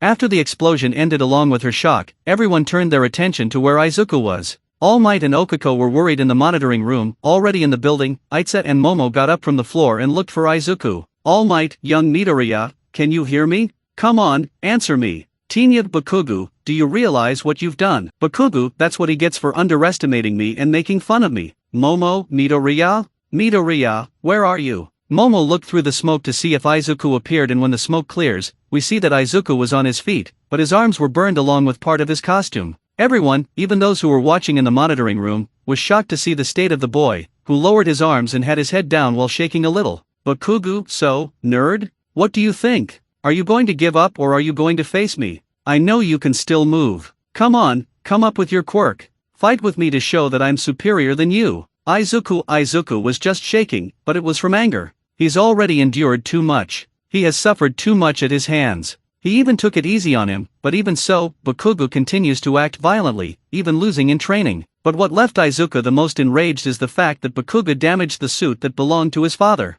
That one of the only memories he had of Hisashi, and Bakugo damaged it just like that. Izuku, look what you did. He thought angrily when he saw the burnt and damaged kimono. Tenya, Midoriya, are you okay? Yaoyorozu, we have to take him to the nurse. Momo, right. Midoriya, Momo was clearly worried about the boy's state, but that she could get closer. Izuku said something. Izuku, if that's what you want. Izuku raises his head and shows that he was very, very furious. That's what you'll get. Izuku went all out for Bakugo, who didn't have time to react. He was punched hard in the stomach that sent him crashing into the wall. Before he could fight back, he was kicked in the leg and punched in the face, knocking him to the ground. But Izuku didn't stop there. He grabbed Bakugo's collar and made him stand up, then grabbed him by the arm and knocked him down to the ground. Bakugo was in a lot of pain, and tried to land an explosion in the greenish man's face, but Izuku simply punched him in the arm, grabbed his face and slammed him against the wall. Bakugo was weak and in too much pain to fight back, and he looked into Izuku's face, which was showing the purest anger. Izuku had his fist raised with one for all activated, ready to throw a punch with his quirk. It doesn't matter if it breaks your arm or not. But before he can hit Bakugo, Izuku felt someone grab his shoulder, and when he turned around, he saw All Might. All Might, it's okay, young Midoriya. Calm down. You don't have to do this. Izuku calmed down and saw what he was doing. Izuku beat up Bakugo, but he knew it wasn't a hero thing. He was seized with rage. Izuku lets go of Bakugo's face, causing him to fall to the ground already unconscious. End of soundtrack. Izuku, what did I do? What got into me? It was the only thing he thought of before he was knocked unconscious from the shock, the attack he received and the injuries. All Might held him and laid the greenish one on the floor. He checked that Itza and Momo were okay, and in doing so, All Might took Izuku and Bakugo to the nurse. Recovery Girl would take care of them. After that, All Might returns to the monitoring room with Itza and Momo. All Might, thanks for waiting. Hope you guys didn't get impatient. Okuko, All Might, is Midoriya going to be okay? She said in a worried tone. All Might, of course he will.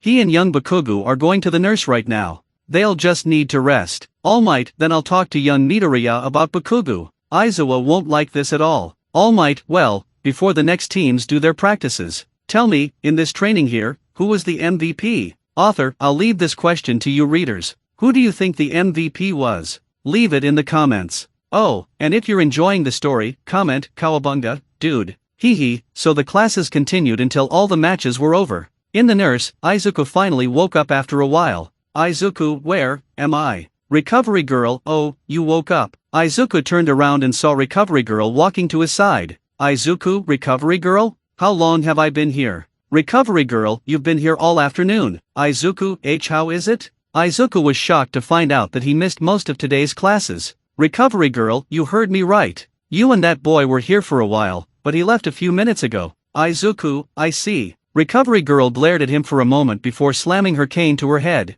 It wasn't very strong, but I could feel it. Izuku, wow. Why did you do that? Recovery Girl, you should be more careful. You almost got in the middle of that explosion and stayed there. You could have died. You can go now, but next time, be more careful. Understood? Izuku, why yes, ma'am. Izuku leaves the infirmary and walks the halls. As he walked to his room, Izuku sighed at the thought of today's events and having missed his other classes. Izuku, Mr. Aizawa is going to kill me. Oh man. Izuku, I just hope I'm not exaggerating that time I hit Bakugo. Izuku arrived at his classroom and when he opened the door, he was bombarded by his classmates. Kirishima, hey, Midobro. Man, the way you fought was really cool bro. Siro, hey, man. I'm Hanta Siro, and you were amazing out there, Midoriya. Kyoka, hello, I don't know if you remember me, but you helped me in the entrance exam. I'm Kyoka Jiro, and I must admit that you did well out there. Yes, Jiro was one of the candidates who received a little help from Izuku when he was looking for his points.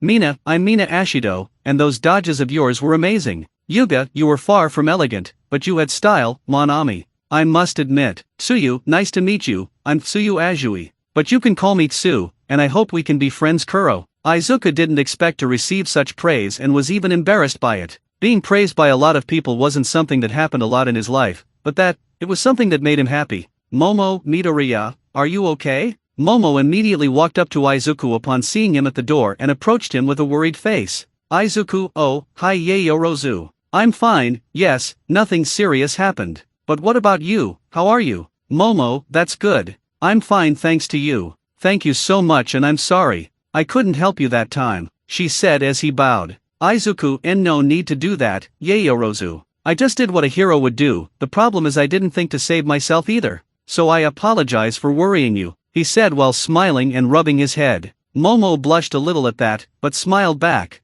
Some in the room found this strange, while a certain short man was jealous. It continued like this until Kaminari and Okiko entered holding some books. Kaminari, hey, after that, do you feel like going out to eat? What do you like? Okiko, I like. Okiko stopped talking when she saw Izuku. Dekaru-kun? Dekaru-kun. She dropped the books on a table, ran to him and hugged him very carefully. All this time she was worried about him. Okiko, how are you? Is there still a part that hurts a lot? You made me very worried. Izuku, why yes, I am fine. I'm sorry I worried you, but I'm fine now. Izuku blushed and embarrassed for being hugged by the girl. He looked around and saw that some boys were giving him a thumbs up, others looked at this scene with envy, while the girls were shocked by it and even surprised because of that. But he also noticed that there was someone missing from that room. Izuku, so, where's Bakugo? Kirishima, he just left now. Hearing this, Izuku walks to the door, but before he can leave, Okiko, Dekaru-kun, where are you going? Izuku, I want to have a serious talk with him, he said before running down the hall. Mineta, is there going to be a fight? Kirishima, I hope not. Izuku was running through the halls, until he saw Bakugo in front of the school. Then he quickened his pace and stayed behind him. Izuku, so there you are. Bakugo turned around, and when he saw the greenish one, he got hate in his eyes. Bakugo, what do you want now, Deku? Did you come to making fun of me? Izuku, well, considering all these years of physical and emotional abuse, making fun of you now isn't even the tip of the iceberg. Bakugo, oh, so you really came to making fun of me? Just like you did all these years. Izuku, what are you talking about? Bakugo, don't be an idiot, Deku. Before, you said you didn't have a quirk, and out of nowhere, you appear with a power of super strength. But even so, you didn't even use it against me and beat me in front of these extras. Who do you think you are to underestimate me? Izuku, first of all, I never underestimated you. Second, what I did today was not even half of what you've done to me. And third, I never lied to you or anyone. My quirk just only woke up late, that's all. Bakugo, and you think I'll believe that? Izuku, think, Bakugo. If I had a quirk since I was 4 years old, why would I have to lie? Why wouldn't I show it to everyone, including you? What would I gain by lying to everyone? And why would I let that everyone, including you, to do everything I've been through for years? Bakugo was silent. He was frustrated that he lost to Izuku, who beat him without using his quirk, and everyone in his class watched.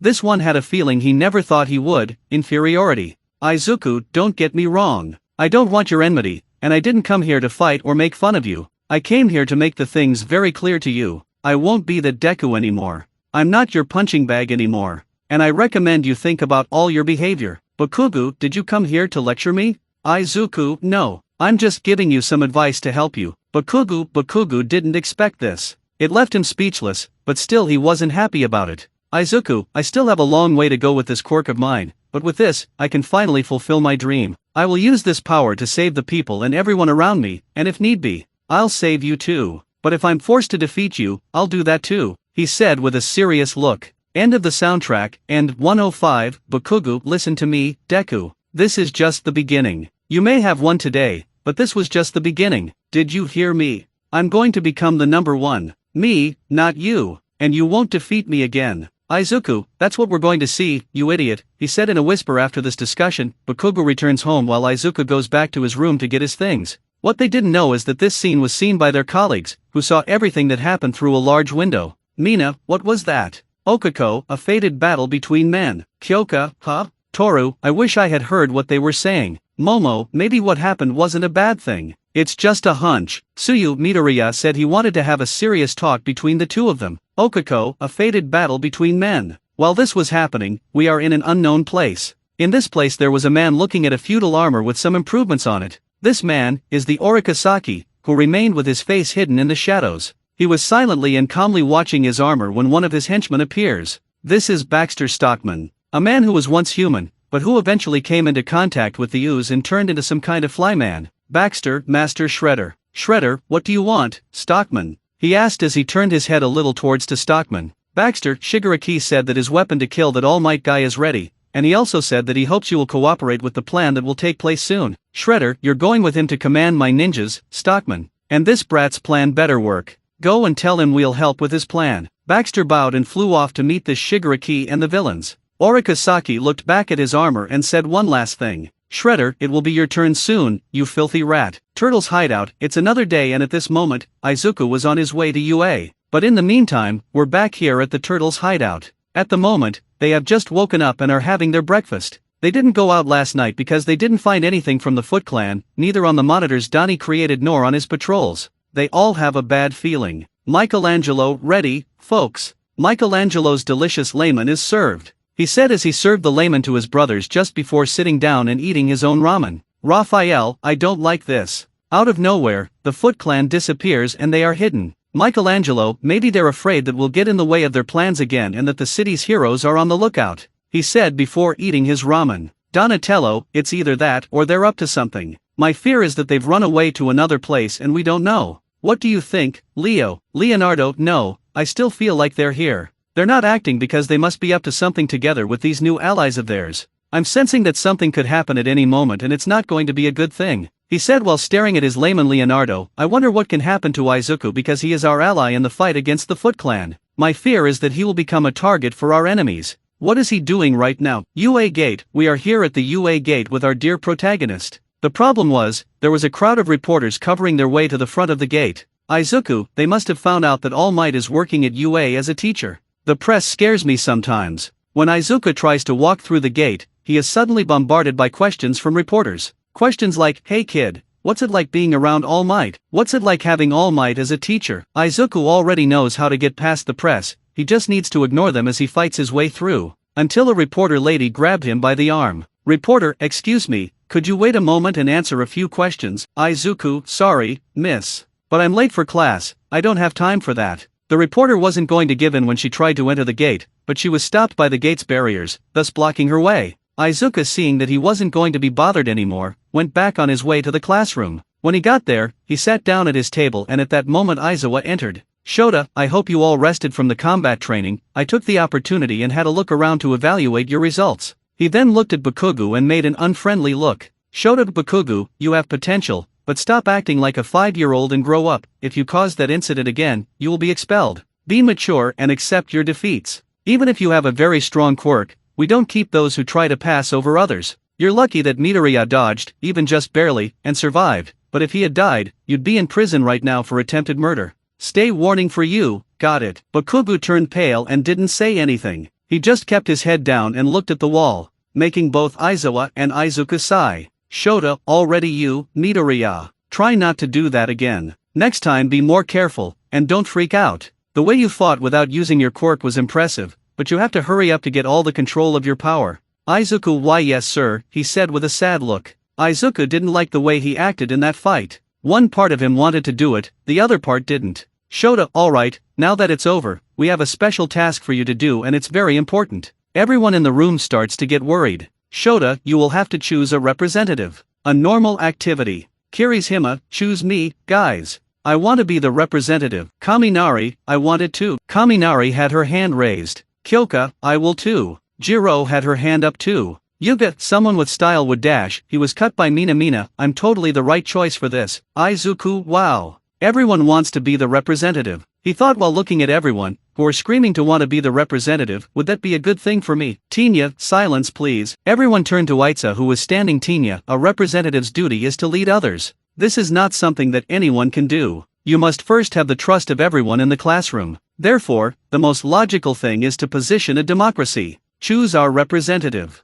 said Itza while shaking with his hand raised. Izuku, "Itza, what are you up to?" he thought while scratching his head with a confused look. "Kaminari, do you think this is a good idea?" "Suyu, we've only known each other for a few days. How are we going to know who we can trust?" Suyu said with a finger on her chin. Kirishima, "Besides, everyone will vote for themselves." Tinya, "Most people will. But whoever gets the most votes is the one who is best suited for this job. It's the best way, right sir?" Itza asked Izuku, who was in his sleeping bag. "Shota, do what you want. Just decide it in silence before my nap is over." Izuku was tired. It didn't take long for him to fall to the floor and fall asleep. "Tinya, thank you for your trust." While some were already choosing who to vote for, Momo was still thinking about voting for someone, until she looked at Izuku and remembered what he had done in the combat training, both for her and for their victory. She blushed a little at the memory of what he'd done for her, but she's already made up her mind who to vote for. Election results: Izuku, Midoriya, 4 Momo, Yaoyorozu, 2 Izuku. Wait, how did I get 4 votes? Izuku didn't expect to receive 4 votes, much less win. Bakugo, who voted for Deku. Siro, did you really think we were going to vote you? While Bakugo was yelling at Siro, Okiko was whistling as if nothing had happened. Already Itza was sitting in his chair in shock. He couldn't believe he had 0 votes. Tinya, I give up.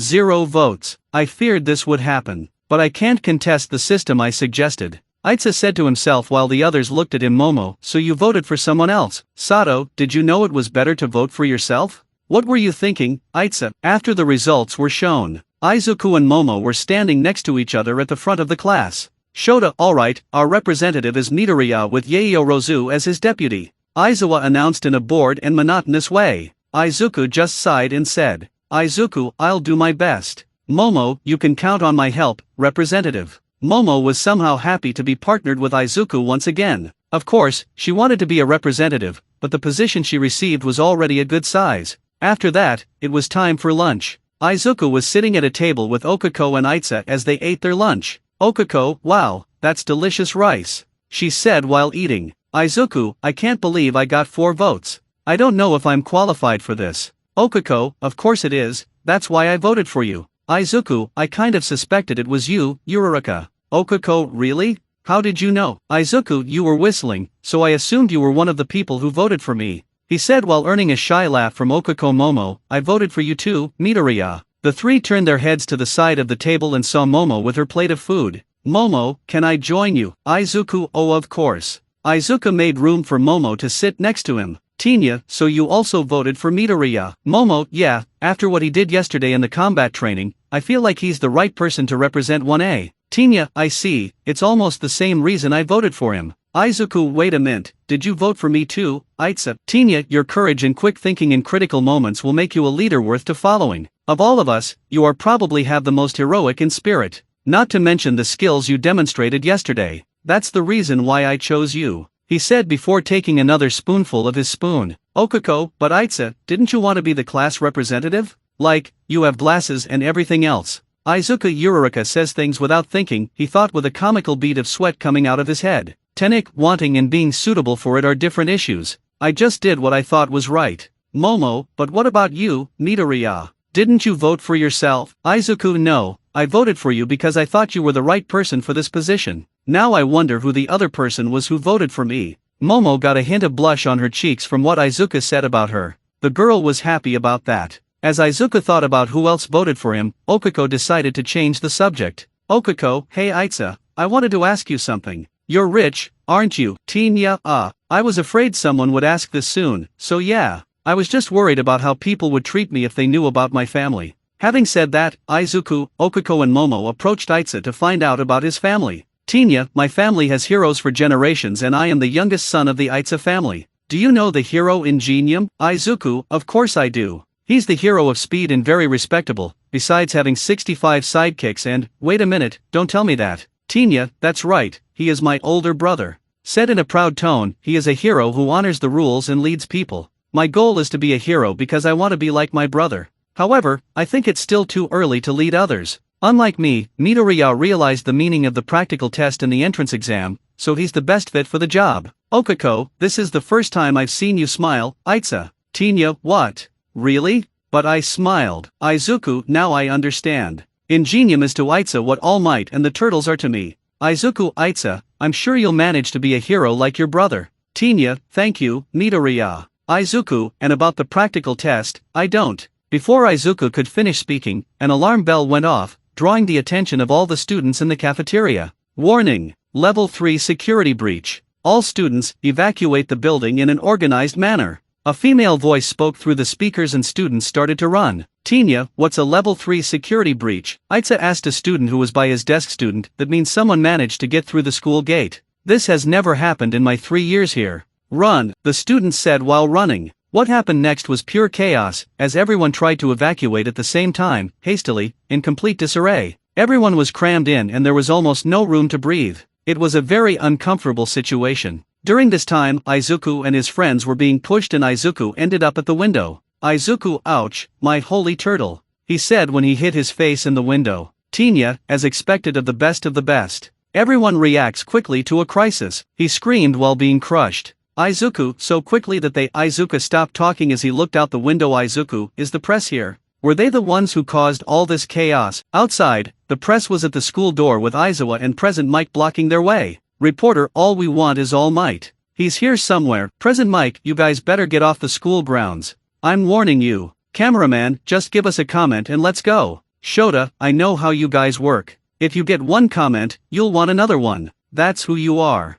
Present Mike, they're trespassing on the property, so that makes them villains. Why don't we beat them up? Present Mike wanted to use his quirk in the press. Shota, don't even think about it. Unless you want your name dirty in the mud. Let's wait for the cops. Seeing that all this chaos was happening due to the press wanting an interview with All Might, Izuku shakes his head. Izuku, I have to do something to calm everyone down. Think, Izuku, think. What would All Might do? Or rather, what would the turtles do? They would work as a team. That's right. I can do this to defuse the situation. Izuku Uraraka. Okuko turned to Izuku, make me float. Izuku extended his hand to Okuko who also did the same. She struggled, but managed to touch the greenish fingers, causing her quirk to activate. Izuku Itza, push me to the door. Tinya, leave it to me. No sooner said than done. Itza grabbed Izuku's leg and threw him towards the door. Once he gets to the door, he gets to his feet and yells, "Izuku, all right, everyone calm down. There's nothing to worry about, it's just the press." Even screaming, no one was paying attention to him. But when Izuku saw Okuko and Momo being pushed across the floor and also some of his classmates, he got annoyed. So he left his nice mode off and turned on his Raphael mode.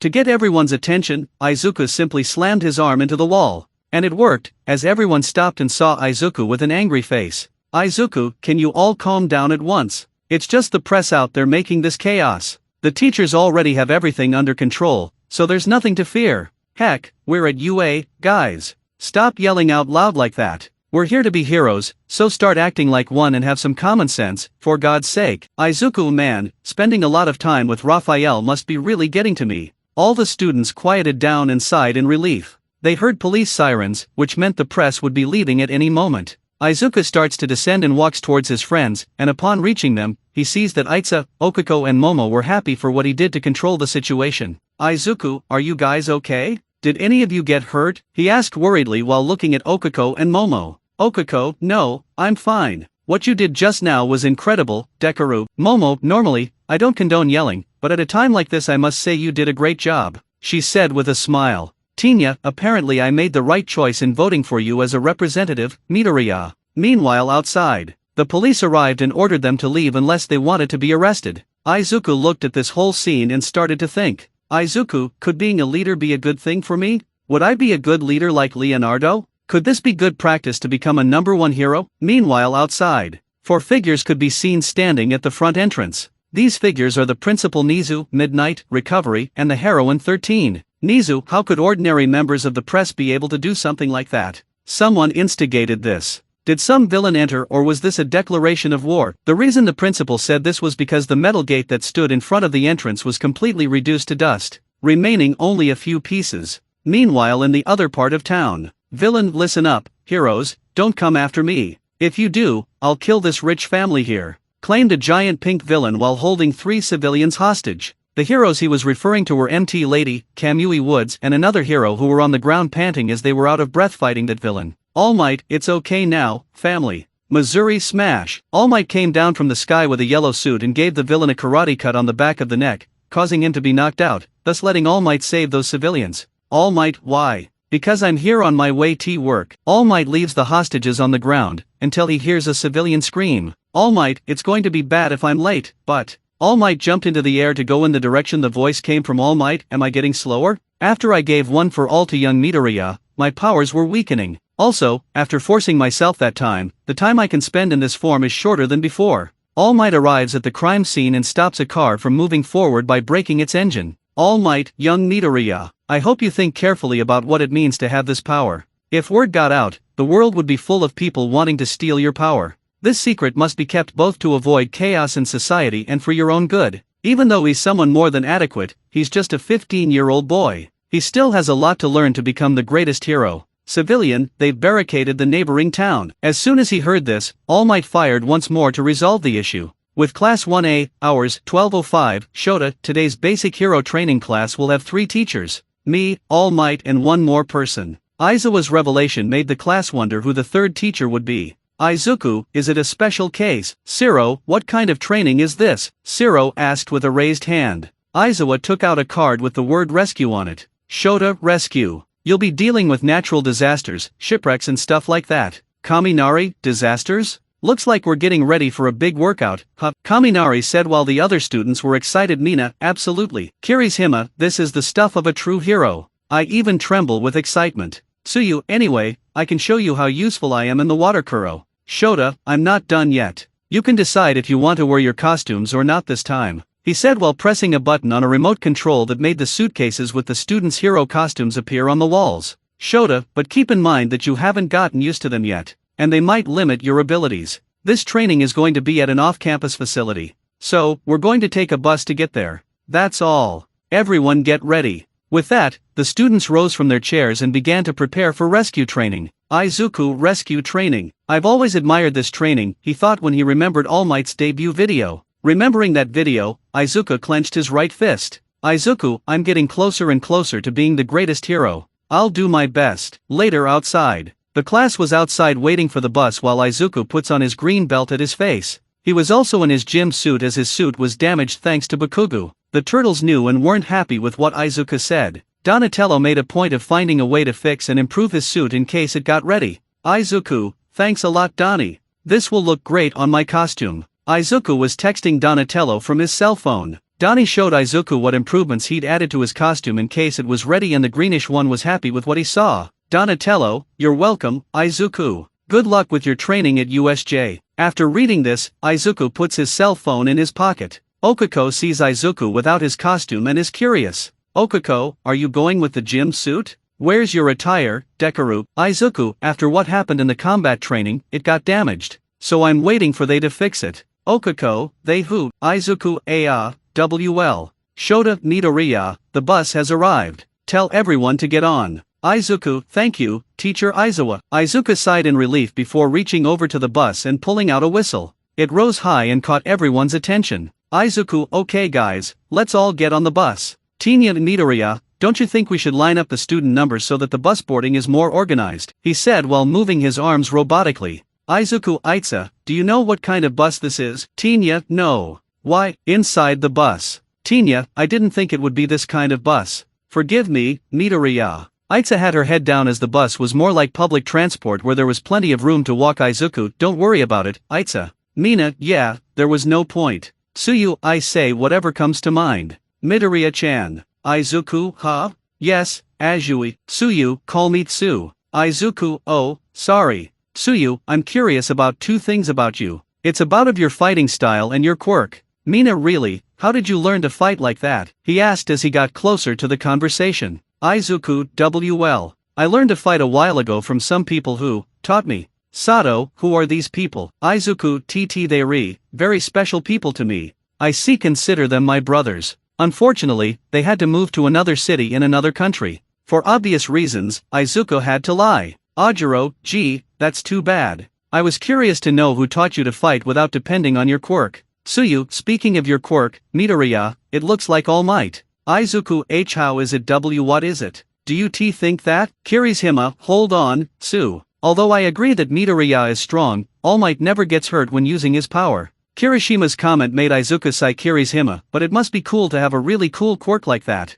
With that power you can do a lot of things. My hardening is strong, but it doesn't seem like much, he said while activating his power. Izuku, don't say that. Your quirk is amazing. With that power, you'd be a pretty easy pro hero. Kirishima, a pro hero? But a hero also has to think about his popularity, doesn't he? Yuga, so my laser is a perfect combination of brilliance and power. He said confidently. Mina, but it's not great when it gives you a tummy ache. Mina's comment made Aoyama's face a little annoyed. Kirishima, if we're going to talk about being flashy and strong, we also have to talk about Todoroki and Bakugo. Tsuyu, Bakugo is always angry and is shown to have violent behavior, so he will never be popular. Tsuyu's comment made Bakugo pissed off and Izuku put his hand over his mouth to contain his laughter. Bakugo, what did you say? Do you want to fight? Tsuyu, see, she said while pointing to Bakugo to prove her point, making the Pomerian boy very angrier and Izuku having trouble holding back laughter. Kaminari, you know what's funny? It's been a while since we met, so it's amazing that we all already know that your personality sucks, he said while chuckling. Bakugo, want me to show you what sucks? Izuku, don't laugh, Izuku, don't laugh, Izuku, but man, this is so much fun. Izuku was still holding back not to laugh. He knows that if he laughs, a fight can start between him and Bakugo. Momo, what a vulgar conversation, she said while covering her mouth with her hand. Okako, but I like things like that, said happily. Shota, we're here. Stop it. When the students got off the bus, they were greeted by someone. 13, I've been waiting for you. The students were surprised to see who was in front of them. Her costume consists of a white spacesuit design using what appears to be a puffy jacket instead of an actual suit, a black helmet with white eyes, and a pair of yellow boots. She is 13. Izuku, it's Space Hero 13, the hero who saved people in many disasters, said Izuku with enthusiasm as he entered. Okako, 13 is my favorite heroine. Okako was also excited. 13, I can't wait to show you what's inside. They entered the building and were surprised at its size. There were buildings, mountains, waterfalls, and too many domes on it. Kirishima, wow. It looks like a theme park here. 13 shipwrecks, landslides, fire, windstorm and etc. I created this facility to train in different disasters. I call it Unforeseen Simulation Joint, but you can call it USJ. Aizawa was walking towards 13 realizing that someone was not there. Shota, hey, shouldn't All Might be here? 13. He used all of his power on the way to school today. You know, doing a lot of heroic work. He's resting in the staff room right now. Shota, I swear one of these days, it's okay, so let's start without him. 13. Sure. Before we start, let me say one thing, or two, or three, or four, 5, 6. The number only increases. 13. Guys, you must already know my quirk, the black hole. With this power, I can suck up anything and turn it to dust. Izuku, you were able to use your quirk to save people from all sorts of disasters, weren't you? 13. Yeah, but it's a power that can kill easily. Some of you have quirks like that, right? The students were silent. 13. In a superhuman society, quirks have been certified and strictly regulated, so it doesn't seem like a problem at first glance. However, don't forget that many quirks can easily kill with one wrong move. Izuku discovered your hidden possibilities, and with All Might's combat training, you felt the danger of using your powers against other people. Today's class is a new beginning. You will learn to use your quirks to save people. You don't have the power to harm others. I hope you leave here with the understanding that you have the power to help others. That's all. Thank you. 13 ended his speech with reference Shota. Alright then, first. Before Izuku has finished speaking, the building's lights start to flicker until everyone notices something in the distance. Izuku turns around and sees a purple portal open. Shota, 13, protect the students, said while he was getting ready. Kirishima looked to the lower level and sees the portal. Kirishima, hey, what is this? People come out of the portal and Kirishima gets more curious. Is this part of the training? I thought we were rescuing people. Izuku took a small step to see what was happening. Shota, stay back there. Izuku noticed that Izuku put on his glasses. This is real. They are real villains. What Izuku said shocked the students. 3 men came out of the portal. One with hands on him, one with black skin and a rather frightening looking one, and the other a half-fly man. But what scared Izuku was that the Foot Clan ninjas were coming out of the portal along with these villains.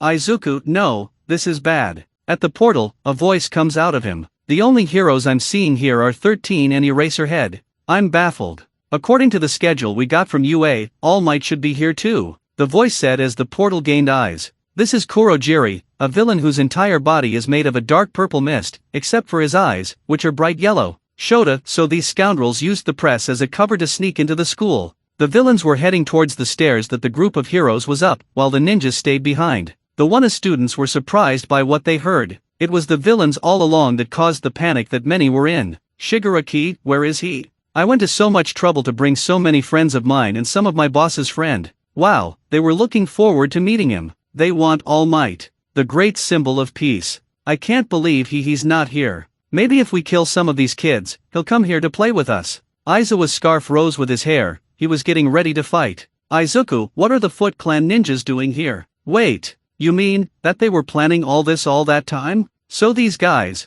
are they the League of Villains? Izuku was scared and even worried about everyone's safety. Kirishima, villains? But that's impossible. There's no way they can get into the school. Tokoyami, I believe this attack was carefully planned by someone with some sort of goal in mind. Momo, 13, what about the intrusion sensors? Momo's question made everyone look around to see that no alarms went off. 13, we do, but 13 stopped talking because she was also questioning why the alarms weren't going off. Shoto, is the entire school under attack? Or is this place their only target? Anyway, if the alarm sensors aren't being triggered, then one of these villains must have a quirk that's blocking their presence here. They carefully chose this secluded facility as an entry point at the time the class was being taught. It would be silly to break in here, but they thought of it. Whatever the plan, they must have a goal in mind. But what is it? The class shuddered at the idea that the villains had a goal in mind. Shota, 13, get them out of here and alert the school. Said before realizing something, if they have the ability to block our sensors, then they can block our communications too. Kaminari, try to use your quirk to have contact with the school. Kaminari, yes sir. Kaminari went over to his headset while Izuku tried to use his cell phone to call the turtles, but it wasn't working. He didn't know if this could be a good or bad thing. The good thing would be that turtles wouldn't be exposed to everyone, but the bad thing is that Izuku is the only one in that place who knows very well about those ninjas.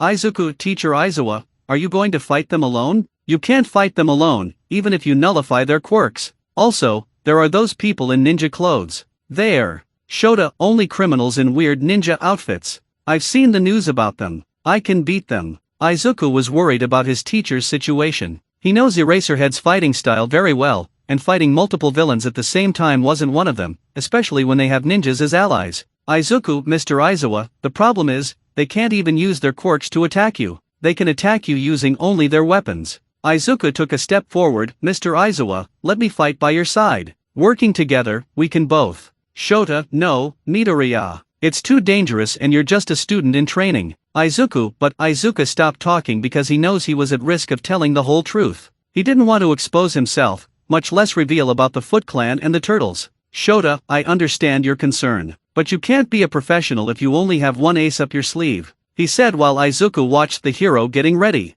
Shota, I'm counting on you. 13. The heroine nodded her head. The professional hero descends the stairs while the three villains await him. Aizawa advances towards them while one of them had gun barrels in his fingers. He was about to shoot when Aizawa's quirk and no bullets came out, nullifying his and the other villain's power. Aizawa used his capture weapon, wrapped up the villains, threw them into the air only to knock them down and crash into each other. After demonstrating his power and skill, the villains recognized him. Idiots, he's the eraser head. He can nullify your quirk with his gaze. I want to see him nullify heteromorphic villains like us. A four-armed villain jumped up and attacked the hero, who dodged his attacks. Shota, no, I can't. After dodging, Eraser punched the villain who attacked him in the face. Shota, only skills of guys like you. Aizawa wrapped his scarf around the villain's legs while dodging another villain's punch and countering him with a kick. Shota, are statically more likely to manifest in melee combat. Aizawa threw that villain who wrapped him with his scarf to a crowd of villains, causing them to fall flat on the ground. Shota, so I took action against it.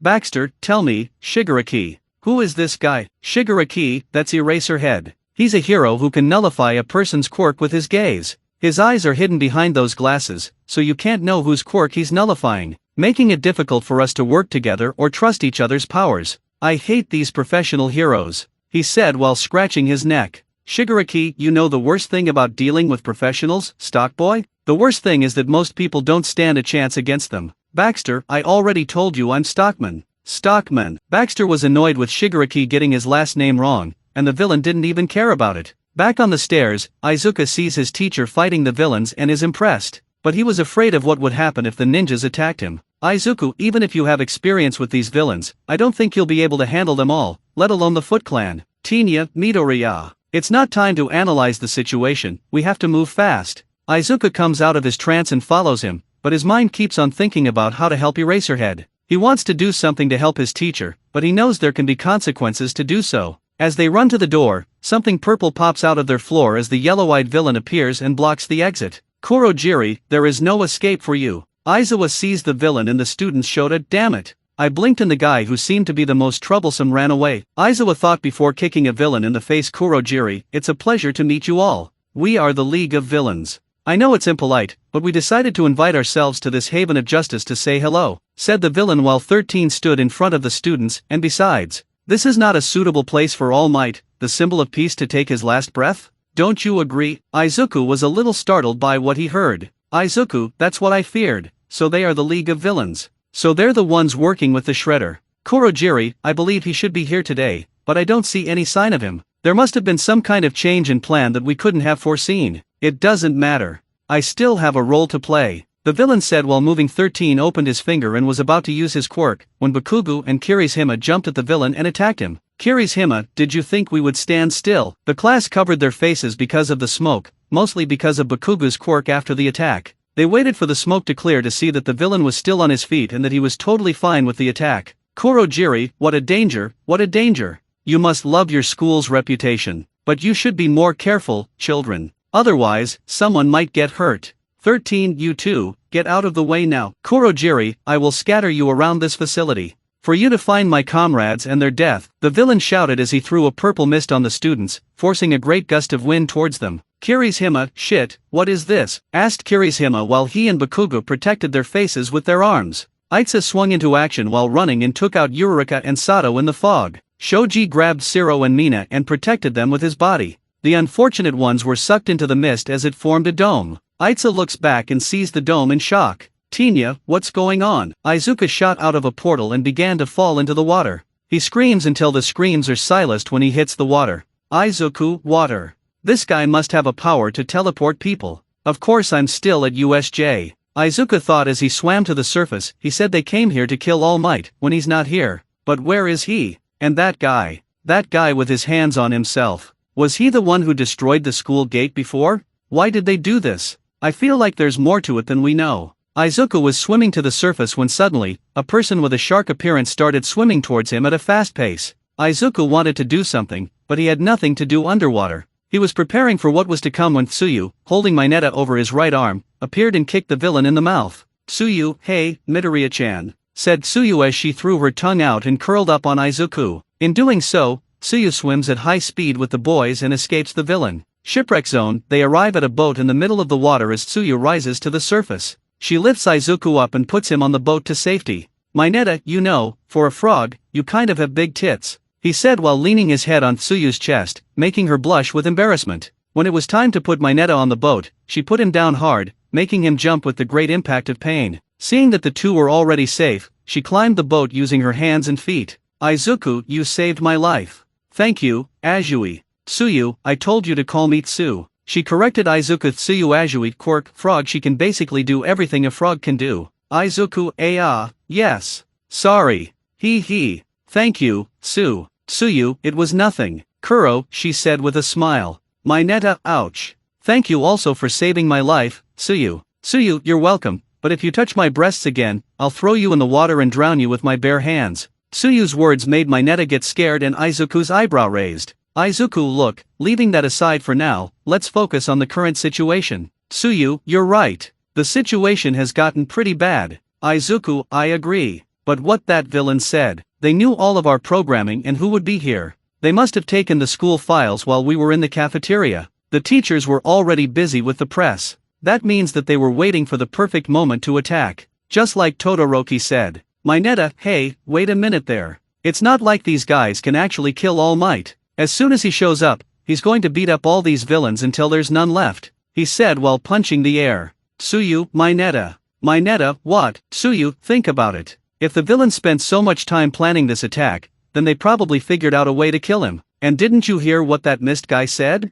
Maybe we should worry about not dying. Otherwise, we all might not get the chance to see All Might again. And even if he does, will we be able to stay alive?" Every word Tsuyu said made Mineta cry in panic. "Mineta, no, the pro-heroes are going to save us, aren't they? Midoriya, tell her to stop it." Mineta said to Izuku, but he was silent because of Tsuyu's words and his fear of the presence of ninjas. Izuku and Tsuyu noticed something coming from the water at high speed. All three saw the villains coming at them. "Villain, miserable. I'd love to kill you." "Mineta, the villains are here." Izuku, Azui is right. If they're here for All Might, they must have a way to defeat him. They wouldn't have planned this attack if they hadn't. But, why only All Might? Is it because their very existence discriminates against villains and the evil? Why did he become the symbol of peace? It does not matter. Izuku thought as the words that All Might said to Izuku came to his head. "Izuku, I don't care what your motives are. I have to concentrate. I have to face this evil head on. Both these villains and the Foot Clan." Tsuyu and Mineta were looking at the villains from under the water and they felt fear rising in them. "Izuku, if these guys can beat him." They turned to Izuku and saw his hair cover his eyes. "Then we have to stop whatever these guys are planning. We have to work together to keep All Might safe. No one at UA knows what's going on. So it depends of us. Let's be heroes and take care of them," Izuku said with a tone of determination as the two looked at him. Slip zone. In a different location, the ice was spreading across the floor, hitting several villains until their bodies were frozen. Todoroki was standing in front of the villains when the ice came from the bicolor boy. "Shoto, you're not ashamed that you lost to a student. For God's sake, you're adults." Collapse zone. In another different location, Bakugo blasted a villain's face. He and Kirishima are fighting a bunch of bandits. Different zones. In more different zones, students were getting ready to fight the villains that surrounded him. At the entrance to the building, 13 was about to go into battle while the remaining boys were supporting and protecting the girls. Aizawa continued fighting as the Shigaraki, Baxter, and the giant creature watched before Shigaraki started walking to get a better look.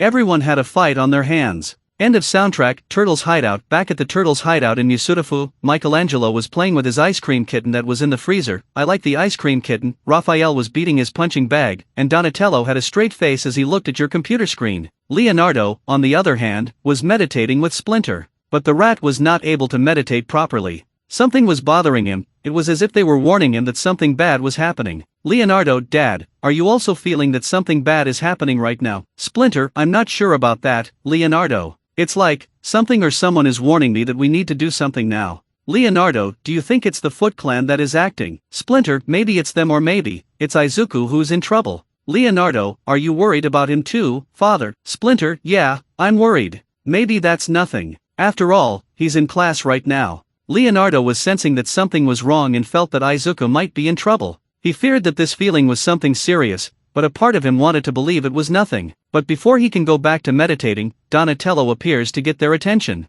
Donatello, Master, Leo. The two turn to Donnie. Looks like Izuku is in trouble. 1 minute later, Donnie gathered all his brothers and his father in front of the computer. He wanted to show something. Donatello, listen, I was making improvements to Izuku's costume and I thought I'd give him an important warning. But I also got a strange feeling that something wasn't right. Raphael, okay, we felt it too, but so what? Donatello, so I tried to communicate with Izuku. The problem is, I couldn't get through to him. I thought he turned off his cell phone or something, but I also put a tracker on his device in case he needs it of us. But the problem is that, it's having a lot of interference with the tracker's signal. Michelangelo, oh, maybe the place where he is just like that. Donatello, no, Mikey. The problem is that this interference is the same interference as when I was trying to locate the truck we took, he said as he turned to his brothers. Leonardo, hold on, Donnie. Are you trying to tell us that? Donatello, that this interference is in the same place where Izuku told me before that he is. So maybe he's in trouble. The fear of Splinter and the brothers was right.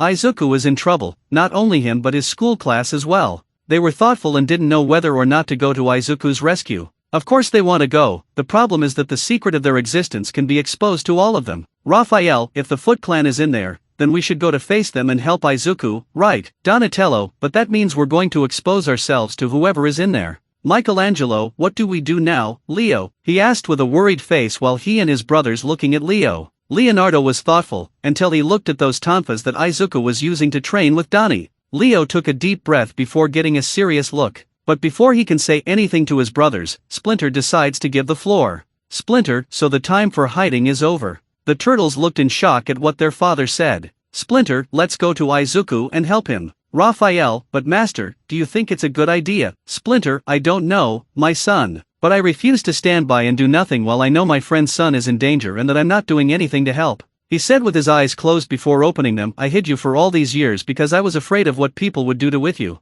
I was afraid that people would not accept you and that they didn't understand. But now, all of you are already mature enough to take care of yourselves. And I'm so proud of the sons I've raised, he said as he looked and smiled at his sons. The four brothers smiled as they looked at each other. Splinter, now, let's go to Izuku and stop the Foot Clan. Michelangelo, I don't know about you guys, but I consider Izuku to be one of us now. Raphael, they messed with him, they messed with us too, he said while clapping his hand on his wrist. Donatello, let's put it down. Leonardo, guys. Leonardo turned to his brothers, who stared at him with determined eyes, waiting for their leader's word. Let's go after to our little brother, and end the Foot Clan. Get your equipment and let's go. Raphael picked up his sayas, twirled them around and placed them on his waist. Michelangelo took his nunchakus, spun them around and made them look like a kusarigama. Donatello grabbed his staff, his trinkets, and gear for what was to come. Leonardo took his two katanas and placed them on his back, but before leaving, he took the two tonfas and took them with him. Splinter simply picked up his stick and walked over to his sons before looking a bit at the picture he has with Hisashi. Donatello, okay, guys. Listen, Izuku said he was going to train at a place called USJ. If we go there at full speed with our van, we can get there few minutes. Leonardo, so let's go fast and we don't have to stop for anything. Reunited, the heroes go to the part where their garage would be in the hideout and enter the van. Seeing that everyone was ready, Donatello starts the vehicle and accelerates it. Their destination is USJ. End of soundtrack. Back to USJ, eyes and ears were looking all around as they were attached to Shoji, indicating that he was using his quirk. Tenya, Shoji, did you find them? Where are they? Shoji, they're scattered all over USJ, but everyone's here. Everyone felt relieved. They look at the mist that was still blocking them. Zero, what are we going to do? The guy isn't affected by physical attacks and he can teleport things. 13 guys, who's the fastest in this group? Shoji, we have Itza here, he's really fast. 13, it's okay, Itza. I need a favor. Run to the school and let everyone know what's going on. 13 said, making Itza hesitate. The alarms aren't going off and our phones and radios aren't working, so one of these villains must be to blame for that. Even if Eraserhead is nullifying the villain's quirks around him, he soon you'll run out of fuel and we'll be lost. You'd better run to the school and come back with backup while we wait. Tenya, yes, but it would be a shame for me to leave you all here. Sato, go, man. If you make it out, the alarms outside might go off. said Sato as he walked forward and assumed a fighting position. That's why they're keeping us here, right? Zero, blow out that stupid fog with your speed and engine. 13, use your quirk to save others. Be a true hero. What would your class rep do if he were here? Aitsu was speechless as Shoji and the rest of the boys stepped forward. Okako, I can help you. I'll make you float like I did with Dekoru in the cafeteria, said Okako with Mina waving to him. Aitsu got serious as he got into running position until he finally ran. Kurojiri, even if this is your only option, you are foolish to say your plan out loud. The mist villain screamed while attacking, but 13 reacted. 13, we talk because it doesn't matter if you heard, said 13 as he used his quirk and started to suck the villain in his fingers. Back to Izuku. Mineta, you want to fight? Are you crazy? Mineta started screaming when hearing Izuku's plan. Mineta, these guys might be able to kill All Might and you think we can get them? Did you hit your head when we got here? The best way to survive this is to wait for a professional to come here and save us. Mineta screamed in panic as he danced in a state of panic with tears falling from his eyes. Izuku and Tsuyu looked at the water below, completely ignoring Mineta. Izuku, those villains down there clearly have an advantage out there in the water and will assume that's what we're going to fight. Izuku was analyzing the situation. Mineta, are you by any chance ignoring me? Tsuyu, if that's the case, they should have known what was inside the USJ before they went in. Izuku, yes, but for a group with such careful planning. There's something I noticed and it's not hitting. They sent you Asu. Izuku broke off when Tsuyu looked at him. He noticed he would call her by her family name Izuku, I mean, Su. Sorry. Izuku corrected himself. Tsuyu, Kuro? Mineta, what does that have to do with? Izuku. Mineta, they sent Su here, who has a clear advantage in the water. The truth is, I don't think they know what our quirks are. Tsuyu, you're right. Kuro, if they knew I was a frog, they would have sent me to the fire zone instead of here, where there's water, said Tsuyu while looking at the dome with flames drawn. Izuku, they probably sent us to different zones as they don't know our powers and plan to overwhelm us in numbers as they think we're easy targets, even more so because of our age. We can use that to our advantage here. They don't know about our powers, he said as the villains stared at them. Izuku, look. None of them are trying to get on the boat. It proves they're a little insecure. But, that means they won't underestimate us either. They're being smart and playing it safe. That's it for now. Izuku turned to the two and said, Izuku, I can come up with a plan to defeat them, but I need you to tell me more about your quirks. Tsuyu, then, I'll go first if you want, she said as the three sat down and looked at each other. Tsuyu, my quirk makes me jump really high, obviously. It makes me grab walls. And I can stick my tongue out like any frog does, but my limit is 20 meters. I can also spit out my stomach so I can clean it, but it's useless. And I secrete toxic mucus, and it just gives a stinging sensation. Tsuyu finished her explanation about her quirk as Mineta blushed at the mention of, Tsuyu, we can probably use my tongue and jump, so forget about the last things. Izuku, I knew you were strong. Well, my quirk involves super strength. I can access it, but I have little control over it. If I go over the limit of how much power I can handle, my body limbs can become to break. Mineta pulled a ball out of her hair and a new one quickly came in its place. Mineta, I have these sticky balls that grow in my head. Mineta put that ball on the wall next to the mushrooms and it stuck there. Their strength varies, depending on how I'm feeling. They can cling to something all day. They come back and grow as fast as I pull them, but my head will bleed if I pull too many. Oh, and they don't stick to me. When Mineta finished his explanation, the two stared at him until the boy started to cry. Mineta, don't look at me like that. That's why I said we should wait for the heroes. My quirk is not for battle. Izuku, hey, that's not true, Mineta. Using the right strategy, your quirk can be a big problem for the enemy. Suddenly, a hand made of water appeared and cut the ship in half. The youths clung to something as the ship rocked and sank. Tsuyu, it's a great power. The ship even broke. Tsuyu said the obvious while Mineta ran to the side and started throwing his balls at the villains. Izuku, Mineta, don't freak out. If you keep doing that, they'll discover your power. Izuku stopped when he saw that the villains were moving away from the floating ball. Izuku, they're afraid to touch them. Izuku thought when an idea came to his mind. Mineta, that's it. We're dead. Mineta was freaking out. Tsuyu looked at him and had a question in mind. Tsuyu, Mineta, are you sure that hero school is the right thing for you? Mineta, shut up. Is it weird to be scared? We've just graduated from elementary school. I didn't think I would face death in the first few days at UA. And I can't believe I'm going to die without at least having touched Yaoyorozu's breasts. Tired of Mineta screaming, and wanting to find a solution to calm the situation a little, Izuku approached Mineta and slapped him in the face. That's right, a slap. Mineta and Tsuyu were shocked by the greenish attitude, even with the frog girl thinking that Mineta deserved it. Izuku, listen here, Mineta. Nobody's going to die here. Do you understand? If we want to get out of here alive, we should calm down and work together. We're here to be heroes, Mineta. So stop crying like a baby and be a hero now, he said before moving away from him and staying on the side of the boat. Izuku, when an enemy is sure of victory, that's when he's about to make a mistake. All Might said that on TV once. Izuku's hands were shaking and Mineta saw it, and their mistake was to underestimate us. We have a chance to win. Mineta. He caught Mineta's attention while looking back a little at him. Mineta, why yes. Izuku, I need you to throw as many balls as you can into the water, so if possible, you can stick to some of the villains. Sue, take Mineta with you when you jump, but you guys only do that when I give a signal. As possible, Sue, grab me with your tongue when you jump. Suyu was worried about Izuku. What if she couldn't? It didn't look like it, but she was scared. Izuku, look, I know you're scared, but don't be. I know you two can do it, because I believe in you too, he said with a smile while looking at them. Izuku, Sue, do you know what to do, right? Suyu nodded, great, he said while stepping on the big ship and jumped with a scream. Izuku Buyakasha, villain idiot Boyd, one of the villains said confidently, thinking about Izuku's dead flesh. Izuku, right, Izuku, you have access to one for all, but little control over it. If I use enough force that it won't break one of my limbs, and I time it right, then we can finish these guys off, he thought as he placed his left middle finger on his left thumb as red lines appeared. Back on the sinking boat, Suyu had Mineta with her when the girl was about to jump. Suyu, are you ready? Suyu asked while waiting for Izuku's signal. Mineta, how does he do that? He was scared, like me. Izuku positioned himself as he was about to fall into the water. Izuku, try this. Delaware smash, Izuku shouted as he released his fingers, causing a huge gust of wind to hit the water, causing a whirlpool and the villains being sucked inside. Izuku held his fingers and turned towards the ship as it fell.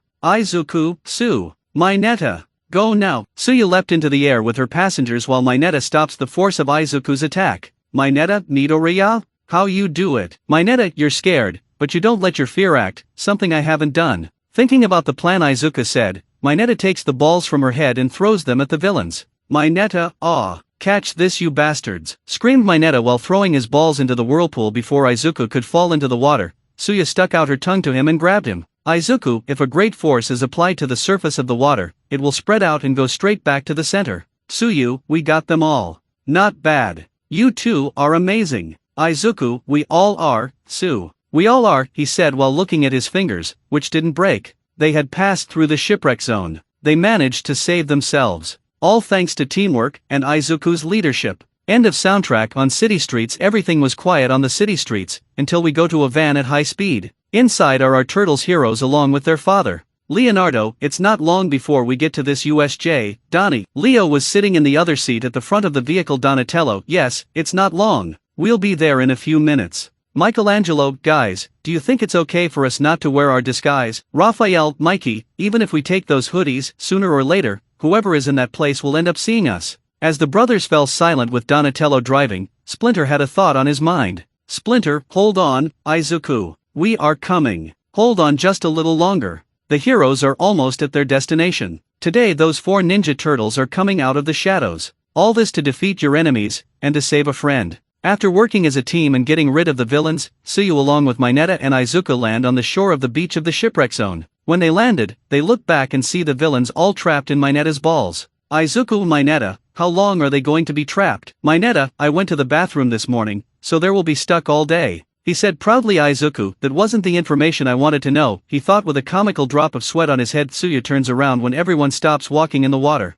Suyu, so what's our next step? Izuku, well, our priority now is to get help. Maybe go to the others. If we go along to the coast to the exit, we'll avoid the central square. It might not seem like a good plan, but it's the best we have, he said while pointing to the entrance. Suyu, but I'm still worried about Mr. Aizawa. He's still fighting against all those villains alone, she said while the three look at the square, which was rolling the battle. Mineta, but he can take care of them, can't he? After all, he's a pro hero. Izuku, the problem is not just that. The Foot Clan ninjas are there along with those other villains. Teacher Aizawa can be a pro hero and can be great at what he does, but he thought before remembering that night where he almost died at the hands of those ninjas, I have to do something. I have to help him. But I can't involve Mineta and Sue in this trouble. They have nothing to do with that, he thought as he looked at the two of them. Izuku, Teacher Aizawa may be a pro hero, but he's just one man fighting an entire army. Sooner or later, he'll get overwhelmed. Tsuyu and Mineta understood what he was trying to say. Mineta, what? Don't tell me what you want. Izuku nodded his head. Are you crazy or something like that? Izuku, look, I'm not saying to you coming with me.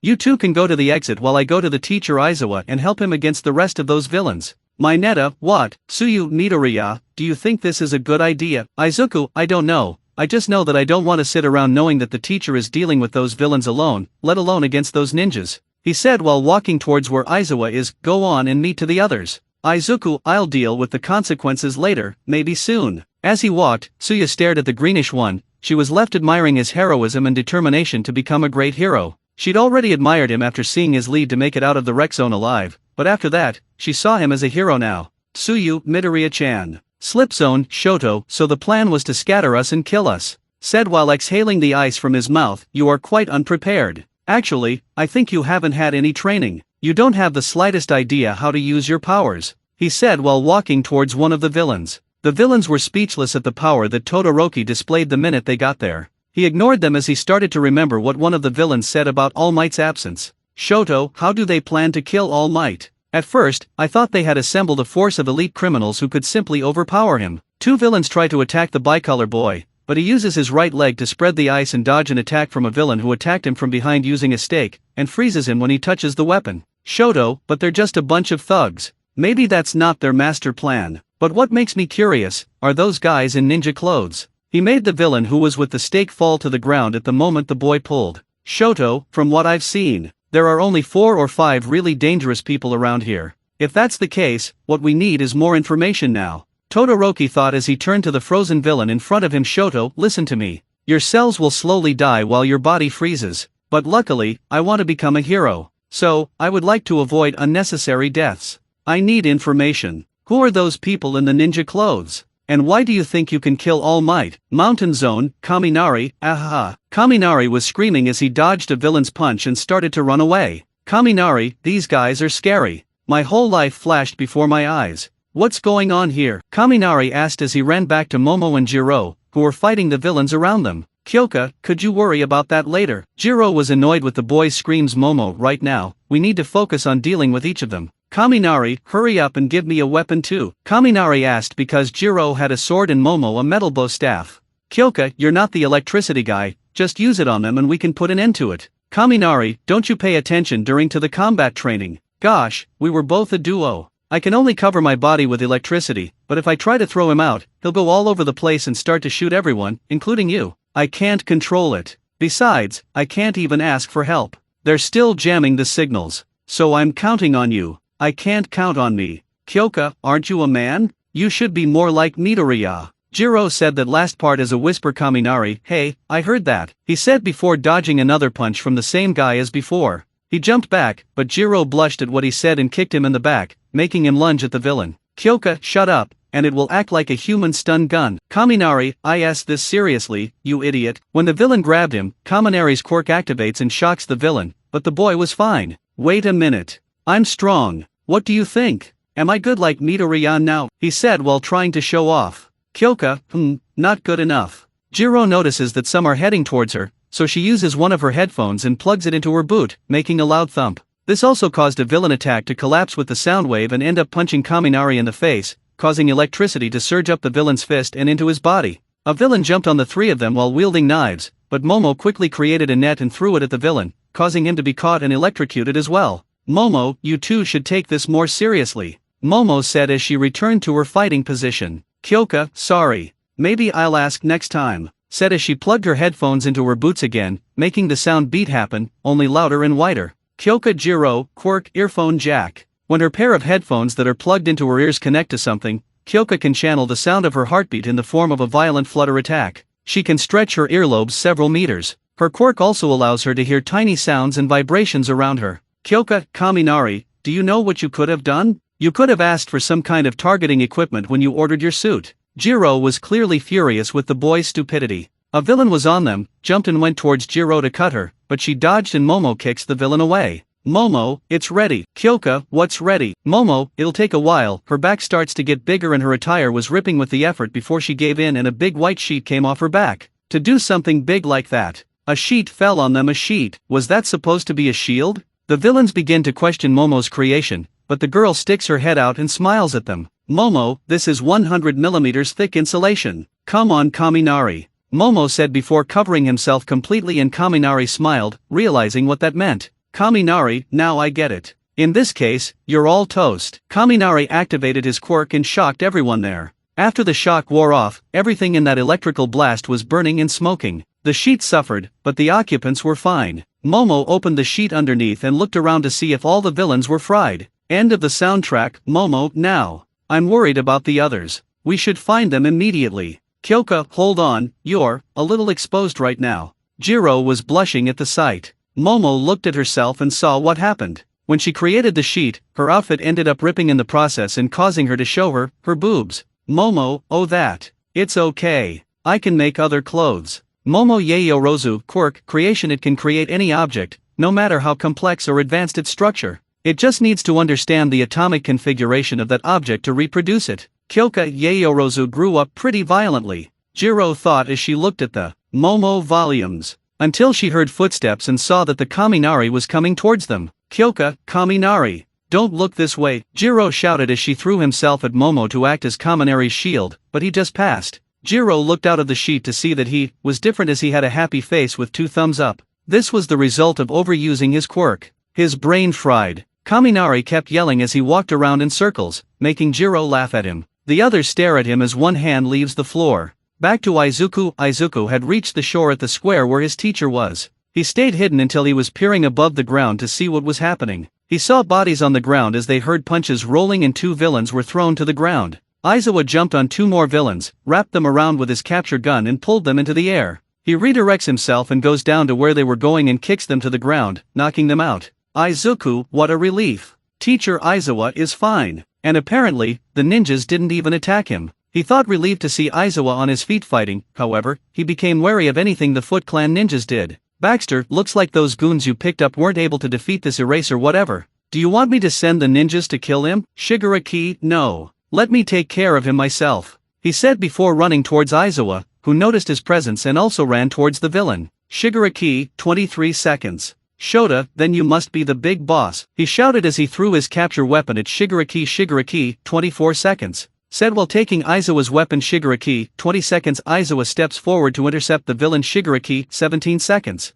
He said while Aizawa was in front of him and grabbed a part of the scarf that the villain was holding while elbowing Shigaraki in the abdomen. Izuku was happy to see that his teacher landed a decent blow on the villain, but his happiness was cut short when he saw that Shigaraki was holding Aizawa's elbow as his hair fell out. Shigaraki, it's hard to see while the hair is moving, but eventually it falls out. Aizawa's eyes widened under his glasses in shock, and when he falls, it means he stopped using your quirk. The elbow the villain was holding starts to turn gray and dry as Aizawa becomes uncomfortable. Shigaraki, these intervals are getting shorter. Don't try too hard, Eraserhead. You'll end up falling apart. Izuku saw that Aizawa's elbow begins to crumble as the skin disintegrates, causing the muscle fiber to be exposed. But Aizawa punches Shigaraki in the belly and jumps away from him. A villain tries to punch him, but he dodges and kicks him away. Another tries to hit him with a chain, but he dodges again. Another villain with huge arms tries to land a punch on him, but he dodged it too, but now he was surrounding. He looked around and saw that there were few villains, but there were still many of those ninjas who were standing around, just waiting for Baxter's order. Shota, this is not good. Shigaraki, that quirk of yours isn't suited to fighting a large group of enemies like this. It looks like you can't take it anymore. You work much better when you're in short fights after a surprise attack, Eraserhead. But still, you even got in the middle of all of them to make your students calmer. A villain tries to cut the hero, but Aizawa jumped out, dodged the attack and used his capture weapon. Aizawa used that villain's body as a shield against an attack and kicked his attacker away as the other was going to jump behind Aizawa, but he saw him and kicked away. Baxter, you 3, attack. 3 ninjas went for Eraserhead, who dodged a sword, but was kicked in the chest, causing him to fall to the ground. When Aizawa stands up, a chain is wrapped around his injured elbow, causing the hero to feel pain before being kicked in the face, causing him to stagger before being punched in the face that sends him to the ground. Aizawa tries to get up again, but is met by another kick, causing the hero to fall to the ground once more. Shigaraki, and look at you, even though you're tired and beaten up, you still want to stand up. You are pretty fun, Eraserhead, he said before looking at Baxter. If you want to make your ninjas to kill him, feel free.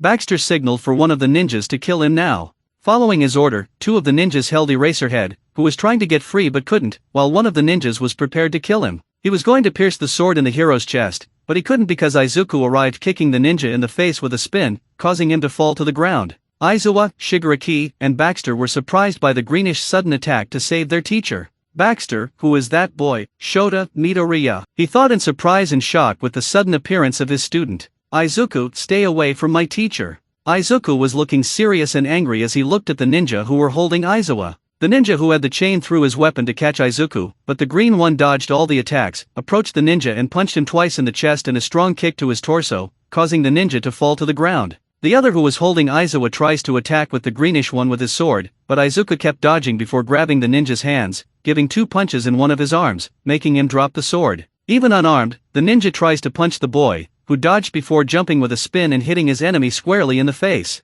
The ninja that Izuku knocked down the first time runs towards the greenish man with his sword in hand, but he is held back by the capture weapons of Aizawa, who was kneeling on the ground. Before the ninja could do anything to break free, he looks forward and sees Izuku very close to him before taking a strong punch to the chin, causing the ninja to stay in the air for a while before falling all over with Aizawa's tug. What they didn't know is that Tsuyu and Mineta were watching everything closely while they were hiding. They were amazed at the demonstration of Izuku's skill and his work in pairs with Aizawa. Seeing that those ninjas have already fallen and won't get up, Izuku approached Aizawa. Izuku, Mr. Aizawa, are you okay? He asked in a worried tone. Shota, I told you not to get involved in this, Midoriya. Izuku, sorry, but I refuse to just watch you get beaten and die. Shota, it doesn't matter. Meet to the others, and run away, he said as he slowly got up. Izuku, Mr. Aizawa, you can give me any punishment after this and I won't complain. Just let me help you to deal with those guys over there, he said while he pointing to the ninjas. Aizawa said nothing. He only looked at Izuku before facing all those villains in front of them.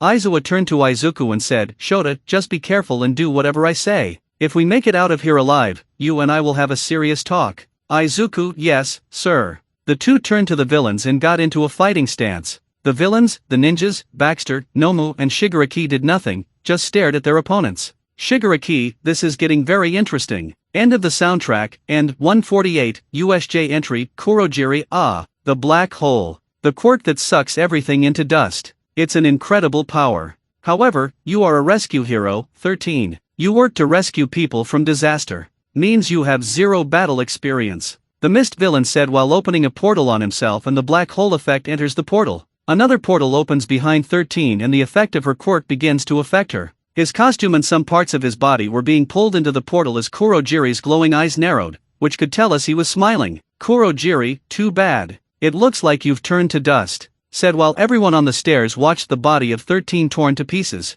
13's suction of power stopped as she began to fall forward. 13, I'm sorry, he caught me, was what the hero managed to say as she fell to the ground. Okuko, 13. Sato turns to Aitsa. Sato, Aitsa, go. Get out of here. Go now. Aitsa was stunned and speechless as he didn't know what to do as he remembered the words 13 had said to him. He grits his teeth as his engines roar. He shoots and runs past the villain. Kurogiri, trying to run away, child? I can't allow this, he said while going in Aitsa's. If the others arrive, it will be more difficult for us to finish All Might. Aitsa was close to being twisted, but Tinya, everyone is depending on me. My classmates, my friend, my classmates. I will. Aitsa thought it was over for him, until Shoji jumped on him and grabbed the villain. Shoji, run. I got him. Just go, Shoji shouted when Aitsa started to run again. Tinya, I'll be back. Hang in there guys. Kurogiri, you naughty child, the villain shouted as he went after Aitsa. Okuko soon saw something metal inside Kurogiri. Soon, she deduced that it was his body. Tinya, I'm close. But what if it's blocked? Can I open it in time? Aitsa thought as the villain hovered over him. Kurogiri, I don't have time for this. Disappear. The villain used the same move that made most of the students go to different places. But when Kurogiri was about to do something, he felt lighter than he had a minute ago, and that made Aitsa slip away from him. Who did this was Okuko, who activated her quirk in the metallic part of Kurogiri's body. Okuko, I don't know what his quirk is, but he has some kind of armor, which means he has a physical body. Okuko picked up the villain and threw it in the air. Zero, run Aitsa. Go get help. Aitsa continued to run to the door and tried to open it with his strength, and it was working because the gate was opening. Kurogiri, come here now. He flew towards Aitsa. Zero, I don't think so. Zero yelled as he threw a roll of duct tape at the villain's armor, holding him. Zero cut the ribbon for Sato to grab him. As he did so, he began to spin to create momentum and speed in the throw until he released the ribbon and Kurogiri floated away from them. As for Aitsa, he left USJ. As he ran at high speed, he saw something that surprised him. It was a vehicle that was heading right in the direction of USJ.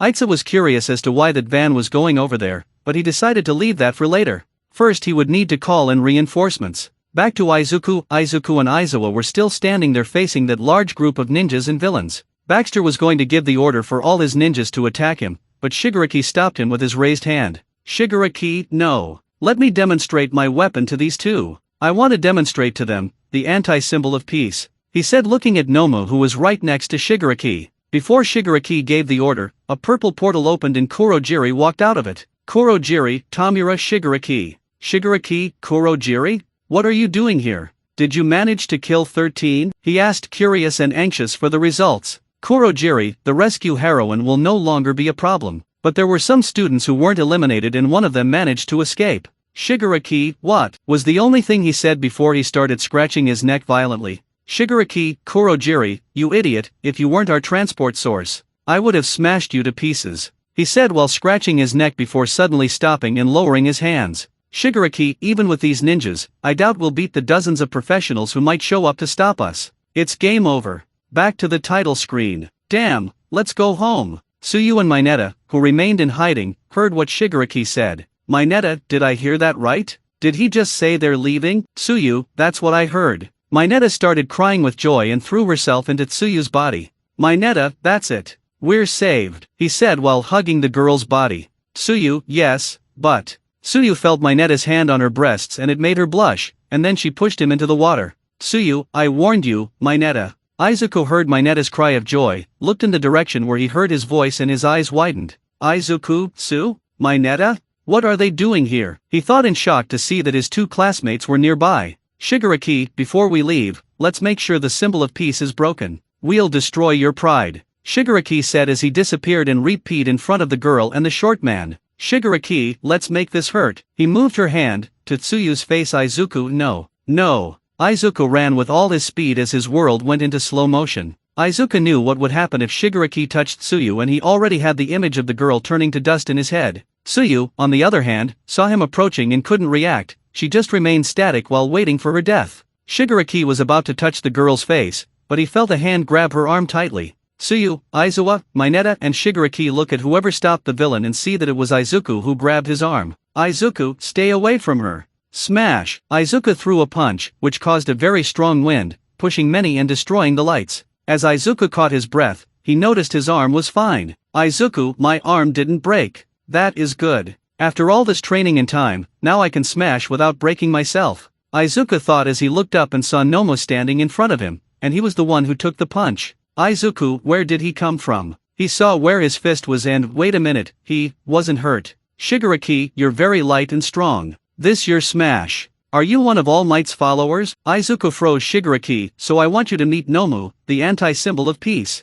He was made to kill All Might. Izuku, what? So, this thing is their weapon to kill All Might. He thought with his eyes as he trembled looking at Nomu in front of him. Shigaraki, I'd even make you watch the show if I could, but since you attacked me, I'm going to finish you off now. Kill him, Nomu. Nomu grabbed Izuku's arm and was going to use his other hand to kill the greenish one. Aizawa tries to use his quirk to nullify the creature's power, but to no avail. Tsuyu, Midoriya. She screamed worried when she saw the boy have his arm grabbed by the creature. Mineta, on the other hand, was terrified. Shigaraki, look at me, girl, he said as he went back to doing what he tried before, touching Tsuyu's face and killing her. But before Nomu and Shigaraki can kill the youths, they hear a loud horn sound coming from behind the USJ gate. Everyone at the entrance and in the central square was surprised and confused by this horn, but a certain greenish person knew the sound of this horn and knew the way it was sounded. Suddenly, a van slammed into the door, and everyone at the entrance got out of the way of the vehicle, which swooped down to the square. The vehicle kept accelerating and was going to hit Shigaraki, that upon seeing this, he became wide-eyed and shouted for Nomu. Shigaraki, Nomu, get me out of here. Upon hearing that order, Nomu let go of Izuku's arm and saved Shigaraki from being hit by the van by taking the man towards the group of ninjas, who became attentive when they saw that van that braked and stopped in front of everyone. Everyone present at the USJ saw this vehicle enter and recognized it from the video that ran on the news channel. They didn't know who was inside, but Izuku knows very well who owns this van. Soon the vehicle door opens, and one by one, the turtles exit the vehicle with their eyes fixed on the villains and ninjas of the Foot Clan. Leonardo had a very serious look, Raphael had an angry expression, Michelangelo had a mocking smile, Donatello had his eyes narrowed as he analyzed his enemies. All the students, villains, and even Aizawa were shocked and perplexed by what they were seeing. There were 4 huge and armed tortoises. Izuku looked at them and didn't know how to feel when he saw them there. He didn't know if he was relieved and happy to see his friends/considerate brothers here at USJ to face the Foot Clan, or if he was panicked to see that they were exposing themselves to everyone present there. Izuku, they're here, he thought open-mouthed as he remained on the floor.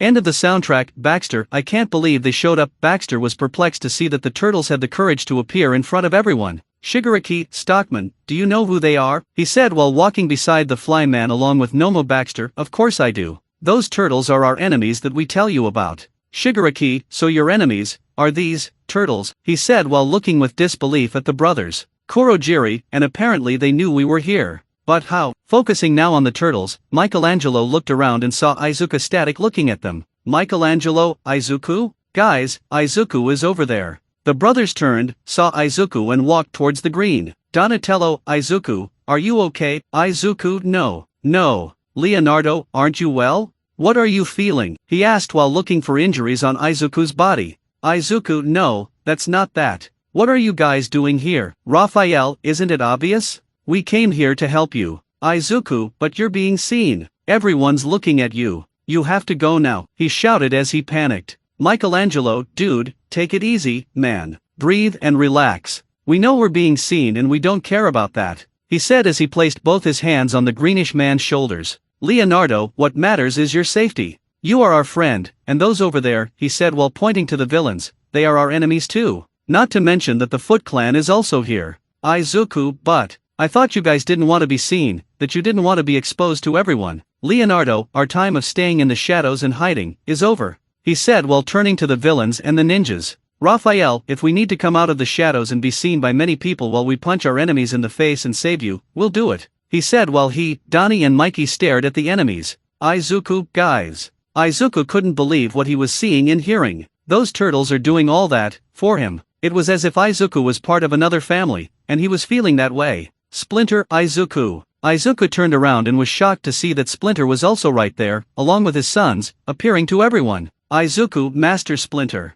Splinter, you'll need this for this battle, he said as he held out the tonfas to Izuku, who hesitated a little to take them. But when to Splinter, he nodded his head for him to do so. So he did. But he was still reluctant about what to do. Tsuyu, Midoriya-chan. Izuku turned around and saw Tsuyu and Mineta with shocked expressions. Izuku, Tsu. Mineta, WW, what's going on? Who are they? He asked while pointing to the turtles. Izuku, they. Izuku looked at the turtles, who had their backs to the greenish one, then he looked at Mineta and Tsuyu, then at Aizawa, who seemed static with what he was seeing, and finally, Izuku looked at his colleagues who were on the stairs of the USJ while they are looking at the turtles. Izuku stared at his tonfas, until he got a determined look, took a deep breath and said in a good tone, Izuku, they're my brothers. Splinter and the turtles were surprised by what they heard, but they were also happy for that consideration. Izuku, Master, can you help them and my teacher get to the gate? Splinter, sure. Good luck and be careful, boys. You come with me, I'll take you to your colleagues. Tsuyu, but what about Midoriya? She said in a worried tone as she looked at Izuku. Izuku, Tsu, I'll be fine. It's your safety that I care about. So please, stay safe, he said while he's standing next to the turtles, who already took their weapons. Izuku, I'll help you with this fight, guys, he said while standing next to the turtles while smiling at them. Leonardo, you're going to be a big help, little brother. Okay, guys, everyone in position. Izuku/Rafe/Donnie/Mikey, right. They shouted prepared as they kept each one of their weapons in hand. Aizawa was going to approach to stop and take Izuku out of harm's way, but Splinter stopped him by placing his staff in front of him. Splinter, do not worry. Shota, but Midoriya. Splinter, I understand your concern, but it's going to be okay. Together they're more than a team, they're family. So, let them fight. In Splinter, Tsuyu, Mineta and Aizawa's vision, we see Izuku and the turtles getting into a fighting stance with their weapons showing up. With Izuku with the 2 tonfas in his arms, with Leonardo with one of his swords in his hand, with Michelangelo spinning his nunchaku, with Raphael firmly holding his sais and Donatello with his staff in his 2 hands. All of them are prepared for the fight that is about to ensue. On the USJ stairs, everyone was watching everything that was going on. Zero, who are those guys? They are giant lizards or something like that. Zero was trying to see better who they were. Sato, I don't know. They look more like turtles. Shoji, but the curious thing is that Midoriya seems to know them. Zero, true, he's even on their side. Mina, so you mean they're friends? So they came here to help. As they were talking about who the turtles were and why Izuku was by their side, Okuko watched intently. She saw that Izuku was coming face to face with the Foot Clan ninjas, who were in fighting stances with their weapons in their hands. Okako Dekoru, the girl, was worried about the boy's safety and feared that something would happen to him. In the mountainous area, we see that Momo had binoculars in hand next to Kyoka, who was watching everything from that distance, while Kaminari was sitting on the ground shouting "Yay! Kyoka, so, what's going on? Can you see who they are?" she asked, trying to observe. "Momo, do they look like turtles?" she asked in surprise as she took the binoculars out of her eyes and handed them to Kyoka. "Kyoka, what?" she asked, confused before using the binoculars and having a better view of it. "I mean, I've seen people having mutation quirks, but 4 having the same types. Momo, that's curious, but what intrigues me is, how does Midoriya know them?" Back at the central square, Izuku and the turtles were staring intently at their enemies, who were also staring at the heroes. "Shigaraki, so these turtles are your mortal enemies? TCH, they don't even seem like a big deal." Kurogiri, Tamura Shigaraki, if the Shredder said they are the big problem for him and his clan, then they must be very skilled and powerful opponents. Baxter, but they won't stand in our way for long. "Ninjas, all of you, kill the turtles and that kid too," he shouted while pointing to the heroes, who became more attentive. The ninjas were slowly approaching Izuku and the turtles, who still haven't moved. Until, "Leonardo, wait. Make way, cause the Kings is back. Leonardo, let's go," he yelled, running towards the enemies, and he wasn't alone. Our heroes ran towards the ninjas, who also did the same thing.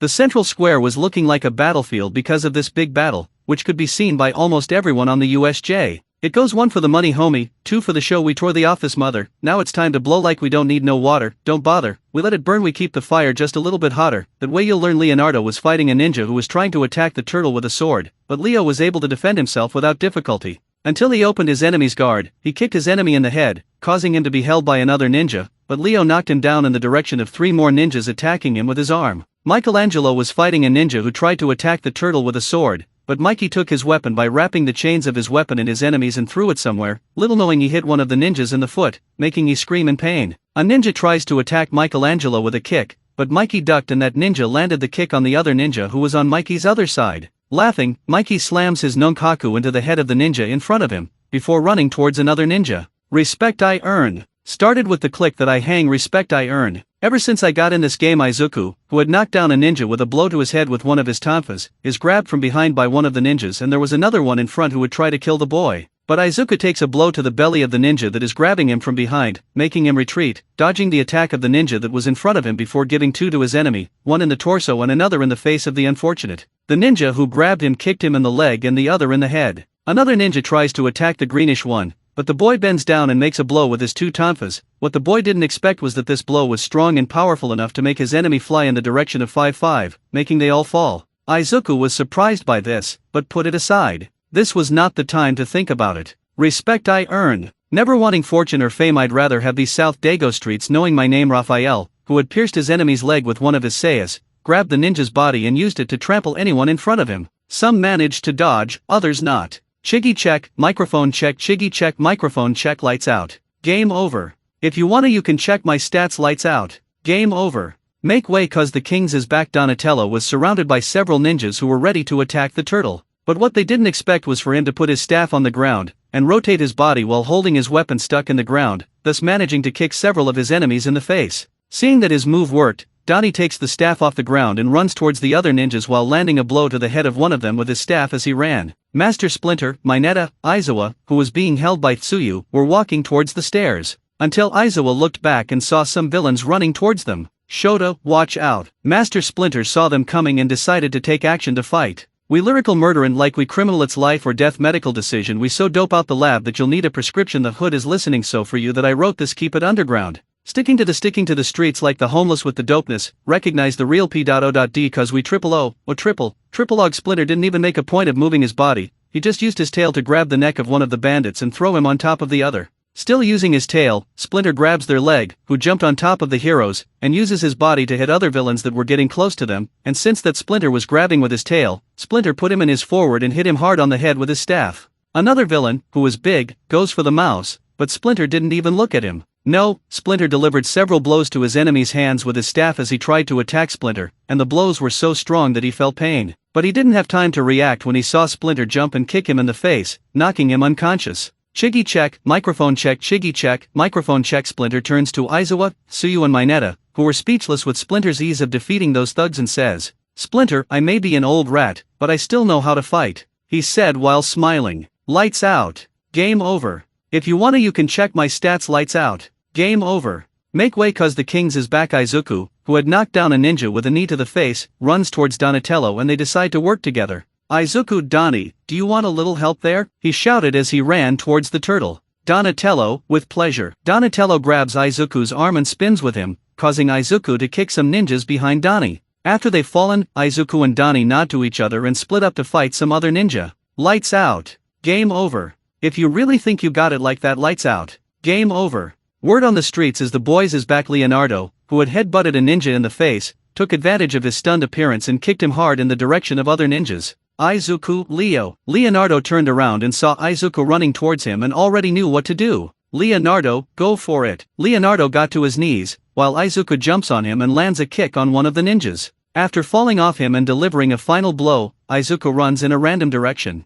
Rewind the song to 126, lights out. Game over. If you wanna, you can check my stats. Lights out. Game over. Make way cause the As Kings is back. Izuku found Raphael, who was punching two ninjas in the face. Until one was going at the turtle with his sword in his hand, but before the Wraith dodged, Izuku appeared and hit that ninja hard in the face with his tonfa, making him fall in full. Izuku, shell shock, he asked while looking at Wraith. Raphael, shell shock, man, he said while smiling and punching a ninja who was going to attack the turtle from behind. Lights out. Game over. If you really think you got it like that, lights out. Game over. Word on the streets is the boys is back. Izuku was dodging several attacks from one of the ninjas, until he landed a blow on his enemy's arm and then delivered a strong blow with his tonfa to the unfortunate ninja's face. But what he didn't know was that 5 ninjas would attack the boy at the same time, but they couldn't because Michelangelo appeared and landed several kicks in their face, and the last one he gave several blows with his nunchaku. Michelangelo, booyakasha, dude. After that, the turtles reunite with Izuku and stare at the remaining ninjas around them. But before any of them could do anything, a blur appeared and knocked many of the ninjas down.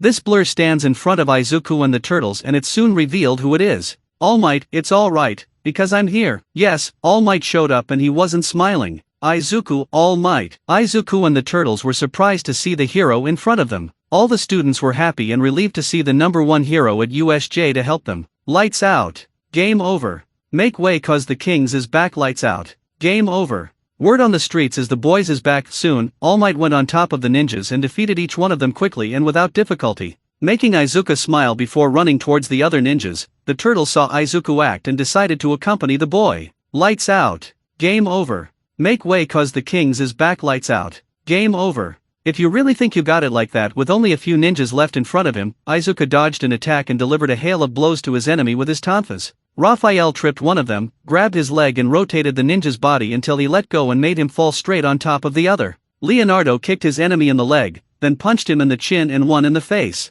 Donatello hit his staff in the intimate part of his opponent, making him feel pain, so that he then hit his head with a blow from his weapon. Mikey made his chains extended, wrapped them around 2 ninjas and threw them in the direction of one that was heading for Michelangelo. Lights out, microphone check. It's lights out, microphone check. Make way cause the Kings is back. All the ninjas were defeated, and they were all lying on the ground. Izuku, All Might and the turtles are side by side as they look at the remaining villains, which were Baxter, Nomu, Shigaraki and Kurojiri, who were in shock at what they saw. Lights out. And the chapter ends with our heroes while in combat stance as they glare at the villains in front of them. We're back at USJ. All the Foot Clan ninjas are down and defeated thanks to the Turtle brothers, Izuku and All Might, who even arrived late, helped a lot in the fight. Now in this moment, our heroes are staring at the villains left. Baxter, TT, they have been defeated. Damn them. The Master Shredder will kill me when he hears about this. Shigaraki, he finally came. Ha ha ha ha. Anyway, the game continues, he said while smiling. Baxter, why do you keep talking about game? Huh? Focusing now on our heroes.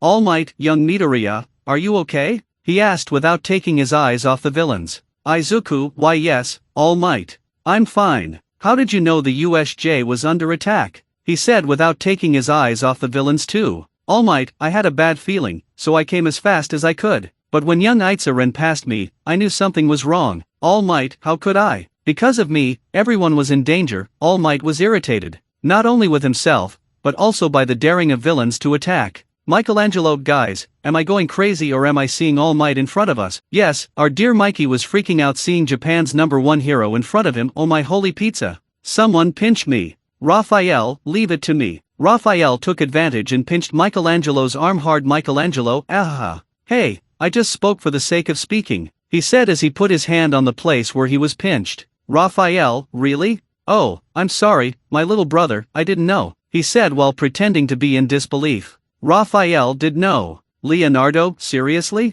You are going to start making a scene right here and now. Leonardo looked like he didn't believe it. All Might, who was focused on the villains, heard the turtles and took a quick look at the brothers. All Might, young Midoriya, who are they? Izuku, it's okay, All Might. They're friends and they came here to help. All Might wanted to know more about who they are, but not right now in this situation. He turned to face the villains as he analyzed each one, but Izuku looked back at All Might and noticed a detail in him. Izuku, he's not smiling, focusing now on the students who are at the entrance to USJ. Sato, that's it. All Might is here. Siro, what a relief, man. Okiko and Mina, who were looking after 13, were crying with joy to see All Might at USJ to save them. Mineta, guys. They all looked towards the stairs and saw Mineta, Tsuyu, and Aizawa coming towards them. The students approached them and made sure they were all right. Shoji, teacher, are you okay? Shota, I was injured and even took a few hits, but I'm fine. Tsuyu, we're all fine. Even more thanks to Midoriya, those turtles, All Might and Splinter. Okiko, who is Splinter?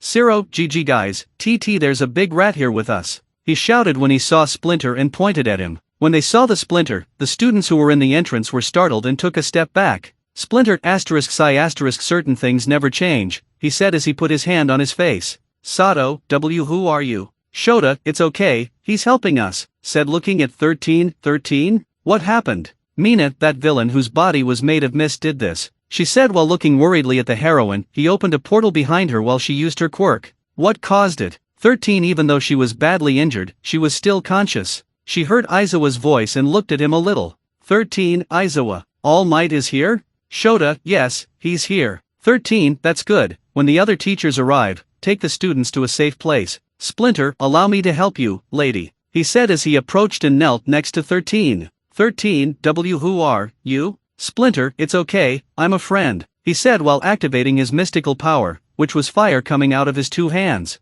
Shota, what are you doing? He asked looking at the small fire coming out of Splinter's hands. Splinter, take it easy. My fire can also help against injuries. I can't heal broken bones or very serious injuries, but it helps to ease the pain and make the injuries go away gradually. Yoshi Hamato / Splinter, mystical power, self-combustion. His mystical power allows him to set parts of his body on fire. It can be useful during combat and even to tend to the wounded. Author, I invented this myself, guys. What do you think? Focusing now on Izuku, the turtles, and All Might. Shigaraki, we've been waiting for you, hero, he said while catching the attention of All Might, Izuku and the Turtles brothers. Look, what you did just now was wonderful. As expected, you're very fast. I couldn't even keep up you with my eyes. But, you're not as fast as I thought, so it was true, you're getting weaker. All Might bristled and took a step forward. Izuku, All Might, wait. That villain with the exposed brain took a punch from me, but he didn't even move. If we all work together, we can. All Might, it's okay, young Midoriya.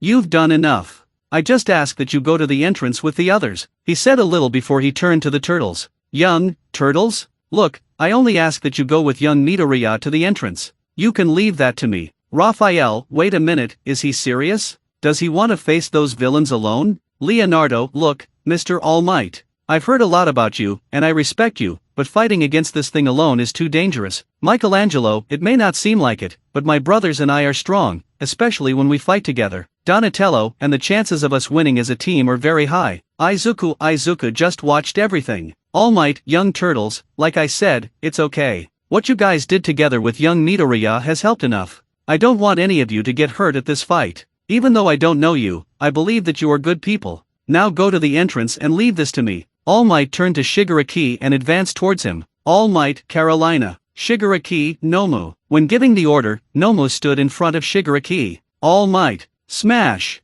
All Might cut the air with his hands, causing the water to fly, but Nomu didn't move. He glared at All Might before trying to grab him, but luckily, the hero ducked just in time. All Might, didn't he get any scratches? Wait a minute. All Might punched Nomu in the stomach, who still didn't move. All Might delivered 2 punches to the creature's face, which seemed to feel no pain. The creature tried to grab All Might, but he dodged it by jumping backwards. All Might, it doesn't even work on the face. Nomu approached All Might, who kept throwing hard punches at the creature, but he didn't seem to be suffering at all. Shigaraki, it doesn't work because of the shock absorption. To damage Nomu, it would be effective to slowly rip off his flesh. But I don't think he'll let you do that. All Might, thanks for telling me all this. All Might dodged Nomu's fist, grabbed the creature from behind, and smashed the beast's head to the ground, causing a strong wind, which forced Shigaraki, Izuku, and the turtles to cover their faces with their arms. Sato, that's it. Take that. See what you guys get for underestimating All Might. Mineta, did he make a wrestling move cause an explosion? How amazing. All Might can finish that monster. Tsuyu, even though he's a rookie teacher, he can't teach classes without notes. Tsuyu's comment made everyone look at her. Except Splinter, who was watching the fight closely. Splinter, I understand him wanting to fight alone, but the chances of winning are pretty low. Back to Izuku and the turtles. Michelangelo, dude, what force was that? Raphael, I confess that I was even impressed, he said while getting a surprised face. Donatello, will All Might be able to handle that thing without our help? He asked as he adjusted his glasses on his face. Leonardo, what do you think? Izuku. Leonardo, Izuku? Izuku, remember when I told you guys that All Might passed his power to me? He said without taking his eyes off the smoke. Donatello, yes, we remember. Why? Izuku, All Might is not at his peak because of an injury he has. All Might doesn't have much time, especially since he used so much of his power this morning and with his power being transmitted for me. Raphael, wait, do you mean that All Might? Michelangelo, don't have much time and are getting weak? Leonardo, so does that mean he can lose this fight? The turtles were worried upon learning this new information while Izuku trembled in fear for what would happen to All Might. Izuku, I didn't tell you that because it's a secret the world can't know. When the smoke cleared, we can see that All Might was being subdued by Nomu, who began to exert pressure on All Might's old wound near his stomach, causing him to bleed. Shigaraki, were you trying to stop him from moving by shoving him deep into the concrete? You won't be able to do that. Because Nomu is as strong as you are. When All Might tried to shove the creature's head into the ground, Kurogiri opened two portals, with the second having Nomu digging his fingers into the hero's wound. All Might let go of the creature and tried to get free, but it was no use. Tired of standing still, Izuku runs at high speed to punch Nomu's hand with his tonfas, but what no one expected was that in Izuku's hands a mystical green-colored energy came out of them. With that energy coming out of his hands, Izuku gave the creature a strong punch, making him drop the All Might that he took advantage of and managed to escape before falling deeper into Kurogiri's portal, who walked away from the two, but didn't close the portals. The turtles saw that energy manipulation coming out of Izuku's hands and already knew what it was. Leonardo, Izuku got his mystical power. He thought with his mouth open as he looked at the boy's fist. All Might, young Midoriya, I told you. Izuku, I know very well what you said, All Might, but I'll just can't stand by while I watch you get murdered. A hero should always help those in danger, no matter what, he said while looking at All Might, who saw that tears were coming out of Izuku's eyes. All Might, young Midoriya, All Might didn't know what to say. Shigaraki, you again. Stop getting in the way. Kurogiri, get rid of this kid for good. Kurogiri, right. Kurogiri advanced towards the greenish and All Might. He opened a portal to try to catch Izuku and finish him off, but what they didn't expect was that another portal, only a blue one, opened below Izuku and All Might, causing them to fall into it. The villains didn't understand anything, until they looked at the turtles and saw a portal open beside them high above, and out of it came Izuku and All Might, who fell to the ground. Kurogiri, but what? Leonardo, what is it? Are you in shock, smoke guy? He said while closing the portal with his sword. Leonardo Hamato mystical power transport. His swords allow him to create portals wherever wants, they serve to teleport people and objects. Not only that, he can also teleport himself to wherever one of his swords is. Kurogiri, so you have the same quirk as mine? Leonardo, do you think that what you just saw was in quirk? Keep dreaming. Kurogiri, what? Isn't that a quirk? Izuku, thanks, Leo, he said as he got up. Leonardo, you're welcome. Guys, everyone in position. When giving the order, Leonardo and his brothers were in a fighting position. Shigaraki, Nomu, crush those turtles. Nomu started walking slow. Lee towards the turtles, who remained in position. Raphael, hey, Mikey, he said without taking his eyes off Nomu. Michelangelo, what? Raphael, remember that word you used to say when we were kids? Michelangelo, oh, yes. I remember, but you forbade me to say that. I even changed that word to Booyakasha, man. Raphael, okay, I know. But forget what I said that time. Kind of. I missed that. Do you still remember how to say it? Michelangelo, of course I remember, dude. Nomu started running towards them. Leonardo, get him. He shouted as they started to run. Raphael, go on, Mikey. He shouted as they ran. Michelangelo, Cowabunga. Donatello jumped up to try to hit Nomu, but the creature hit the turtle with its arm, knocking Donnie away. Michelangelo tried to use the chains of his weapon, but Nomo grabbed him and kept rotating him with Mikey, making him hit Leo, who was going for the creature. Raphael lunged upward with his sais, but Nomo hit the turtle in the face, causing it to fall to the ground. Raphael, damn, he's really tough, he said while massaging his face as he stood up.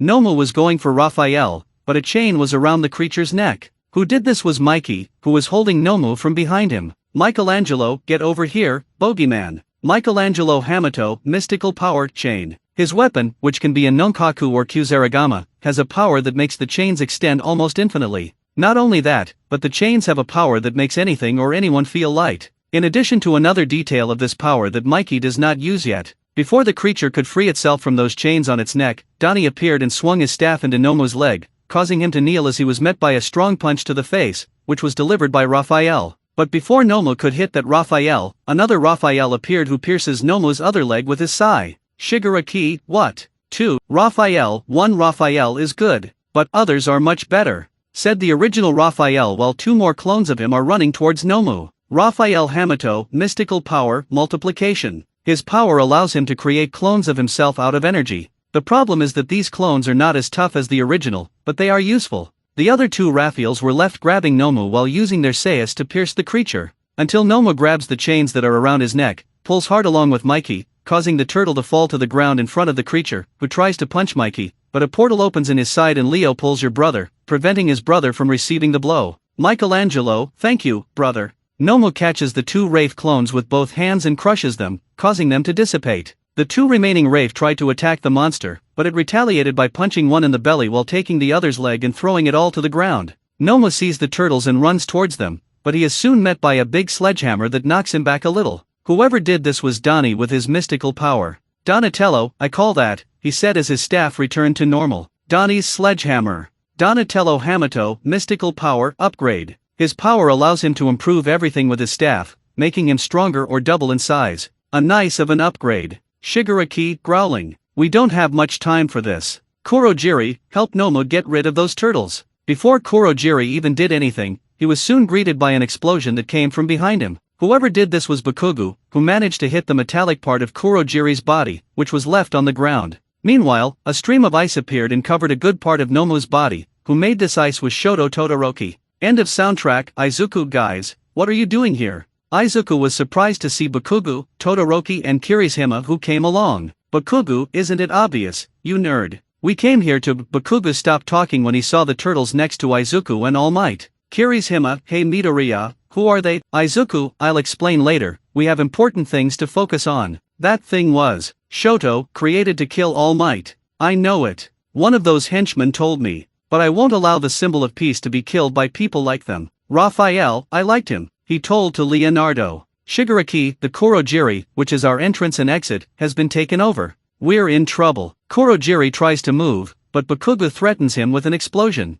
Bakugu, don't even try to move. If you dare to make a single move, I'll blow you to pieces, he said while smiling terribly. Kirishima, that wasn't heroic at all. Kurogiri, I agree. Does this boy want to be a hero? Shigaraki, even after all this, these kids are mostly unharmed. These kids are amazing. They're putting the League of Villains to shame, he said before turning to Baxter. I must admit, Stockman, those enemies of yours are impressive too. But I think it's time to end it. Nomo, break the ice and get up. Hearing his order, Nomo breaks the ice, even with some of his body parts sticking out of him. This shocked everyone, even more so when the creature's arm and leg began to rebuild and grow back. Michelangelo, what is this? Is he regenerating? Michelangelo was horrified and frightened by what he was seeing. All Might, young people, stay back there, he said as he stood in front of everyone while showing his arm to stop them from coming. Raphael, now I'm confused. Wasn't that thing's quirk shock absorption? Shigaraki, I didn't say that was all he had. What you're seeing is super regeneration.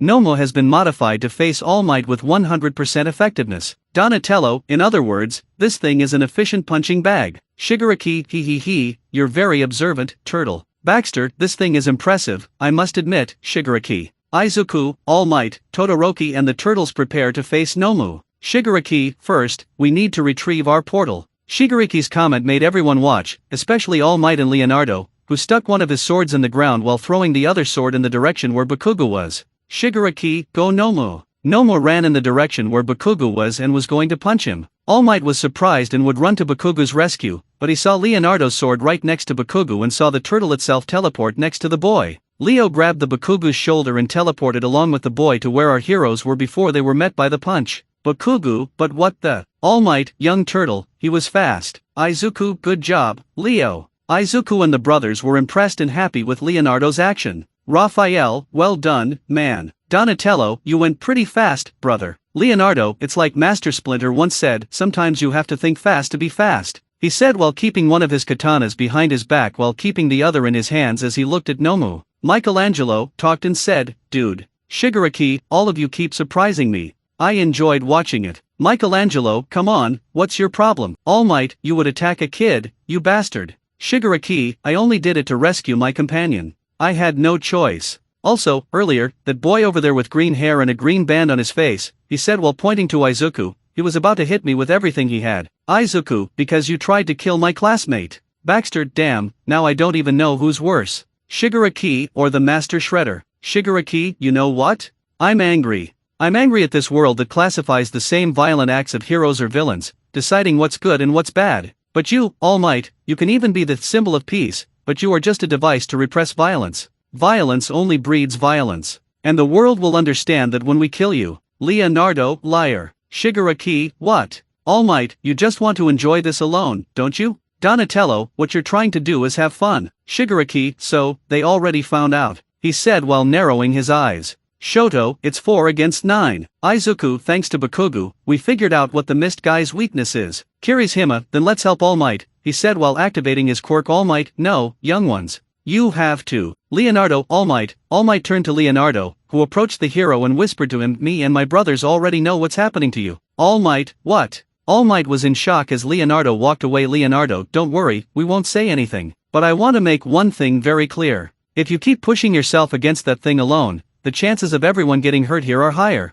Michelangelo, but if we all work as a team, he said while standing on the other side of All Might, the chances of winning are much higher. Donatello, the time is running out and you know what I'm saying, he said while standing next to Mikey. Raphael, and it's no use trying to convince us not to fight. I respect you, All Might. But fighting this thing alone, especially the way you are, is already awful stupidity. All Might, young turtles. Leonardo, don't worry about us. We already have years of experience in terms of fighting powerful enemies. You can count on us. Izuku, All Might turned around and saw Izuku at Leonardo's side with a serious face. I know you're worried about us, but together we are stronger. Trust us and let us to help you, sir. All Might was thoughtful, but seeing as he was running out of time, and at this rate everyone would get hurt, the hero had no choice but to accept help. All Might, young Bakugo, Kirishima, and Todoroki, prevent these remaining villains from interfering in the battle. Kirishima, count on me. Bakugo, don't keep telling me what to do, he said while activating his explosions. Shoto, I'll do what I can. All Might, great. Young Midoriya, young turtles, let's take this villain down. Izuku/turtles, right. Shigaraki, Nomu, take care of them. Kurogiri, Baxter, let's take care of these brats. Nomu was going to run towards them, but All Might, Izuku and Turtles ran in random directions around the creature, with the Turtles and All Might running at high speed. Nomu tried to keep up with each one of them,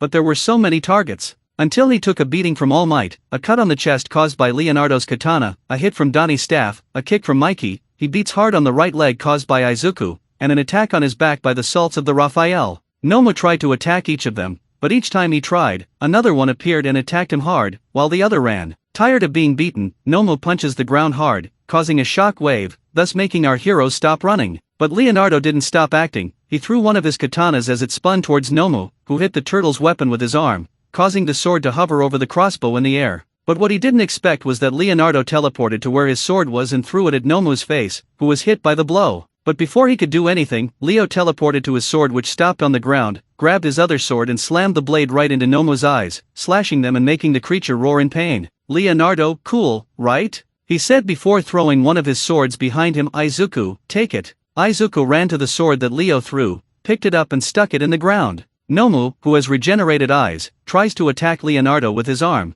but he dodges it with a jump. But before the turtle teleported to the other sword Izuku picked up, Leo decided to show Nomu a little something, a finger in the middle. That's right. Leonardo showed the middle finger to Nomu before teleporting away from him, but when Leo disappeared, Raphael appears, who was behind Leonardo with his sais in his hands. Nomu punches Raphael, who has his body pierced by Nomu's fist. But this was not the real Raphael. Raphael, ha! I'm here! He shouted while punching Nomu's left leg, who reacted to the attack and attacked that Raphael, but he wasn't the real one either. Raphael, no, I'm here. Another Raphael appeared who cut Nomu's arm, who also attacked that Raphael, but again, it wasn't the real one. Raphael, behind you, asshole. Another Raphael appeared and pierced Nomu's neck with the two sayas. Raphael, look at us here too. Two more Raphaels appeared, attacking the creature's torso. Resisting, Nomu attacked all the Raphaels around his body, but none of them were the real ones. Until a Raphael appeared in front of him and punched the creature hard in the face.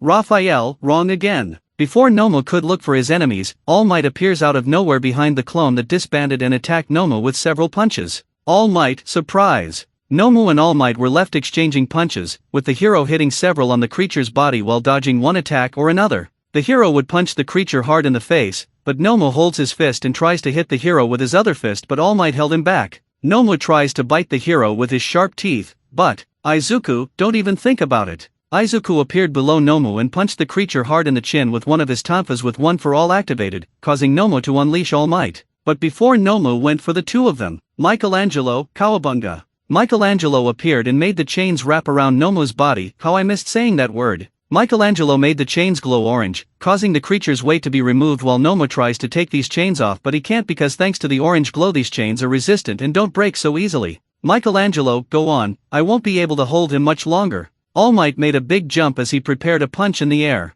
Soon, the hero goes to the ground and punches very hard, causing Nomu to fall to the ground. The punch was so strong that it created a large crater. All Might continued throwing several punches at Nomu, who was lying on the ground, until Donatello, leave it to me now, All Might. All Might gets off the creature as Michelangelo unleashes its chains. Nomu gets up slowly, but when he looks up he sees a huge sledgehammer with a purple coloring, that was Donnie's mystical power. Donatello, Donnie's mega sledgehammer, strikes again. Donatello wasted no time and hit the sledgehammer's head with everything on top of Nomu's body, creating a huge cloud of dust with many cracks in the ground and with a big tremor in the place. Panting, Donatello returned his staff to normal as Izuku, All Might, and their brothers appeared beside him. The heroes watched the cloud dissipate, until they saw Nomu stuck to the ground, but it didn't take long for him to get up, even if slowly. Donatello stared intently at Nomu and gathered all the information he had so far, until he put the pieces together. Donatello, guys, I think I already know how to defeat this thing. All Might, say it, young turtle. Donatello, my name is Donatello, sir. But anyway, if this thing is shock absorption, and it's made to face you at 100%, then we're going to hurt him so much that we're going to end up damaging his stamina. Michelangelo, then we will have to. Raphael, give him so much damage that he gets weak little by little. Leonardo and All Might will deliver the final blow with everything. Izuku, not just him. The turtles and All Might looked at Izuku, who was looking at the hero. Me and All Might will deliver the final blow. All Might, young Midoriya. Izuku, All Might, I am your successor. If the two of us join our forces, even if I lend what little I have, it will be more stronger than just one blow with 100% power and strength. All Might looked at the boy a little before looking at the turtles, who nodded a little before focusing on Nomu. All Might, right, young Midoriya. Young turtles. Leo/Mikey/Rafe/Donnie, right. Cowabunga. Turtles ran and attacked all over Nomu's body. As Nomu tried to attack one of the brothers, Leonardo cut off a part of his body with his swords. Donnie lashed out with his staff, while Rafe stabbed his sayas into Nomu's body.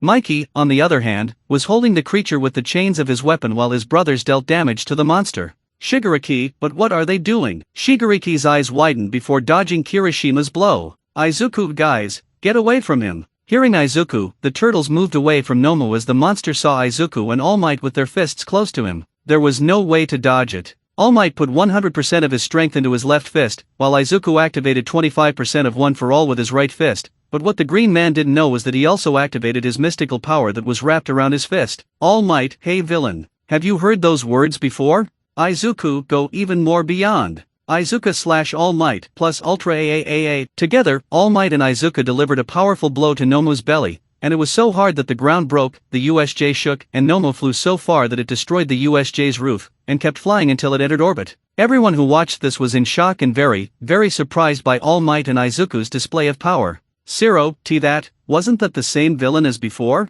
Sato, why yes, he flew far away. Mineta, Midoriya and All Might did it, they both got rid of that monster. Shota, problem child, Aizawa was helping Sato carry 13, but he had a shocked expression when he saw what happened. Suyu was happy with the result of this battle. She was happy to see that Izuku and All Might managed to defeat the villain. Mina, they did it. Okako, that's the power of All Might and Dekoru-kun. Take that, you villains. She screamed as she shed small tears. Meanwhile, back to the group that was at the scene. Kirishima, that was like a final blow from two comic book characters working together. But what a power. Bakugo, that was insane. Bakugo, damn it, he's getting stronger. Shoto, the best of the class and the best of the pro heroes working together. So this is the result. Leonardo, that was amazing. Leonardo was impressed by that display of power. Raphael, that was Donatello, fantastic. Raphael, I was going to say something else, but that works too, he said without taking his eyes off the huge hole in the ceiling that Izuku and All Might had caused. Michelangelo, I feel like I'm living in a comic book. That was awesome. End of song. And 9:30, All Might, that was amazing. Yeah, I even needed help dealing with that thing, but still, it was amazing. Young Midoriya, we did a great. All Might stopped talking when he looked at Izuku. Izuku was on his knees and in a lot of pain, as his right arm was in bad shape from having exceeded the limit of how much power he could handle with One for All, not to mention the mystical power that he still doesn't know how to control. All Might, young Midoriya, are you? Izuku, it's okay, All Might, first we have to focus, with the villains, he said as he felt the pain in his arm and remained on his knees. All Might, you're right. The villains. When All Might turned around, he looked at the villains, Shigaraki, Kurogiri, and Baxter as Shigaraki shook with rage. But All Might also noticed a detail. All Might, and now, my time is up. All Might, and now, villains. I'm sure we'd like to get this over with as soon as possible. Shigaraki, you cheated. Noma was supposed to defeat All Might. He was created to kill All Might, but you defeated him easily because you cheated. You cheated by getting into this fight. All Might, what is it? Don't you want to come here anymore? Didn't you want to get this over with? Izuku looked at All Might and saw steam coming out of it, and the greenish one knows what that meant. Izuku, oh no. Shigaraki, if I had Nomu, damn. Shit. Desperate and frustrated at losing Nomu, Shigaraki starts scratching his neck in anger. Baxter, gentlemen, I don't know about you, but I want to get out of here. Baxter was scared to see that they were at a disadvantage. Kurogiri, Stockman is right. Tamura, Shigaraki, except that we lost. We have to leave before. Shigaraki, leave now? No. I'll kill that brat and All Might with my bare hands. Before he could take a step, shurikens landed near Shigaraki's feet, who jumped and froze. He looked across the smoke and saw the turtles with annoyed expressions on their faces as they held their weapons. Leonardo, one more step and you'll regret it. They stared at each other until, Nizu, I'm sorry for the delay. Everyone turned and saw something that made the heroes happy. Nizu, I had to gather all the heroes that were available. At that moment, Itza along with the director and several professional heroes appeared. Tinya Itza, from Class 1A, have returned with reinforcements. Nizu, quick. Everyone spread out and protect the students. Heroes, yes sir. Shigaraki, shit, they're here. Kurogiri, send us away. He said before taking 2 shots in the leg, which was caused by snipe. Kurogiri protected Shigaraki and Baxter while creating a portal. 13 uses his quirk to stop him, but it wouldn't do any good. But before they left, Shigaraki looked at All Might and Izuku. Shigaraki, I may have failed this time, but next time I'll kill you both, especially you brat. And you turtles, get ready for when the shredder is ready for you. After issuing the death threat, Shigaraki, Baxter and Kurogiri disappear without a trace. All Might, that was intense. Thank you so much for your help, young turtles. Leonardo, don't worry. We just did the right thing, he said while he and his brothers put their weapons away. All Might, Young Midoriya, I also thank you for. When All Might turned around, he saw Izuku lying on the ground, unconscious. Young Midoriya. Leo/Mikey/Rafe/Donnie, Izuku. Before they could go to Izuku, they heard footsteps running. It was Kirishima, who saw Izuku lying on the ground. Kirishima, Midobro.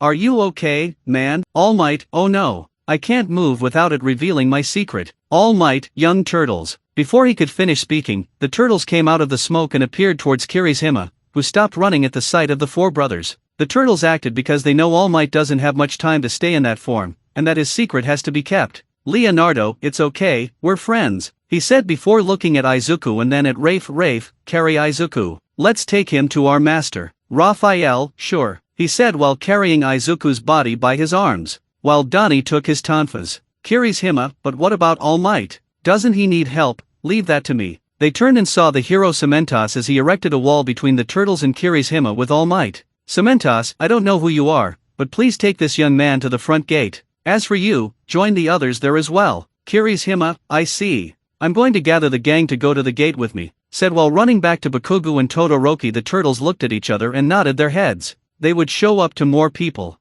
Cementos met with All Might, who was already in his weak form. Toshinori, thank you, Cementos. Cementos, you're welcome. I'm a big fan of yours too. Anyway, we'll keep you hidden here until we get you to the nurse. But man, you act reckless every time, huh? Toshinori, yeah. I would have died if it weren't for young Midoriya and those turtles, who helped me a lot in the battle. Cementos, now that you mention it, who are they? Toshinori, I don't know, but I feel like there's someone I can trust. I feel like I can trust them, he said while looking at turtles, which were almost at the top of the stairs. On the stairs, the heroes were helping 13 and taking some injured students and villains to the scene. Splinter, who has so far gone unnoticed by professionals, was watching everything until he saw his sons land in front of the heroes. The heroes and some students got scared and got into position thinking they were villains, but Izuku, who was getting help from Present Mike, got in their midst. Shota, calm down, it's okay. They're not our enemies, he said before looking at the turtles and seeing that Raphael was carrying Izuku by the arms.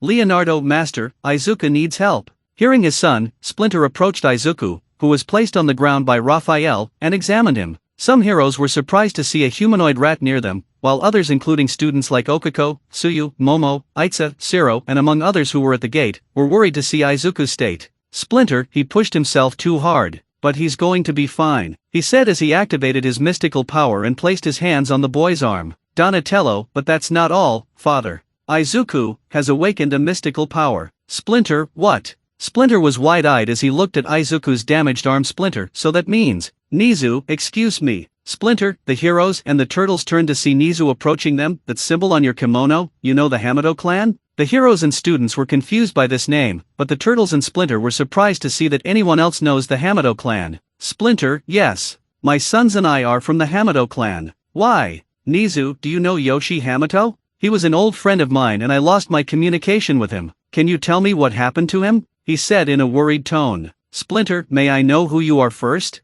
Nizu, my name is Nizu and I'm the principal of UA. Splinter, Nizu, is that you? Splinter was shocked to learn that the one in front of him was someone he knew a long time ago. Nizu, Yoshi? Is that you? Nizu was also in shock. Nizu is someone smart and from seeing Splinter's reaction, he's already deduced who he might be. Splinter, yes, my friend. It's me, Nizu/Splinter, he. Ha ha ha ha ha ha ha ha ha. That's right. The two were laughing, which made everyone strange that reaction. Soon, Splinter and Nizu shook hands before hugging each other. Splinter, it's good to see you doing well, Nizu. Nizu, I say the same, my old friend Yoshi. Said before separating, I confess that I'm shocked to see that you're not, like before, clearly referring to Splinter's current state. Present Mike, whoa.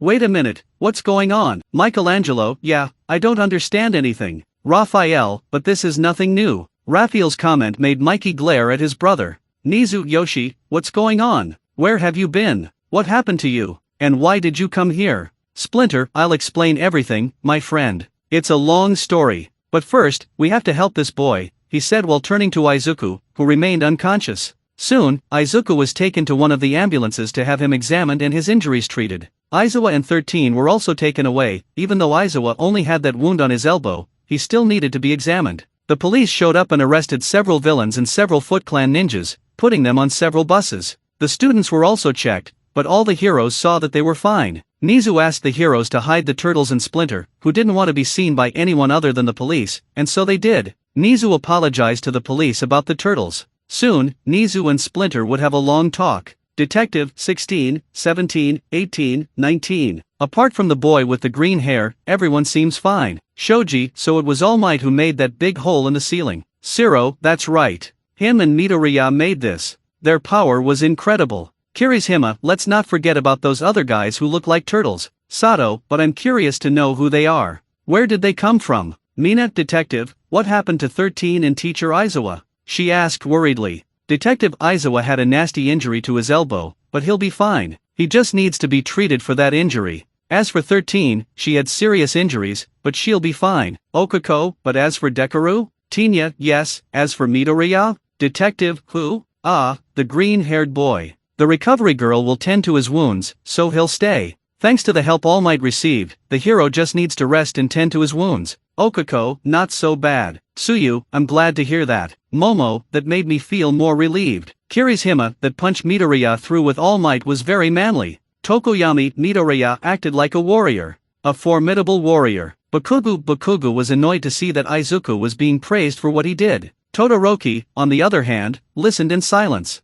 Detective, very well. It's time for you to go back to the classroom. Class 1A, right. After that, all the students went back to the school to get their things and retire to their respective homes, except for 3 girls who decided to stay in the nurse's bow to a certain greenish one when he woke up. Unknown place, in a place that looks like a bar, Shigaraki, Baxter and Kurojiri appear, while Shigaraki is on the ground because of the shots he suffered. Shigaraki, damn it. Baxter, take it easy, Shigaraki. I think next time what is the problem? The 3 turned and saw Orikasaki in front of them as he stood next to a television. We already have the full view of his face. Orikasaki has a part of his face burned while a part of him has scratches, which were caused by the splinter. Shigaraki, you want to know what the problem is? Those turtles showed up and ruined everything. Shredder, are you trying to tell me that they had the guts to show up in front of everyone there? He asked coldly as he stared at Baxter. Baxter, yes, Master. Because of them, All Might and that boy who was with them, all the ninjas were defeated, he said while cringing to see the Orikasaki. Shigaraki, they cheated. Because of them, and that boy, Nomu was defeated. But what bothers me the most is the fact that the symbol of peace is totally healthy. Shit. Shredder, who is this boy? Kurojiri, from what I could hear, his name is Midoriya or something like that. Orikasaki's eyes narrowed upon hearing the greenish man's name. Until the television next to Saki turned on, but he couldn't see anything on the screen, he could only hear the audio. What happened, Shigaraki? Shigaraki, you were wrong, Master. All Might is in perfect condition. No, I'm not wrong. The symbol of peace is really weakening. It's just you who didn't prepare properly for this task. By the way, how is my creation, Nomu? 2 voices of different people can be heard on this television. Kurojiri, he was defeated and flew away. What? Kurojiri, the punch Nomu received was so strong that it looks like he went into orbit. Now he must be drifting in space. And unfortunately, there's nothing I can do to recover, after all we've done to make him as powerful as All Might. It's a shame, so there's nothing we can do. Shigaraki, it wasn't just All Might who defeated Nomu. What do you mean, Shigaraki? Shredder, from what I've been told here, my mortal enemies appeared and together with All Might and a boy, they defeated this Nomu of yours. Shigaraki, of all the brats that were there, I hated that boy, he was strong. I hate that boy. Interesting. Looks like we'll have to investigate this boy, Orikasaki, since his enemies decided to show up. Tell me, you have other allies with you, right? Shredder, yes. I can call them later. Great. For now, let's use this time to learn from our mistakes. Let's use this time to gather more allies, only more effective. Tamura Shigaraki, soon you'll show the world what you're made of. You, my friend Shredder, will soon help you kill those turtles and your old enemy. Shredder, I hope you keep your words, because otherwise, he said as he left, I will kill you myself. UA nurse, we're back at UA, the sun was setting, and our beloved protagonist has just opened his eyes. After that, Izuku sits down and looks at his bandaged arm. Izuku, what happened today? Was it true? Okuko, Dekaru, are you okay? Izuku gets a little startled and looks to the side, so he sees Okuko, Tsuyu and Momo looking at him with worried expressions. Tsuyu, how are you, Midoriya? Momo, is your arm still hurting? Izuku, I'm fine. But, wait, what are you doing here? Okuko, we were worried about you, so we stayed at the nurse's to see how you were doing. Izuku, why you 3? Izuku was blushing and surprised at the same time to know that 3 girls were waiting for him. The girls blushed a little as they looked around a bit, but Tsuyu had one thing to say. Tsuyu, Midoriya, first I want to thank you for protecting me at USJ. I was really worried about what happened to you, so, that's why I came. Thank you really for what do you do to me, Midoriya. Okuko, yeah, you were great helping All Might. Momo, but at the same time it was very dangerous. What you did was very reckless and you shouldn't have done it. But, you were great. Thanks to you, we are all safe. Okuko, just be careful next time, okay? She said as she approached the greenish a little. Izuku blushed a little, but he was also happy to see that more people care about him. Izuku, thanks, girls. I'm sorry for worrying you, he said while smiling shyly while scratching his head with his left hand, which in their eyes was pretty cute. Okuko, and no need to thank Dekaru. Momo, yeah, after all we're friends, she said while blushing a little. Tsuyu, yes, it's true. Kuro, she said while smiling, but with a little blush on his cheeks. Izuku, so, I think we'd better go home, huh? Tsuyu, yes, but first we have a question for you. Izuku, what question? The girls got a serious expression as they looked at the greenish one, who swallowed hard. Okuko, Dekoru, who were those turtles? Okuko's question made Izuku stiffen as his eyes widened. It was what he feared. That actually happened. It was from that day that those 4 turtles, those 4 brothers, they came out of the shadows, for Izuku. Here we show Izuku in his room taking notes in his notebook before looking at you readers. Next, we see Leonardo wielding one of his katanas before slashing through the air. Then we see Raphael giving his punching bag a few beatings before he stops and delivers a very strong punch, which sends the punching bag flying away. Mikey is at high speed in the sewers of Musutafu with his skate, and Donatello is inside the van before starting the vehicle and accelerating it. Izuku's narration. Okay, let's start over again. My name is Izuku Midoriya, and I was born in a world where 80% of the population was born with mysterious powers, which we call quirks. However, the remaining 20% were just ordinary people who don't have no power, and I was one of those 20%. I was close to giving up on my dream of being a hero, but everything changed when I met in person All Might, who chose me as his successor and gave me the One for All. I believe you already know the rest. But what almost no one knew was that our world also had 4 mutant heroes who stayed in the shadows all the time, protecting people from any threat. And these heroes are here in Japan. They are the Teenage Mutant Ninja Turtles. They came here to stop their mortal enemies who came here for some reason, and they didn't want to sit around doing nothing. I met them personally as they went into action, and since then, I started to be their friend and ally. I got to the point of regarding them as my brothers. But what matters is that they came out of the shadows precisely to save me, which ended up revealing their existence. It was from that day that those 4 brothers, those 4 turtles, came out of the shadows and became the heroes that the world would recognize, along with me. End of Izuku's narration. Teenage Mutant Ninja Turtles. Turtles counted off. 1, 2, 3, 4. Turtles. We are in the city of Musutafu and it is night, but we have a vision of the turtles, who are on top of a building. As they jump and land on the ground, we are introduced to Leonardo with his katanas in his hands, Raphael with his sayas, Michelangelo with his nunchakus and Donatello with his staff bow. And everyone is in a fighting stance. Mutant Chain Reaction. Turtles. Here we see Leonardo defending himself and fighting back an attack by one of the Foot Clan ninjas while Izuku attacked another, who would attack Leonardo, with his tonfas. Live in Underground. Turtles. Here it shows the Turtles van speeding out of hiding, with Donatello driving and Izuku driving it. Ninjutsu Action. Turtles. Here we see Raphael beating up a ninja who was staggering backwards before receiving a kick in the face from Izuku. It's a shell of a town. And here, we see Michelangelo speeding around with the skate, with Izuku running with him. Turtles counted off. 1. Live by the code of the martial arts. Here we see Master Splinter teaching some moves to Izuku, who is trying his moves. 2.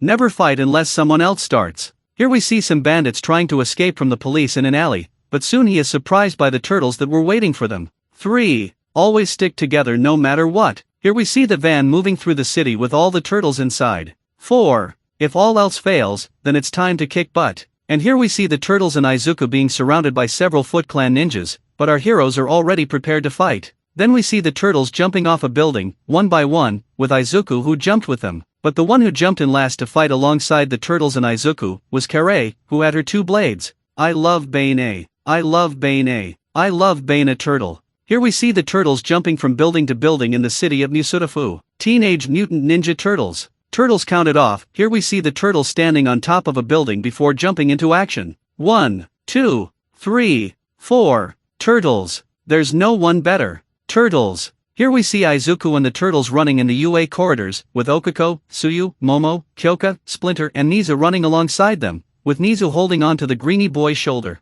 Shredder, watch out for Shredder. Turtles. Here we have a vision of the Shredder in his armor while the League of Villains and his henchmen are by his side. Shredder looks at the camera and shows the blades that are in his fist. They're like no others. Turtles. Here we see Izuku and the turtles taking their weapons to face their enemies. Those teenage brothers. 1, 2, 3, 4. Here we see the turtles running in the sewers of Musutafu. 1, 2, 3, 4. Teenage Mutant Ninja Turtles. And over here, we're in front of the UA gate, with the turtles hopping around next to Izuku, who is waiting for them. And the opening ends with our heroes smiling before running through the entrance of the building towards the camera. End of opening. In an unknown building, in an old and decaying building, an elderly man is inside when he has just received a letter from a former student. And in it said, "Greetings, dear master. With the heat approaching, it seems that summer is coming. I hope all is well with you, master. Anyway, I have news to tell you. This spring, I took up the teaching position at UA.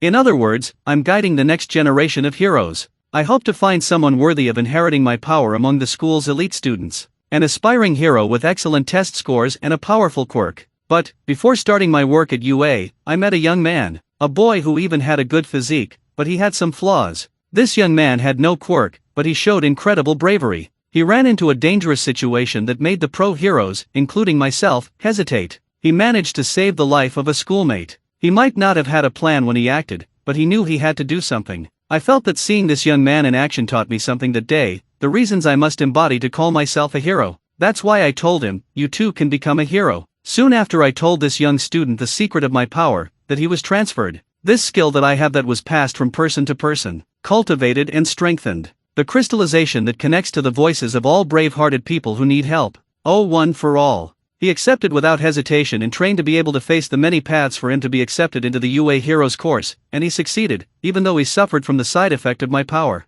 This kid is very persistent, and I'm even proud of what he's been up to. Even when he managed to get into UA, he surprised me even more. I feel like I hit the nail on the head in choosing this young man as my successor. But, there's one thing you need to know. There was a time when my students were attacked by villains. I believe the news will talk about that. However, when I went to rescue my students, I saw the young man fighting some villains, but he wasn't fighting alone. That young man was fighting other youngsters who looked like turtles. I don't know who they were, but that young man seemed to know them. So much so that when it was time to fight a villain who was made to kill me, the young man and those turtles helped me, and together we won. All thanks to that young man. I believe I have found the perfect person to pass my power on. He has shown me many times what it takes to be a true hero. I'm still new to this teaching role. There may come a day when I must trouble you, my master. So I will rely on his wisdom and patience when the time comes. Until then, please take care, as we are changing seasons. I'll continue to keep you updated on what's going on. Graciously, the old man finishes reading the letter and takes a bite of his taiyaki.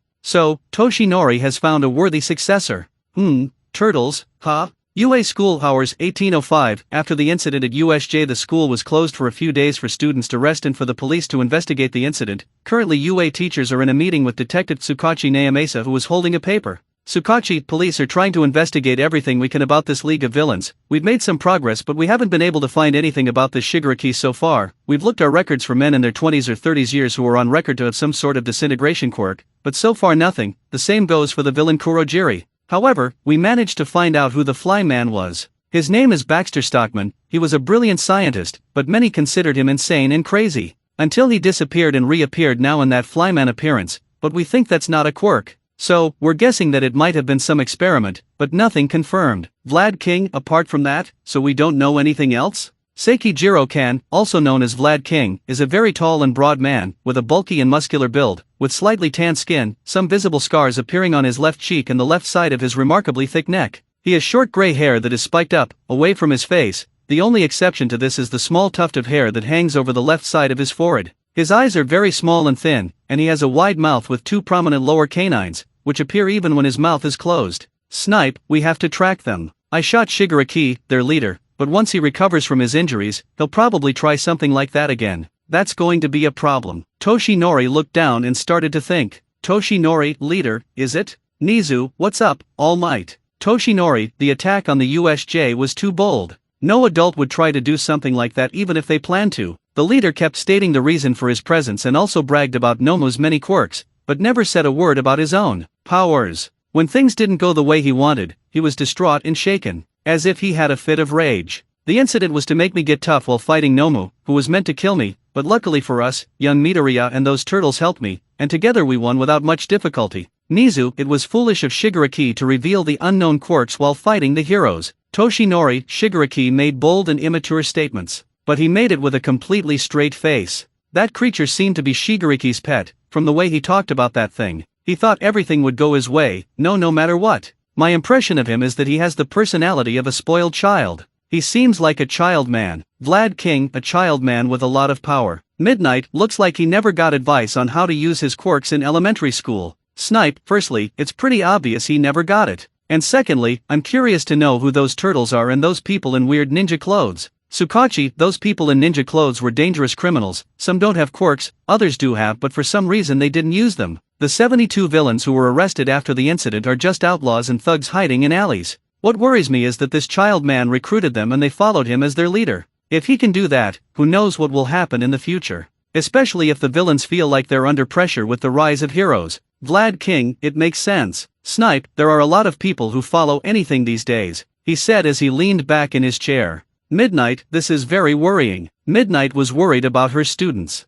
Sukachi, well, it's thanks to you heroes that we have the time to investigate this. We'll keep you updated if anything happens. Nizu, a child man, huh? In a way, he's like our students. Both have so much potential. And, like our students, it's possible someone is guiding him, just down the path of villainy. Nizu's comment made All Might feel a shiver run through him. Vlad King, okay, but the question that doesn't want to shut up is, who are those turtles, that rat, and why did they come? Where did they come from? Nizu, you'll have your answers now, he said as he got out of his chair and walked towards the door. I called someone who will explain everything to us. Snipe, who, sir? Nizu, he's right behind that door. You can come in, my friend. The door opened and everyone except Nizu was shocked to see that Splinter was there with them. Splinter, greetings to all. Midnight, why you re that rat that was with the turtles, right? Midnight was shocked and even scared to see Splinter along with them. Splinter, I may not be human anymore, but I still have my humanity, he said while smiling. Splinter, anyway, my name is Splinter, but a long time ago I had another name when I was human, Yoshi Hamado. As my old friend must have mentioned. I'll explain everything, he said while getting a very serious look.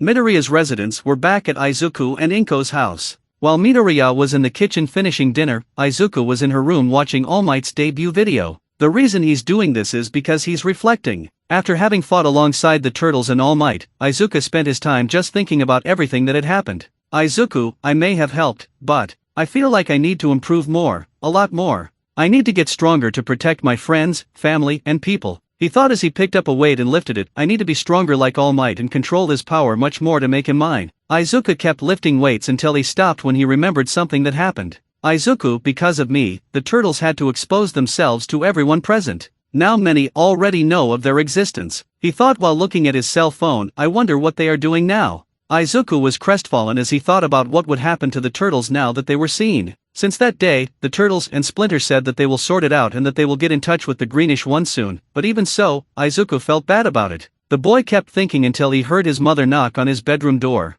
Inko, Izuku. Izuku, yes? Inko opens the door and says, Inko, dinner is ready. Izuku, thanks, Mom. I'll be on my way, he said while smiling. She knew what happened at USJ, but she didn't know everything. All she heard was that the villains had attacked the place and that All Might had appeared to save the day. So much so, the media didn't mention that All Might got help from the turtles and Izuku, and that was fine. That wouldn't worry their mother anymore and the turtles wouldn't be exposed to Japan any further. The next morning, Izuku was walking to UA to start another day of school, but he was reluctant about today. He knows that when he gets to his classroom, many will question what happened at USJ. He knows that many of them have seen Izuku fight alongside the turtles. Upon arriving at the Udata gate, he sees that many members of the media are there again. They want to know more about what happened that day, but the UA didn't want to comment any more than they already saw in the news. Izuku passes them without much difficulty as he enters the building, but before he can enter the building, Okuko, Dekaru? Izuku heard Okuko's voice behind him, and when he turned around he saw her and Tsuyu, who had apparently just arrived and seen Izuku. Izuku, Yururuka? Tsu? How are you? Tsuyu, we're fine, but what about you? Izuku, he said as he turned around and looked at the building. I'm nervous about what's going to happen. Okuko, is it because of the turtles? She asked in a worried tone. Izuku, yeah, he said while shaking his hands a little. Tsuyu, Midoriya-chan. Tsuyu stayed on the left side of the greenish man, who looked at her. What you and those turtles did was to save us. You don't have to worry, Kuro. Okuko, that's right, Dekaru-kun. Okuko stood on the right side of Izuku, who also looked at her. You not only saved us, but also helped All Might to win that thing. I bet all our classmates thought that was amazing, as I did, she said in a happy tone with a closed fist. Izuku looked at them and saw that the girls were right. The boy was worried that his classmates would misjudge the turtles and that they would scold him for putting himself in danger. Izuku took a deep breath and said, Izuku, so, let's go. It's time for another day of school. Thanks, girls, he said while smiling. Okuko, you're welcome, Dekaru. Anything, we're on your side, she said while smiling. Tsuyu, not only us, but Yaoyorozu is too. Izuku, yeah, it's true, he said before the three entered and walked to his room. You must be wondering, what happened that time and that day? Well, that's what flashbacks are for. Flashback, we're back to that day where the green guy was in the nurse with the three girls, who were still looking at Izuku for him to explain while the boy was still speechless. Izuku, the T-Turtles? Okuko, Tsu told us that you said they were your brothers. So we want to be them, she said while Tsuyu nodded in agreement. Izuku, oh man. In the heat of the moment I said that I considered them my brothers. He thought as he swallowed hard. Momo, Midoriya, we're not going to judge you or them. We just want to know who they are. Izuku saw that he had no escape from this matter. The only way was to tell them the truth. Izuku, so, before Izuku can start to explain, they hear the door open. Turning around, they saw Leonardo, who opened the door, Donatello, Raphael, and Michelangelo. Everyone was quiet, and all that silence was uncomfortable. Until Michelangelo decided to break the silence. Michelangelo, are we getting in the way? He asked while letting out a mischievous smile. Izuku, WW what? Izuku blushed a little with Mikey's question and the turtle's mischievous smile. Leonardo, look, if we're interfering with something, we can wait outside here, he said as he started to walk away to leave. Izuku, no.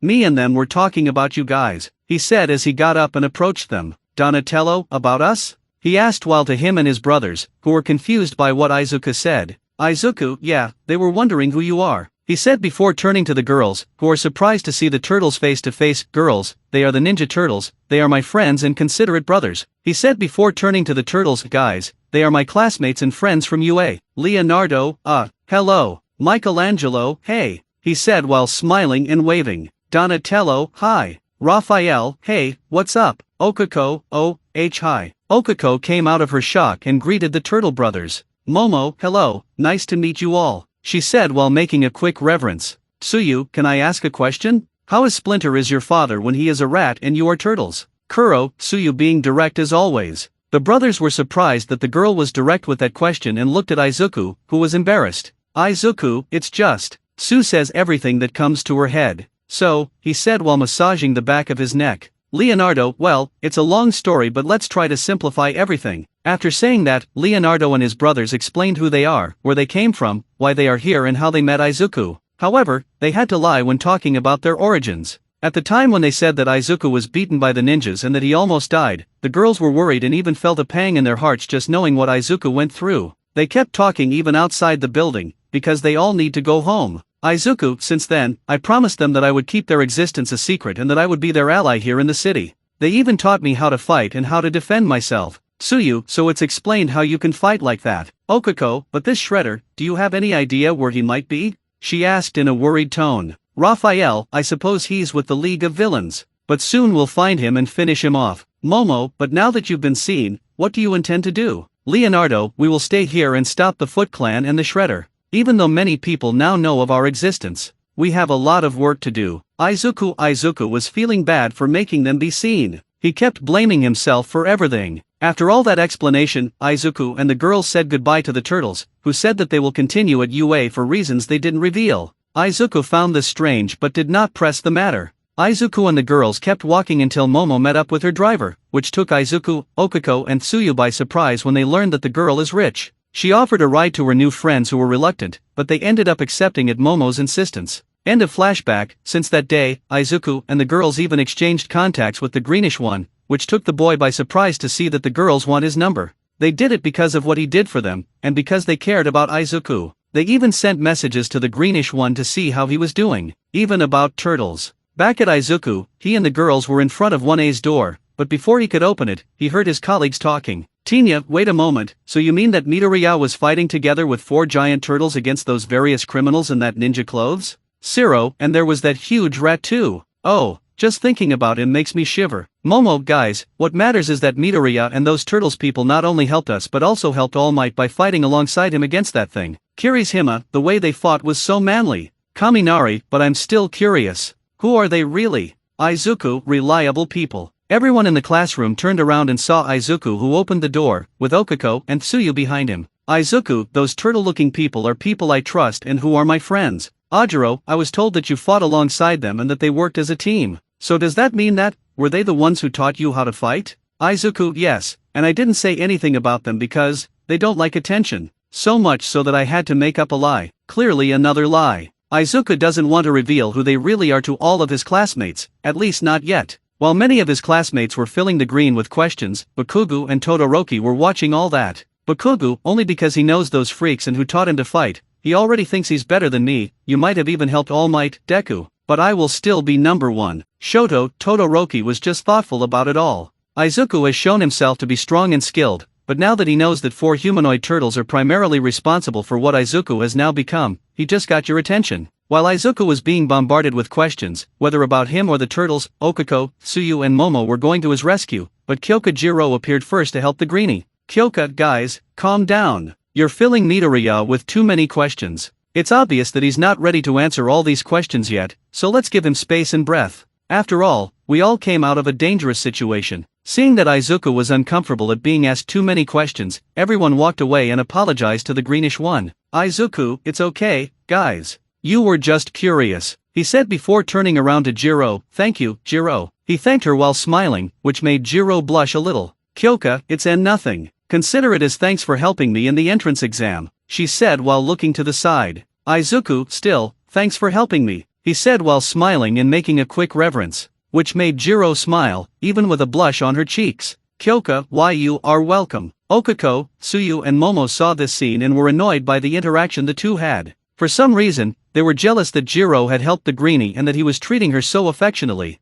But suddenly, good morning. Everyone turned to the door and saw Aizawa. Everyone, Mr. Aizawa. Tinya, Mr. Aizawa, are you okay? Shota, yes, Aitsa, I'm fine. My well-being is not that important, but thanks for asking. Now everyone will be seated. Said and done, everyone who was standing returned to their seats as Aizawa stood in front of them. Shota, anyway, you shouldn't let your guard down, your fight isn't over yet. Oh no, there are more villains. Almost everyone thought Shota, it's almost time for the UA Sports Festival. A super normal school event. The class screamed in relief. Kirishima, that's what I'm talking about. Now I'm really excited. Before Kirishima could say anything else, Kaminari put his hand on the redhead's face to shut him up. Kaminari, wait a second there. Kyoka, is it really a good idea to hold a sports festival right after the villains sneaked in and attacked us? Ajiro, they can attack when we're all in the same place. Shota, it's not an easy thing to stop. Apparently, the administration thinks it's a good way to show that we've dealt with the threat and that our school is safer than ever. Also, they're beefing up security. This festival is a great opportunity for UA students. It's something we can't cancel just because some villains have invaded. Mineta, but isn't that a good reason? It's just a sports festival. Mineta's comment made Izuku look at him. Izuku, Mineta, what did I tell you when we were at USJ? Don't you realize how important this festival is? Mineta, of course I do. It's just, Mineta didn't finish talking because he was cringing after what Izuku said and gives way to how the greenish man is looking at him. Shota, our sports festival is one of the most watched events in Japan. In the past, it was just an ordinary sports festival, but then quirks came along and it was drastically reduced to its former glory. For those who care about competition, there's only one tournament in Japan that matters. The Udata Sports Festival. Momo, that's right. The country's greatest heroes will attend. This is where you're watched. She is determined. Mineta, yeah, unless you're dead. Izuku, Mineta, I don't want to slap you again, but you're asking for. Gradually, Izuku was getting irritated by Mineta's cowardice. Kaminari, she's right. After graduating, many people join professional agencies as helpers. Kyoka, yeah, but that's how far some people will go. They miss the chance to become independent and stay as sidekicks. Look, that's probably where you're going since you're stupid. Jiro's comment made Kaminari look like an idiot. Shota, it's true that joining a famous agency can guarantee your greater experience and popularity. That's why this festival is important. If you want to become a professional one day, this festival can pave the way for you. One event per year, 3 chances on your life. No wannabe hero can miss this festival. Which means you can't give up your training. Yes sir. Shota, class dismissed. But first I want to say something to you, Midoriya. Izuku, why yes? Shota, next time, don't put yourself in danger like that. That was very dangerous, but still, you do a good job there and, thanks for helping me, was the only one he said before leaving. Izuku, why you're welcome, teacher Aizawa. Izuku was surprised that Aizawa had thanked him. He expected to be punished or reprimanded, but that was surprising to the greenie. Time skip, bringing you a chibi. Izuku eating a piece of pizza before fireworks go off in his head. Cementos left the one a room with some books in his arm that showed that his class was over. The class was discussing the sports festival. Kirishima, despite what happened with this whole thing about us being attacked by villains, I'm excited. Kirishima is talking to Sato and Tokoyami. Siro, if we do well, we're on our way to being professional, he said as he walked to the trio. Sato, yes, and that's why I'm here, he said while hitting his fist in his other hand. Tokoyami, this is a unique chance, we have to make the most of it. Toru, Ajiro, I'm getting a little nervous. I need to stand out at the sports festival, she said energetically as she started to dance due to the excitement she is feeling. Ajiro, yeah, you'll have to work harder to get noticed, he said while sweating. Yoga, oh my goodness, what am I going to do? I stand out just by standing still, so the scouts won't be able to stop looking at me, right? He said while pointing to Kota, who started sweating nervously and waving his arm. Yuga, right? He said as he approached Kota, who nodded seriously, as he didn't want to hurt Aoyama's feeling. Kaminari, you're so lucky, Shoji. People will notice you because of your muscles and quirk. He said while sitting at a table. Shoji, yes, but what matters is how I show how useful I can be. Kyoka, no doubt you'll stand out if you do a scene like that. Jiro was referring to what happened to Kaminari when he exceeded his limits. The electricity boy was not happy about that. Izuku, my goodness. Everyone's really excited. Izuku was shocked by the excitement of his classmates. Tinya, of course. We enroll in this school in order to become heroes, so it makes sense to be excited, he said when he got up and started doing dance moves. Tsuyu, these are very interesting moves. Aitsa, Tinya, aren't you excited for this? Midoriya? Izuku, yes, I am, but I'm nervous too. Okako, Dekaru, Aitsa. They heard Okako calling out to them, and when they turned around, she was strange and scary. Her expression was very intense and fierce, and to make it even more frightening, she had a pink aura around her. Okako, let's do our best at the festival. Izuku, Uraraka, what happened to your face? Izuku was shocked as Aitsa adjusted his glasses when he saw the girl's new aura. Mina, what happened? You're usually the quietest girl around here. Mineta blushes next to Tsuyu. He was about to say something when the girl slapped him in the face with her tongue. She knew he was going to say something indecent. Okako, I will do my best. She screamed with a comical and scary face as she raised her fist in the air. Izuku, that's right. Izuku and the others followed her example, but some boys who were next to her were just looking at how strange Okako was acting. Okako, I said I will do my best. She shouted again, while Kirishima, Siro, Sato and Tokoyami were in a comical sweat. Kirishima, we get it. Siro, are you okay? You look like someone else. Izuku, stopping to think. I forgot to ask her something. Izuku remembered the one thing he wanted to know since they entered the UA. Izuku, Tinya and Okako were in the hallway walking towards the cafeteria for lunch. But Izuku needs to ask the girl something. Izuku, hey Uraraka, can I ask you a question? Okako, of course, she said happily. Izuku, why did you decide to come to UA and become a pro hero? Izuku's question made Okako widen her eyes in shock, as she didn't expect the greenish to ask that. Okako, huh? Because I want to become a hero to earn a lot of money, she said as her cheek took on a slight shade of red due to embarrassment. Izuku, what? For money. Do you want to be a hero for money? He asked shocked Okako. If you want to get straight to the point, yes, but it's not what you think. You guys have a great reason to become a hero. I thought mine might be shameful. I hope you don't think less of me now. Tinya, not at all. Your goal is to be able to support yourself, which is a good reason. Izuku, yeah, but it's still surprising. Okako, well, you see, my family owns a construction company, but we didn't get any jobs, so we're broke. That's not something to tell other people. The two boys put their hands under their chins as they thought. Tinya, construction. Izuku, yes. With her quirk, if she's licensed, it would cut costs. Izuku saw the solution to the problem. Tinya, yeah, and that way she could make any matter float. Okako, that's right. I've been saying this to my father since I was a kid. But, flashback, Mr. Uraraka, do you want to work for us? Little Okako, yes. When I get big and strong, I'll help you and Mom, she said with a tear in her eyes as she desperately wanted to help. Mr. Uraraka, I appreciate your intention, Okako, but as your father, I would be even happier if you could fulfill your own dream. When that happens, you can take us to Hawaii. Little Okako, Dad. End of flashback. Okako grabbed her shirt as the memory came back to her. Okako, I'm going to become a hero and make a lot of money and let my parents live an easy life, she said with determination. When Izuku heard this, he was very happy because Okako wanted to be a professional. Tinya, bravo. Uraraka, bravo. Aitsa stood, exclaimed as he clapped his hands above his head. Izuku, I see. She wants to do this for her parents. I wished could do something like that for my father. Izuku was a little crestfallen as he remembered his father. Okako, Dekaru, are you okay? Okako saw that the greenish man was crestfallen for some reason and was worried. Izuku, huh? Oh, ha ha ha ha. Suddenly everyone heard a man laugh. They turned to the corner of a hallway and were surprised to see All Might himself running towards them. All Might, young Midoriya, is here, he said while pointing to his successor, who was surprised to see his idol there. Izuku, All Might, what are you doing here? All Might, lunch. All Might has a lunchbox covered by a blue cloth with him. Want to eat with me? Okako, he looks like a maiden, she yelled, almost laughing. All Might, what do you say? Izuku looked at his friends and he received a nod of approval from the two, so he ran to his mentor. Izuku, I wonder what's going on. At the cafeteria, back in the group, they were already in the cafeteria, waiting in line to get their food. Okiko, I wonder what All Might wanted with Dekoru? Okiko wondered what they were talking about. Tenya, maybe to thank him for saving everyone at USJ and stopping the villains with All Might. Tsuyu, don't forget the turtles. Okiko and Aitsa turned and saw Momo, Tsuyu, Mina, Toru, and Kyoka standing behind them. Mina, yeah, the way Midoriya and those turtles fought as a team was amazing. Momo, we better not say that out loud.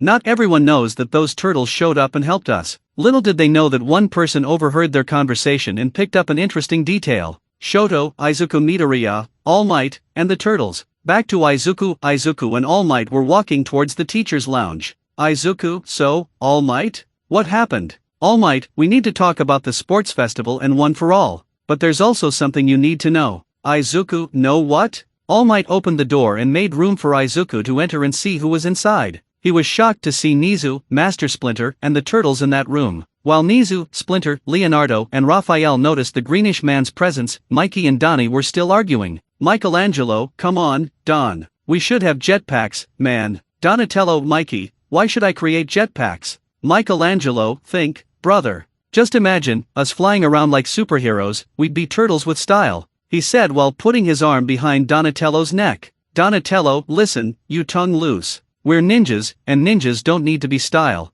And another thing, it's not easy to create jetpacks and we don't even need it. Who do you think I am, a genius of invention? Michelangelo, yes you are. Donatello, damn. I said bullshit, that's when I didn't even want to be. Donnie got a comical defeated face when he realized the bullshit he said. Raphael, hey you idiots, haven't you noticed that Izuku has already arrived? Raphael got annoyed and pointed to where Izuku was. The two turned and saw our beloved Cinnamon Roll with a shocked face to see the Turtle Brothers, at UA. Izuku, what the? We are back in the teacher's lounge and our dear protagonist was still in shock to see Splinter and the turtles present in that room, of the UA. Leonardo, we were waiting for you, Izuku. Izuku, but what's going on? What are you guys doing here at UA? He asked as he entered the UA with All Might, who closed the door. Nizu, that's why we called you, young Midoriya. We have things to talk and discuss. Would you like to sit down? He asked as he showed the boy the place to sit. Izuku, sure, sir. Izuku sat down while All Might returned to his original form and sat on the couch with Nizu and Splinter.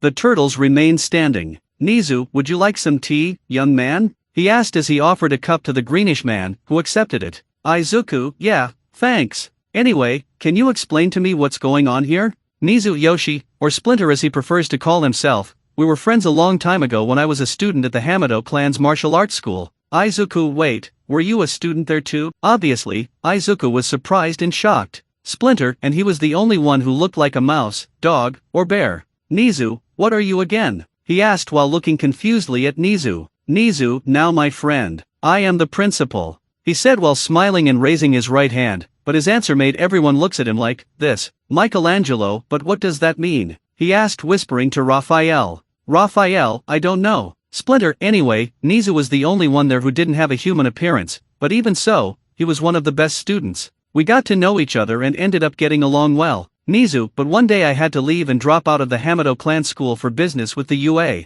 After a while, I tried to meet up with my friend again to see how things are going, but when I came back, everything was destroyed, he said with a rather sad look, which surprised Toshinori, as he had never seen his boss act like that. Splinter, but what matters is that everything has already been cleared up. Splinter's comment caught Izuku's attention. Nizu, Yoshi and I talked and he explained what's been going on, from his story and his sons, to the arrival of the Foot Clan in Japan and you, young Midoriya. Izuku was crestfallen. He thought he was going to be scolded, but, Toshinori, so we thank you and the young turtles for helping us. Izuku, what? Nizu, if it wasn't for your help, maybe a lot of bad things would have happened at USJ, but thanks to all of you, everyone is fine. So I on behalf of UA thank you all for what you've done. Toshinori, I thank you too, young Midoriya and young turtles. I don't even know what would happen to me if I fought that thing alone. Leonardo, like I said, All Might, we did the right thing, he said while he and his brothers smiled. Izuku looked at everyone and was relieved and happy. He expected something bad to happen to him and the turtles when they were seen by UA staff and he had fought alongside them and had hidden their existence.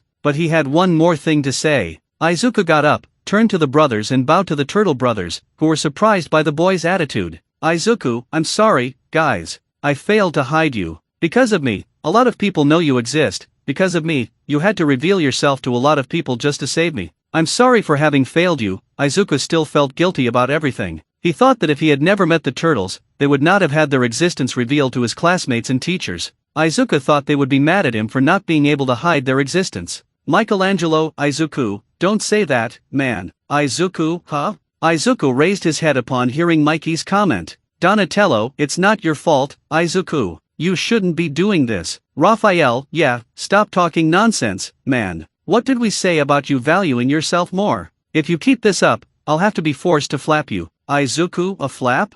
Izuku was confused. Raphael, yes, he said before giving Michelangelo a strong slap on the head. Who felt this one? A flap, he said while smiling at the Greenish, who shuddered to see and know that he can receive flap from Rafe. Michelangelo, ouch. Why did you do that? He asked while massaging his head. Raphael, oh, someone has to offer to demonstrate, he said raising his hands. Michelangelo, you know, the more time I spend with you, the more I feel like an idiot. Raphael, but aren't you already an idiot? He asked with a mocking smile, which made Mikey annoyed. Leonardo, ignoring what happened right now, clearly referring to Mikey and Rafe, we don't blame you, Izuku. We did that because you're one of us now. And even if we didn't know you, we would the same thing. Michelangelo, would we really do? Michelangelo whispered to Donatello, who shrugged. Izuku was speechless. Until Leonardo grabbed the Greenish man's shoulder and smiled at him. Leonardo, what you did that day is proof that you are spectacular. You fought and saved many of your peers, your teachers, and helped us.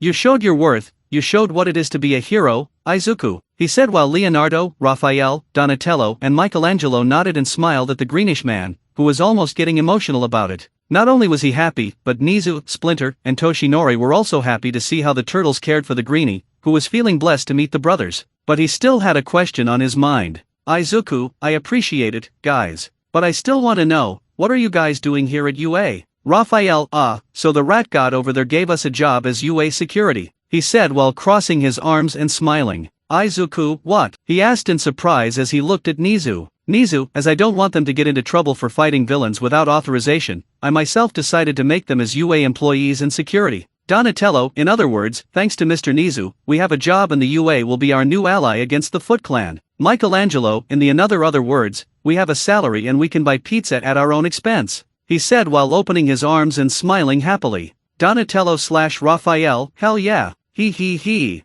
they said while the three made a high five. Leonardo, are they happy just for that? Ah, my holy turtle. What do I do with them? He said while chuckling with Izuku, who was also having fun with this scene. Toshinori, anyway, let's talk about something very serious now. Toshinori's words made Izuku and the turtles turn their attention to the blonde. Toshinori, I'm sorry to say that my time is getting shorter. This information left Izuku and the turtles shocked. Michelangelo, what do you mean, why Yuri dying? Donatello, no, Mikey. I think he's referring to his transformation time as All Might, he said with his hand on his chin. Toshinori, correct, young Donatello. It seems like every time I fight, my time in my hero form gets shorter, especially since I'm passing my power on to young Midoriya. Leonardo, how much time do you have now? Toshinori, very little. 1 hour and 5 minutes to be more specific. Izuku was wide-eyed while the turtles were only surprised. I exaggerated many times, even more because I fought against that Nomu. It could have been much worse if I hadn't received your help, he said while Izuku looked down.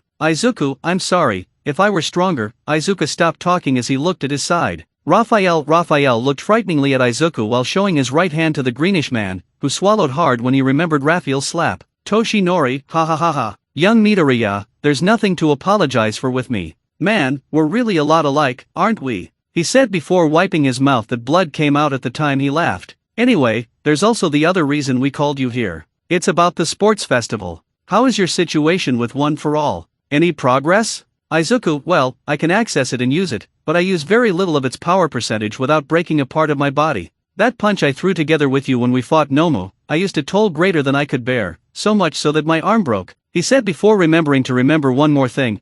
Still talking about if I had a progress, I gave that villain with brain exposed a hard punch but my arm didn't break that time. Toshinori, oh, it's true. You mentioned that. Nizu, but what was different between the first punch and the second? Nizu's question made everyone look at the Greenish one. Izuku, the difference between that first punch of mine and the second one is that the first one was because it was the first time I was going to use this power on a person, so I was very careful, he said while looking at his right hand. Donatello, as for the second punch, you didn't hold back and used a greater percentage of that power without thinking to punch that creature, didn't you? Izuku nodded, agreeing with Donatello's conclusion. With that information, Toshinori put his hand on his chin and already knew what happened. Toshinori, I see, unconsciously you managed to find a way to hit the brakes on that first punch of yours. It's already something, he said before getting up and walking to the window. I know I don't have much time left to continue as the symbol of peace, and some of the villain's goals have already begun to materialize. Toshinori turned to Izuku and said, Toshinori, I passed my power to you because I want you to be the next symbol of peace.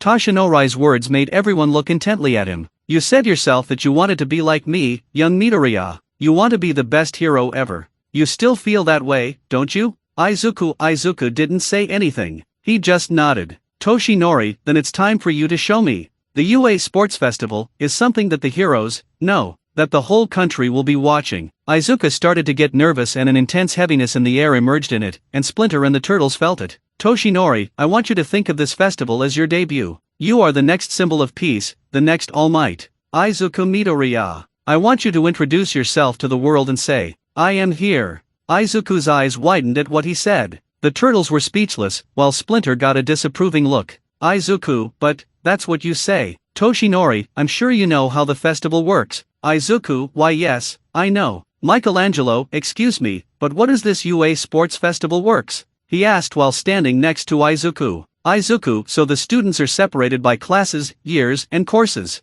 They are the general, support, business, and the heroes courses. They compete against each other in a series of preliminary rounds with the games themselves changing each year, to cut those who might not make it to the finals. And for those who make it to the final round, they fight in a hand-to-hand fight in a tournament. Raphael, hey, do you mean there's going to be a fight? Man, how I wanted to participate in this, he said while smiling and crying at the same time, which made everyone look at him strangely. Michelangelo, it's bad huh? Toshinori, anyway, this festival is a great chance for you to show yourself to the world. The more impact you make, the greater the chances of you being alongside other heroes across the country, he said while Izuku looked down without saying anything. Look, I know that what I'm asking may seem too much for you to do, but, Splinter, I don't think he needs to do that. Everyone looked at Splinter, who was looking at our cinnamon roll. Toshinori, what do you mean, Mr. Splinter? Toshinori was surprised by Splinter's comment. Splinter, I have a question, both for you, Izuku, and for you, All Might. Tell me, Izuku, do you want people to look at you and see an All Might too, or do you want them to look at you and see Izuku Midoriya?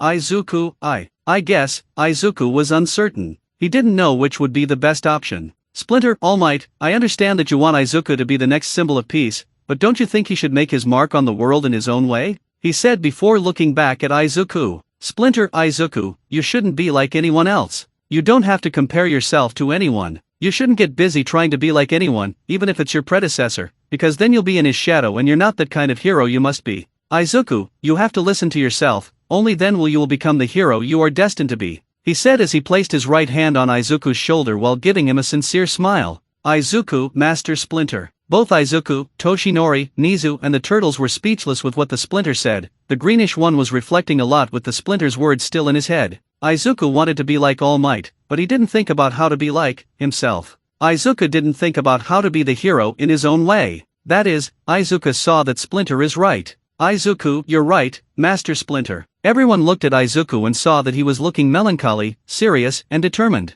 All Might, I'm sorry but I can't. Toshinori, no, young Midoriya, it's okay. Mr. Splinter is right. Everything I said was being more for me than you, so I apologize. From now on, you'll have to be the hero in your own way and I can't wait to see your future, he said while smiling at the greenish one, who was also smiling. Leonardo, all of us can't wait. Izuku turned around and saw Leonardo, Raphael, Donatello and Michelangelo smiling at the greenish man. That's why we're going to be there and we're going to help you in this sports festival. Izuku, what? Donatello, if you are going to stand out at this festival, then we will improve you even more. Izuku, you mean you're going to train me for the festival? Raphael, exactly, and we'll make you win, he said, punching Izuku lightly on the shoulder. Toshinori, young Leonardo, Donatello, Raphael, and Michelangelo told me that they taught you how to fight and I told them about One for All. They said they can help you with whatever they can with that power. Leonardo, but this is not the only power that will help you. Izuku, what do you mean? Michelangelo, haven't you noticed? You now have a mystical power, dude. Izuku, what?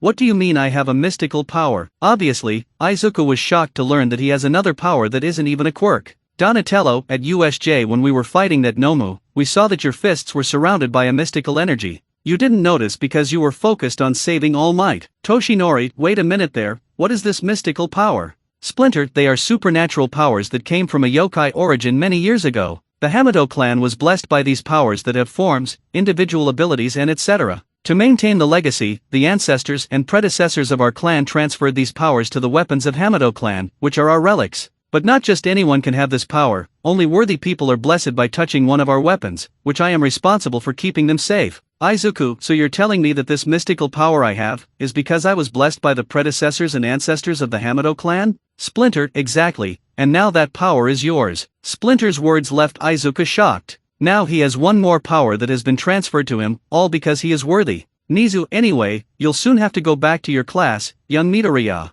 Boys, if you're going to train my student, you can train him here at UA. You can even use the gym if you want. Leonardo, thanks, Mr. Nizu. But first we're going to test Izuku's skills in our hideout, then we'll think about it. Izuku, guys, really thanks for all this, he said while smiling at everyone in the room, who were also smiling at the boy. Izuku drinks the entire tea and leaves the staff room to go to his classroom while Nizu had a question for the Splinter and the Turtle brothers. Nizu, you believe in young Midoriya a lot, don't you? Splinter, young Izuku has a future. At first, I only accepted to teach him because of the friendship I had with his late father, but over time, I saw that this boy has a hero's heart. Now I see myself willing to guide this boy, he said while he, Toshinori and the turtle smiled and nodded. Nizu, I see. I can't wait to see what happens at this festival, he said before looking at the turtles. Right, boys, tell me more about you. Class was over and the Wanna guys were about to leave the classroom, but there was a problem. When Okuko opened the door to leave, the class saw students from different courses standing in front, blocking their path. Okuko, what is happening here? Tinya, what do you want with Class A? Mineta, we can't leave. Why are you here? Bakugu, isn't it obvious, you weakling? They came to investigate their enemies. After all, we are the class that survived against the real villains. They want to see us with their own eyes, he said as he walked to the door. Mineta, is he always like this? He asked while pointing to Bakugu. Izuku, he's being kind in his own way. Bakugu, at least you now know what a professional future looks like. Now get out of the way, you extras. Tinya, you can't go around calling people extras just because you don't know who they are, he said while moving his arms. Itza hoped that no one would be offended by Bakugu's comment. So this is the famous Class 1A? I heard you guys were attacked, but you look arrogant, said a boy as he passed through the crowd to the front door of the UA. His most notable features are his purple eyes, his messy, ruffled, purple hair, and his dark circles under his eyes. Looks like he hasn't had a good night's sleep in days. His name is Hitachi Shinsu. Shinsu, is everyone in the hero course like that, or is it just you? Izuku, believe me, it's just him. Bakugu, what did you say? Deku, Kaminari, he's not wrong. Kaminari whispered to Siro, who nodded. Shinsu, still, I'm disappointed, because none of you look so good. I came to UA to be on the hero course, but I was forced to go a different path, and I'm not the only one. The sports festival is our new chance to enter the hero course. If we do that, we might get a spot, but one of you will have to leave if you don't do well. Investigate your enemies? No, I'm here to make a statement of war against all of you. Okuko/Tinya, this guy is bold. Izuku on the other hand felt uncomfortable with what Shinsu said. Once again, something snapped inside him. Hey, a boy appeared yelling at Bakugu. He is a young man with quite a chin-length, messy gray hair that is quite peculiar in that it never seems to change shape, and black eyes that are slanted dramatically inward, each lined with a very thick, jagged, squiggly substance. Tan color, which are presumably your eyelashes. He doesn't appear to have noticeable eyebrows and he has rows of sharp, pointy teeth. Tetsu, I'm Tetsu from the Class 1B, I heard that you guys fought villains, so I came to find out more. Don't be so cocky. Okuko/Tinya, another bold guy. Bakugu ignored him as he continued walking through the other students, which made Tetsu annoyed. Tetsu, hey, I'm talking to you. You're going to ignore me like this, are you? Damn Wanna students. Tired of this mess and bullshit, Izuku decided to do something to put an end to it. Izuku, excuse me. Shinsu, Tetsu, the other students from other courses and the Wanna class saw Izuku approach the purple-haired boy. Izuku, firstly, as a representative of Class 1A, I apologize for my colleague there, but know that he does not represent us. And secondly, if I were you, I would be careful with my own words. Shinsu, what do you mean? Izuku, you talk as if we liked being attacked. You talk as if we asked for it. And now, you come here saying bold things like that. That day, my colleagues and I struggled to survive and not for satisfaction. I almost saw a colleague of mine about to die. Being a hero is not easy, and all these people who are right behind me, he said while pointing to his colleagues. They are here because they worked hard. They are here to deserve it. If you or anyone who is here in this hallway want to be on the hero course, earn it first.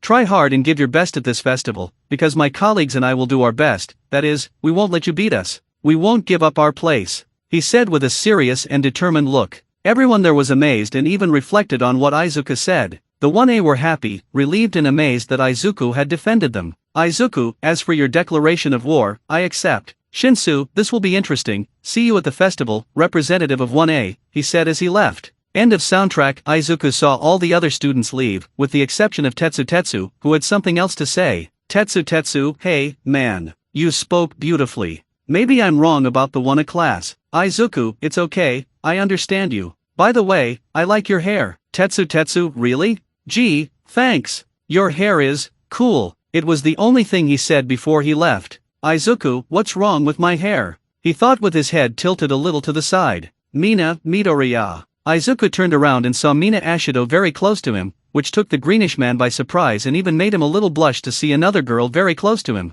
Mina, thank you for defending us and for making them think differently about us, she said with a smile as he approached even more of the greenish one, who was embarrassed. Izuku, why Yuri, welcome, Ashido. I just did the right thing to do, he said while smiling shyly while rubbing his head. Mina, but even so, thank you. While most of the classmates looked at this scene with some suspicion, Okako, Momo, Tsuyu and Kyoko were bothered by this approach that Mina was having with the greenish. Tinya, apparently, I made the right choice to choose you as a representative, Midoriya. Izuku, thanks, Aitsa. Okay guys, we have 2 weeks to prepare. So let's do our best at this festival, he said while most of his colleagues looked at the greenish man with a determined look. As everyone left for home, Izuku was heading to a different location. He will train with the turtles. Turtle's hideout. Upon arriving at the hideout, Izuku sees that the place is all silent, which was strange. Izuku went even further into the hiding place, only attentive. Izuku, guys? It's me, Izuku. Raphael? Donatello? Michelangelo? Leonardo? Master? Splinter? Izuku turned around and saw a mysterious figure in front of him. This figure wore a somewhat armored ninja outfit, only female, wore a hood and a black mask on his face. That figure was staring fixedly at Izuku. Izuku, who are you? The figure went towards Izuku with a kick, but the green one ducked, avoiding being hit by the kick. But that figure didn't stop there. She was attacking Izuku with several punches and kicks, in which the boy defended or avoided, only with a little difficulty, because this figure fought very well. Izuku also tried to attack that person, but she avoided the blows too easily, but the green one made a kick with a spin that ended up hitting that figure's mask, causing her face to be seen by Izuku. The girl continued attacking the green man, who unintentionally left his guard open and was knocked down by a kick in the belly. You fight well. Before he can get up and fight again, he hears footsteps and clapping. He looks to the side and sees the turtles and Splinter approaching them. Leonardo, so, what did you think of him? You taught him well, boys. He even managed to take my mask off, but he needs more practice and training. Izuku, wait a minute, he said as he stood up, was this some kind of test? Who are you? The girl took off her hood and revealed that she had black hair that reached her shoulders. Kare, my name is Kare, and I'm the friend with the turtles. Izuku, Kare? Ah, yes. The boys have already commented about you, he said before extending his hand. Nice to meet you, my name is Kare, Izuku Midoriya. They told me about you too. I came here when I heard from the guys that they were seen helping a friend, she said while greeting the green man. I confess I'm surprised that you boys had the courage to appear in front of many people because of this boy. Splinter, he's one of us now, Kare. And we couldn't leave him alone fighting our enemies. Kare, I see. So, the boys told me that there is going to be a sports festival and that they will train you, correct? Izuku, why yes. Kare, then I will help you too. So much so that they asked me to, and that you are our ally against the Foot Clan. You will need an experienced kunoichi to train you. Izuku, really? Thank you so much, he said while making a quick bow. Now I understand why you like her, Leo, he said while smiling at Leonardo. Kare, what? Kare was surprised. Leonardo, what? Leo's cheeks were flushed because of Izuku's comment while Raphael, Michelangelo and Donatello were holding back their laughter as they walked away. Izuku, it's just that Rafe, Mikey and Donnie told me that. While Kare looked to the side with a blush on her cheeks, Leonardo, who had a black aura, slowly looked at his brothers who couldn't hold back their laughter. Leonardo, now I'm going to kill you, he said before running towards his brothers, who started running all over the place while avoiding being attacked by an embarrassed and furious Leonardo. Izuku, oh, I said nonsense, didn't I? Izuku asked Kare, because he was feeling bad for having commented something wrong. Kare kept looking at Leonardo, who was still running after the brothers. She stared at him with a small smile on her face. Carré, no, you didn't. Tired of all this fighting and running, Splinter slammed his staff down on the ground, thus attracting everyone's attention. Splinter, that's enough. That word made the brothers stand in a straight line. You can resolve this matter later. Now, we have important things to focus on. You have 2 weeks to prepare Izuku, so teach as much as you can. Leo/Rafe/Donnie/Mikey, yes, sensei. Splinter, and you, young Izuku, said when turning to the greenish, try hard. Izuku, yes, Master Splinter, he said as he bowed. Michelangelo, so, let's begin the operation, enhance Izuku. Donatello, Mikey, what the heck is this? He said while Leo and Rafe looking at Michelangelo with drops on his head. Michelangelo, oh, we're going to train Izuku one more time. You know, we're going to improve him and I thought that name would be cool. Leonardo, Mikey, we're not in a cartoon to talk nonsense and silly things like that. Michelangelo, oh, but I thought. Raphael, okay,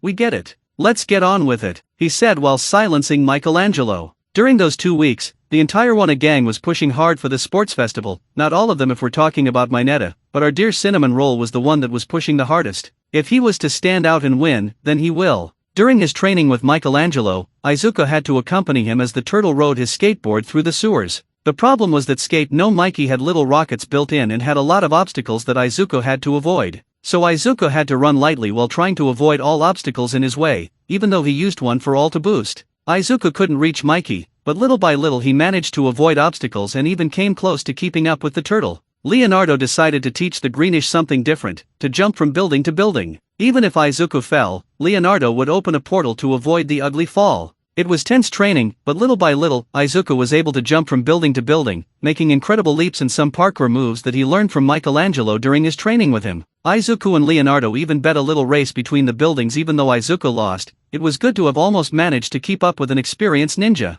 Carré, who was a great kunoichi, decided to teach Izuku some high ninjutsu moves. Not only that, but Izuku also had to do a simple little thing in his training with her, take a candle that was in his hand, which was very difficult, as Carré is a very experienced ninja. Not only did she easily dodge the greenish man's blows, but she also threw other blows at the boy, who from time to time was almost able to avoid and defend himself. As Raphael is thick-skinned, he decided to teach how to throw very strong punches without needing his quirk, but he would have to throw those punches at Raphael himself, who would be his own punching bag. Izuku was reluctant to do so, but Raphael said that the boy would only have to throw a punch that would make him feel, and the turtle doesn't feel that easily. It was a kind of painful training, which made the greenish man's hands hurt, but there was one time when he punched so hard that Raphael took a couple of steps back and that made the turtle smile. Splinter decided to help regarding his mystical power and his quirk at the UA gym. They only made a little progress. They discovered that the boy's mystic power involves energy manipulation, but unfortunately they couldn't make much progress due to lack of time. But according to Master Splinter, Izuku's mystic power is only at the beginning stage.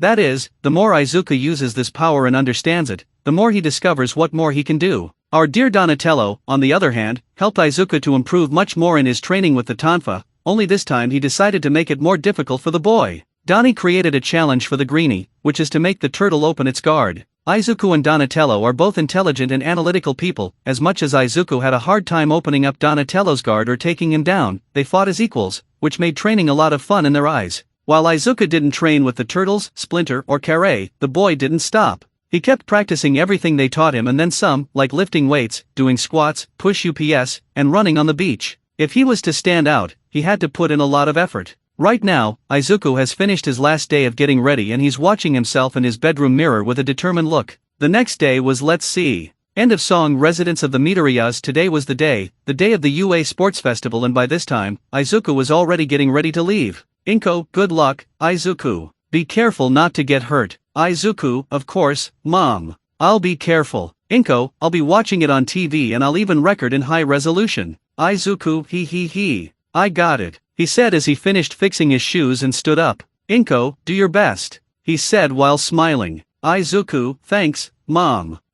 Before I forget, after I finish the sports festival, I want to introduce you to some people. Inko, really? Who? Izuku, you'll know soon enough. Bye, Mom, he said as he walked away. UA High, colorful fireworks can be seen in the distance as the sports festival was soon to begin, while the media is outside the school gates waiting for security to finish checking their equipment. Reporter, the security is huge, what's the problem? Cameraman, they've just been attacked by villains, and of course the school is being strict with security. Some people even think they shouldn't hold the festival after what happened. Reporter, perfect. A little controversy, this will increase our ratings and everyone will have their eyes on Class 1A. Inside the campus, people are shopping for food and souvenirs at stalls, while we see a trio of heroes, who you know very well, in one of those stalls. MT Lady, I'll get a takoyaki to go, please. Solar, wow. MT Lady, it's really you. MT Lady, and without the salt, please. Seller, of course it will be 500 yen. MT Lady, I don't have money right now, she said in a cute voice.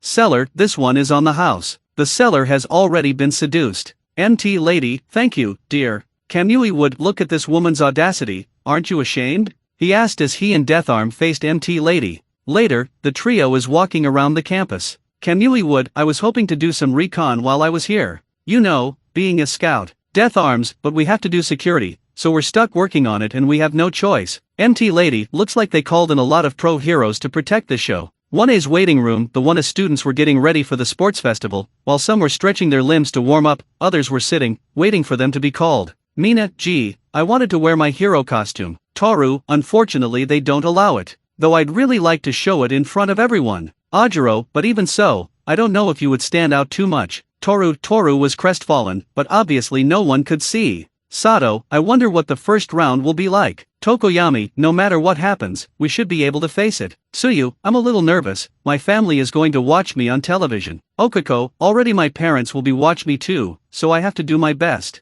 she said with her fist raised. Suddenly the door opens and Aitsa enters. Tinya, everyone be prepared. We will enter the arena soon. Izuku, alright, Izuku, you can do it. You can do it. You've trained a lot and practiced a lot for this, so you have to show the world what you're capable of. As Izuku mentally prepared to leave on the battlefield, Todoroki approached him to tell him something important. Shoto, Midoriya. Izuku, huh? Yeah? What's the matter, Todoroki? With that, everyone was silent to pay attention to what Todoroki was going to say to Izuku. Shoto, I must admit that you are strong and even skillful. In fact, maybe you are the strongest student in our class and that called all might. Izuku just listened. Shoto, even if you were trained by those turtle-looking people and you are strong, I will still defeat you. Kaminari, damn, a declaration of war among the best in the class. Kaminari was shocked by what he heard. Kirishima, hey, what's this Todoroki? Why start a fight all of a sudden? We're all supposed to be friends. Shoto, we're not here to be friends.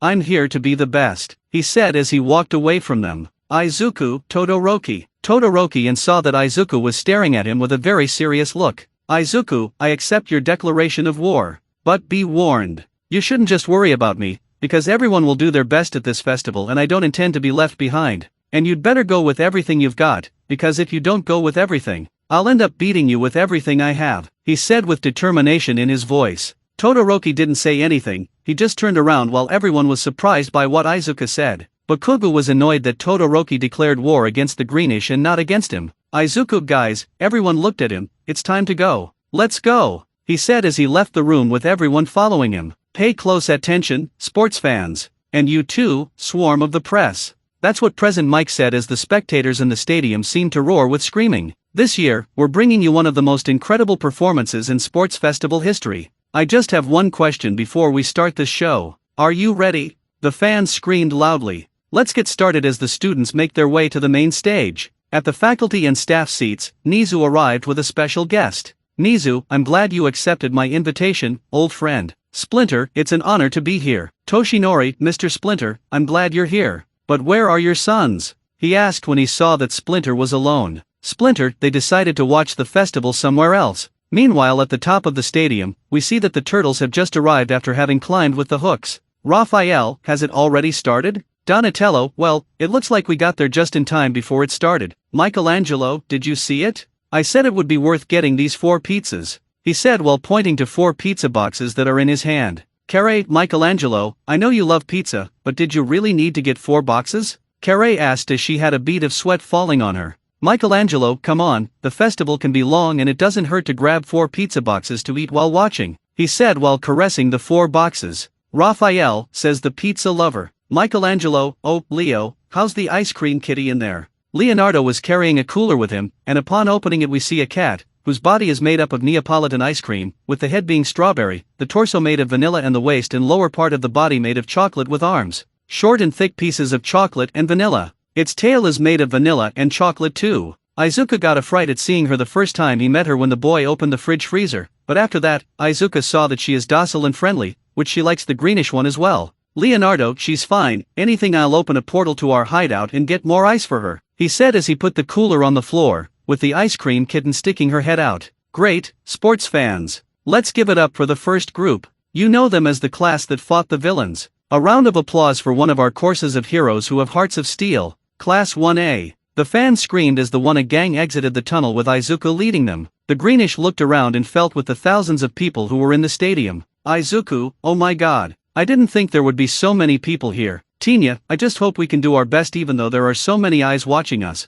Kirishima, man, present Mike sure knows how to cheer up. Kind of makes me nervous. How are you feeling, man? Kirishima asked Bakugu. I'm not worried about it, I'm just here to win. They didn't stand out much, but the other class is full of talent. Also from the Heroes course, Class 1B. President Mike yelled as 1B walked onto the field. Following are the General Studies courses, Classes C, D, and E. The aforementioned classes left with Shinsu leading them. Then the support course classes, F, G, and H. The students from those courses showed up, but a girl with weird glasses was smiling. And finally, the business course classes, I, J, and K. When the last of the students left, some weren't so interested. All the first-year students are here. Meanwhile, in an unknown place, in that same bar where the villains were last time, Shigaraki was watching the festival on television, but he wasn't alone. Hey, Bebop. Bebop, what's up, Rocksteady? Rocksteady, did you understand anything there? Bebop, I don't know what this guy is talking about.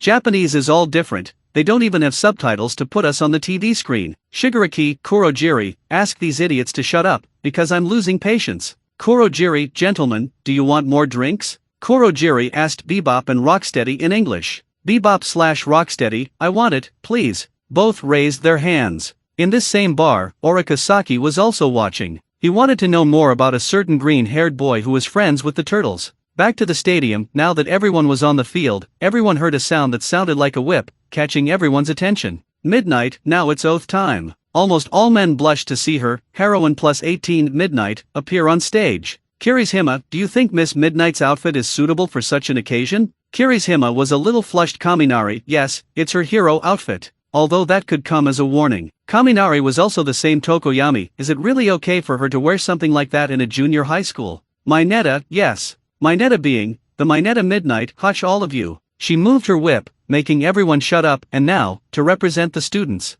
Izuku Midoriya from the hero course. Izuku, ha. W who? Me, obviously. Izuku was surprised and even scared. Bakugu, why does it have to be Deku? Bakugu was annoyed to learn that Izuku would represent everyone. Tinya, that was to be expected. You came first in the entrance exam, Midoriya. Izuku, BB but I. Okuko, go on, Dekaru. You'll make it, she said in his happy tone. Momo, you'll be fine, I believe that. Kyoka, you just have to be yourself when you talk. Tsuyu, just take a deep breath and speak, you'll make it, she said with a smile. Izuku, okay. Even though he was quite nervous, Izuku went to the stage and stood in front of the microphone, but you could see that he was very nervous. Monoma, he. Is this the strongest boy in 1A? Look how pathetic. He's all nervous. Apparently this festival is already won. As he said this, the boy named Monoma was hit on the back of the head by a girl with long orange hair that she wears tied in a ponytail on the left side of her head. Her name is Itsuka Kendo. Itsuka, that's enough, Monoma, don't make fun of him. Anyone would be nervous in his place. Meanwhile, a girl from 1B, named Kainoko Komori, looked at the greenish one and recognized him. Kainoko, and Midoriya? He is here. Kainoko was surprised to see that the boy is there and that he will represent the students. Midnight, don't be nervous, you can do it, she said while giving the greenish a smile and a wink. Izuku looked at everyone in the stadium still getting nervous, until he saw the turtles on top of the stadium, with Leonardo nodding his head, Michelangelo waving his arms at him, Raphael showing his fist to give determination to the boy and Donatello giving his 2 thumbs up to the greenish one. Izuku smiled when he knew they were there, took a deep breath and decided to say everything. Izuku, not all people are created equal. I learned that when I was 4 years old. I learned that in reality, the world is not fair. While some people are born with a good quirk, there are also those who are judged, especially those who don't have a quirk. The quirkless. These are the ones who suffered the most, as these people lose hope in their dreams precisely because they don't have a power, he said while looking at people. As Izuku spoke, everyone paid close attention to what he said. Izuku, when I was a child, I received a lot of beatings. I received it precisely because I exist and because I want to be a hero. That's when I ask, is this a sin? The person committed some blasphemy because he said he wants to be a hero? We all have our reasons for being a hero. I have my own reasons for being a hero, even all the people watching me right now have their reasons. So why do the quirkless deserve to suffer and be hated for it? I got to the point of getting beaten up for 10 years straight, but still I never gave up on my dream for 2 reasons. Izuku, the first reason was my own family, they supported me and loved me. And the second reason was, because I knew that that's how you can win. It's how much you can take it, and it's not about being talented or having a powerful quirk, it's about working hard on yourself and doing your best. Everyone right here behind me has done their best and will do their best today. All the students felt determined by the greenish man's words, while the turtles, All Might, Splinter, Carey and Inko were all smiling. Izuku, my name is Izuku Midoriya and I want to be a hero who saves those who are in danger and those who need to be saved. If anyone needs me, I come running to them. That's what heroes do. Even if the whole world is against me, I will still stand my ground, I will keep fighting and I will fight until I take my last breath. And why? Because I have something to fight for. Because there are people who believe in me. And because this is the right thing to do. Those are my reasons for becoming a hero. Izuku, and I say one thing to the people who are watching me, don't give up. It's not the quirk that matters, but your willpower and determination to keep going. Fight the obstacle that's in front of you. Fight for your dreams. Fight for them so they can come true. Fight for them and they will fight for you. As long as you believe there is still hope, then go even beyond. Plus ultra. He yelled that last part with his right fist raised as he stood with his eyes closed. The stadium was silent from what they had just heard. Until they heard someone clap, and then someone else clapped, and then it was 3, 6, until it got to the point where everyone in the stadium clapped and screamed as they stood. Everyone giving a round of applause for the young hero, Izuku Midoriya. That applause carried respect, admiration and determination for Izuku to go far to be a hero. Izuku's eyes widened. He couldn't believe what they were seeing. The entire audience was cheering and yelling for him. He heard cheers and cheers behind him. He saw that all the students except the obvious ones were cheering him too. Kiri's Hima, that was so inspiring and manly that I'm crying, man. In fact, Kiri's Hima was crying. Tinya, as was to be expected from our representative. Aitsa had a tear running down her face. Okako, very good, Dekaru. As some of his classmates walked up to him to praise him, especially certain girls, Bakugo was gaping as he watched Izuku being congratulated by Class 1A and the other students.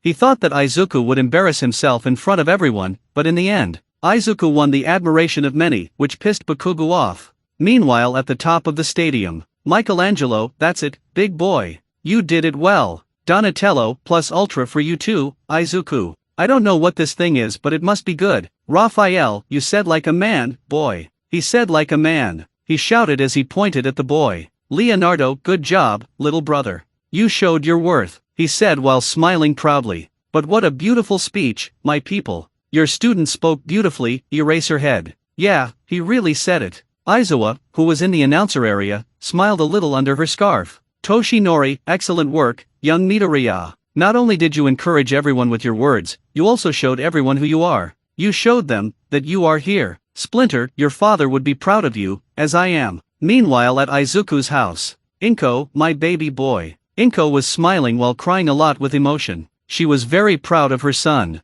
Hisashi would be too. As for Izuku, he was looking around at most of the students clapping and smiling at him. Izuku doesn't think he's good with words, but today, he spoke like a hero. End of soundtrack, midnight, alright. Thank you, Izuku Midoriya, for this beautiful speech. It touched the hearts of many, including mine. But, we have a festival to start. And the first event will be, a wheel spun behind her, until it stopped at the obstacle race. Midnight, all of you will participate in this round. You will have to run around the stadium, which is 4 kilometers but, Midnight licked his lips, as long as you stay on course. You are free to do what your heart desires. Wish, she said when the gate opens, now everyone, to the starting point. The students went to the starting point. While some were stretching and warming up, our greenie was thinking, Izuku, right. It's time, I have little control of One for All and I still have this mystical power that is inside me, but it will be to help me. You'll make it, Izuku. Remember everything they taught you. Everyone braced themselves. Izuku, I hope you're watching well, guys. Because now, Izuku thought as the last light dimmed midnight begin. Izuku, it's ninja time.